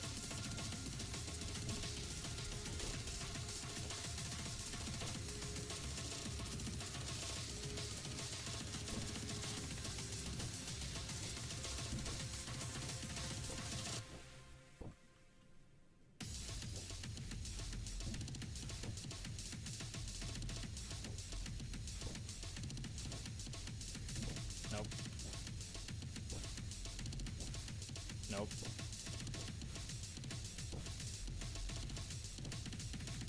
Nope. Yep. Was it the third one? I think it was the third one, right, guys? Yeah, it was the third one.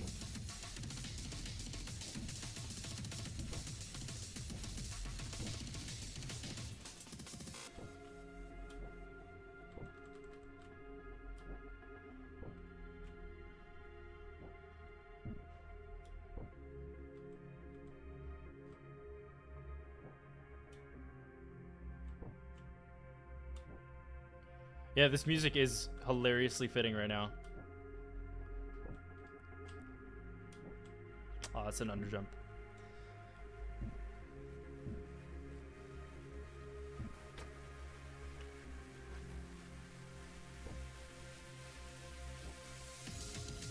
God, my left hand hurts so bad right now.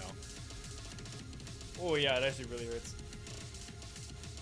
But we're also right there. What even is pain?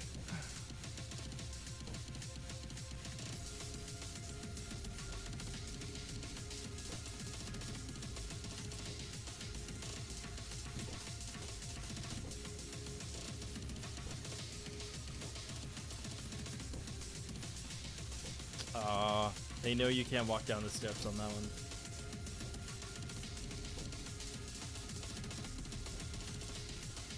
Yeah, we'll stretch. We'll stretch. We'll stretch.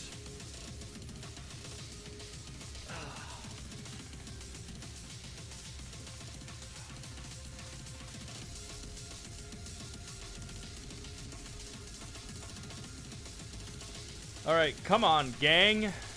Come on. Come on, baby.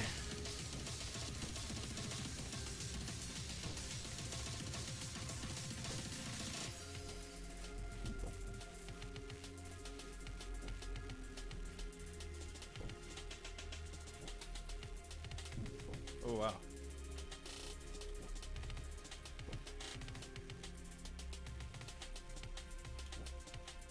I'm gonna hit the bot. Okay.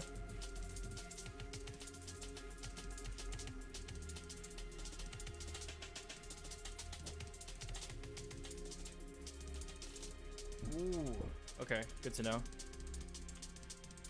You can be too far to the left on that one.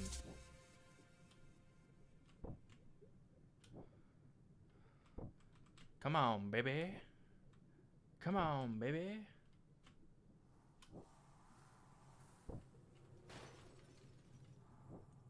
It seems to be forgiving, right? Yeah. It seems to be quite forgiving on that left part there. This part, however, doesn't seem so forgiving. Ooh, okay. All right. Come on, gang.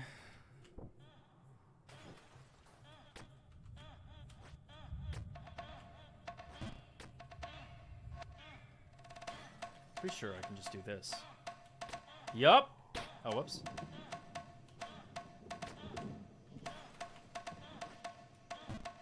What?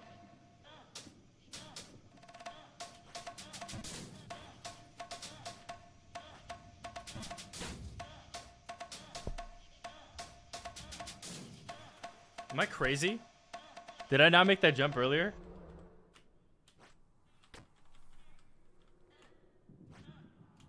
Okay, it's just like a very small gap.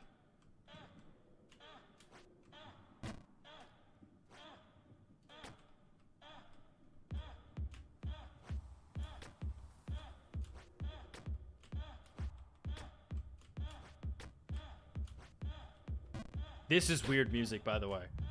I haven't even been paying attention to the music, but this is fucking weird. This is very weird. I don't know who sent this, but you made a correct assessment by picking this one.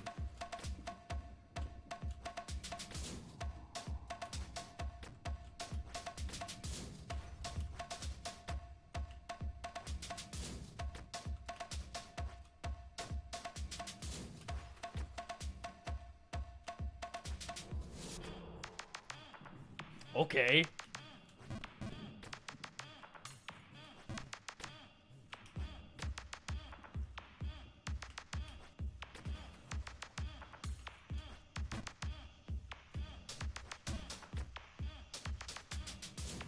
This is such weird music to have at the ending.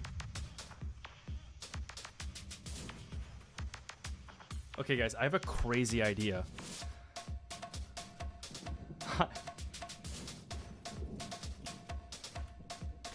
Oh, it worked!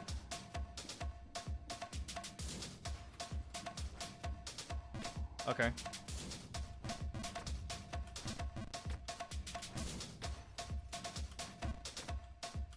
McLean, you picked this one? That's so funny.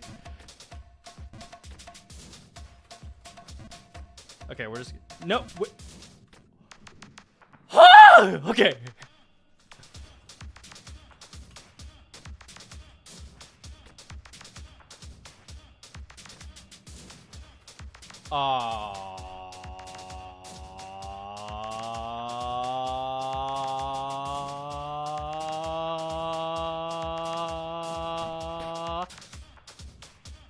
It's okay. That was good. That was a good run. That was a very good run. The weird music was quite encouraging.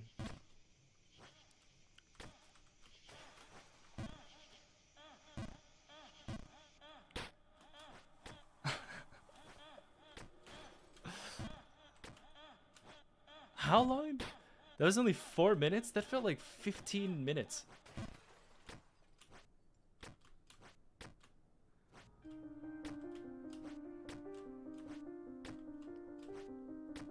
I'm going the wrong way.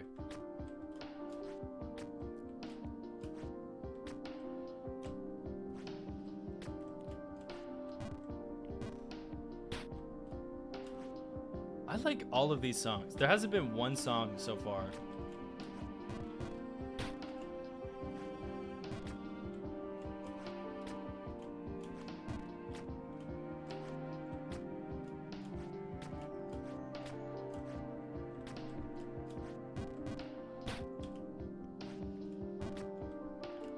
Bro, you stressing me out? I don't even know what that word means.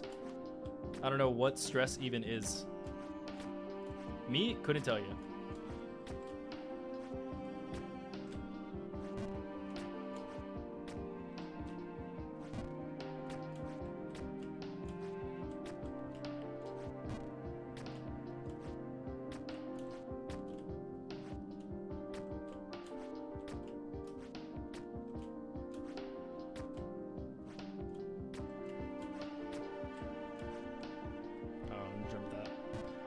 I need a towel on me at all times. My hands are so sweaty, and I know I can't say that phrase without that one song coming up in your minds. But they are unironically very sweaty right now. I've liked all these songs. You have so much intimidating aura when you make these claims, Hater Truman. We're 2 songs away from Robot Hell.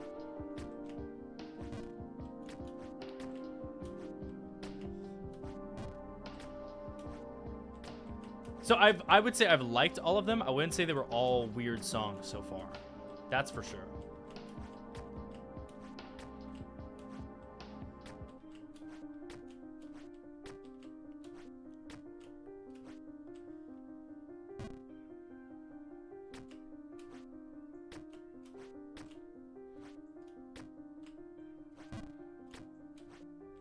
Oh.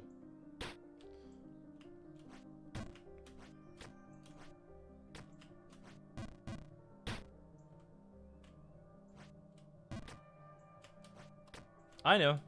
I'm aware. I'm aware of how you guys' minds work. That was a cool one. That's something I would use in a video. There's an 18-minute song. See, I didn't even know music was longer than 15 minutes until I played Osu, and I realized there were maps literally meant for that.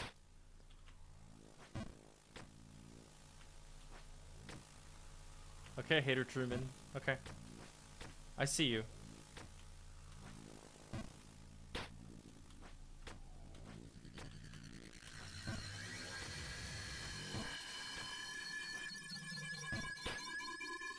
That's sick. That's just sick.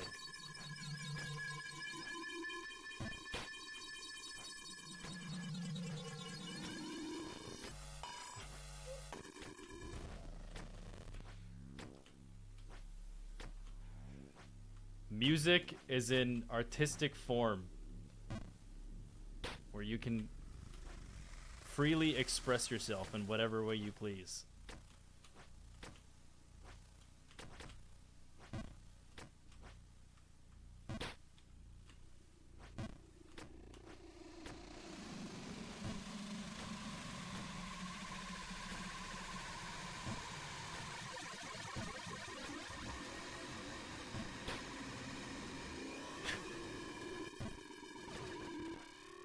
Guys, what, do you think this one's weird?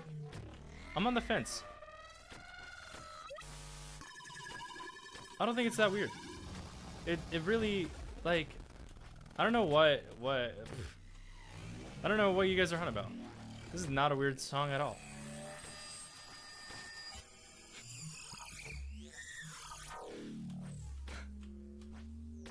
This is just what happens when a transformer has an orgasm. This is the exact.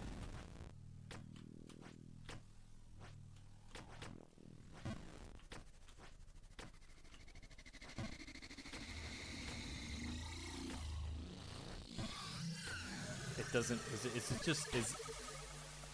It just keeps going.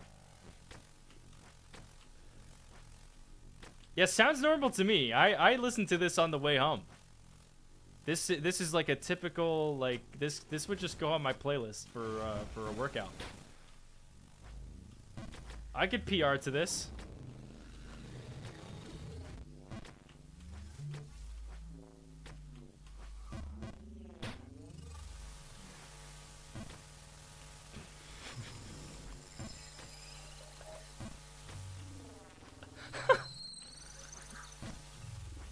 I unironically do. How am I the one that's being accused of being mentally insane this stream? Yet we have a mod here who's suggesting music like this and admitting that he casually listens to this. It does. I could see that, like, it gives feeling. Like what someone said earlier was super accurate. Like, you don't listen to these types of songs, you experience them.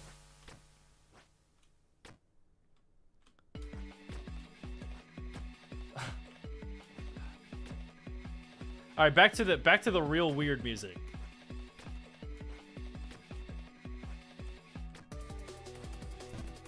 I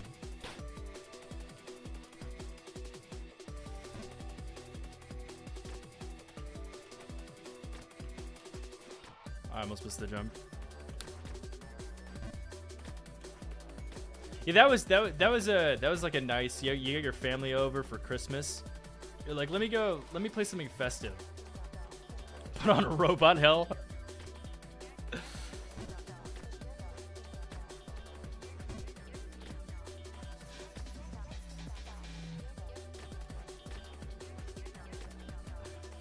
Yo guys, give me Ox. Give me Ox. I know what's cooking. I know what's right for this vibe.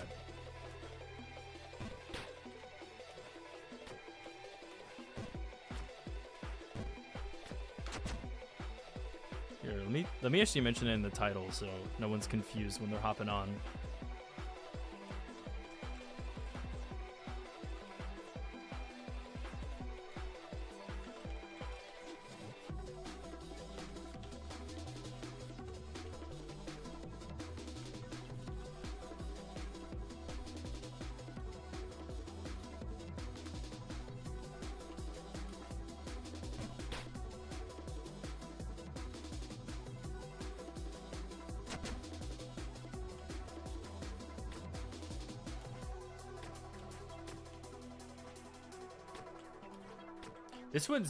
This one's in the flavor of weird, but it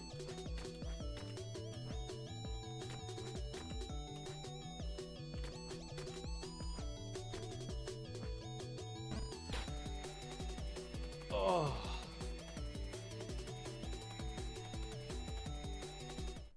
Okay, guys, I think my hands are actually really starting to hurt. I think we're nearing towards the bit where we got to call it soon. My left hand, like, feels like it's, like, locking out. I can stretch it, but like after some point, it's not humanly feasible for someone to press the same keys over and over again for 4.5 hours. I think.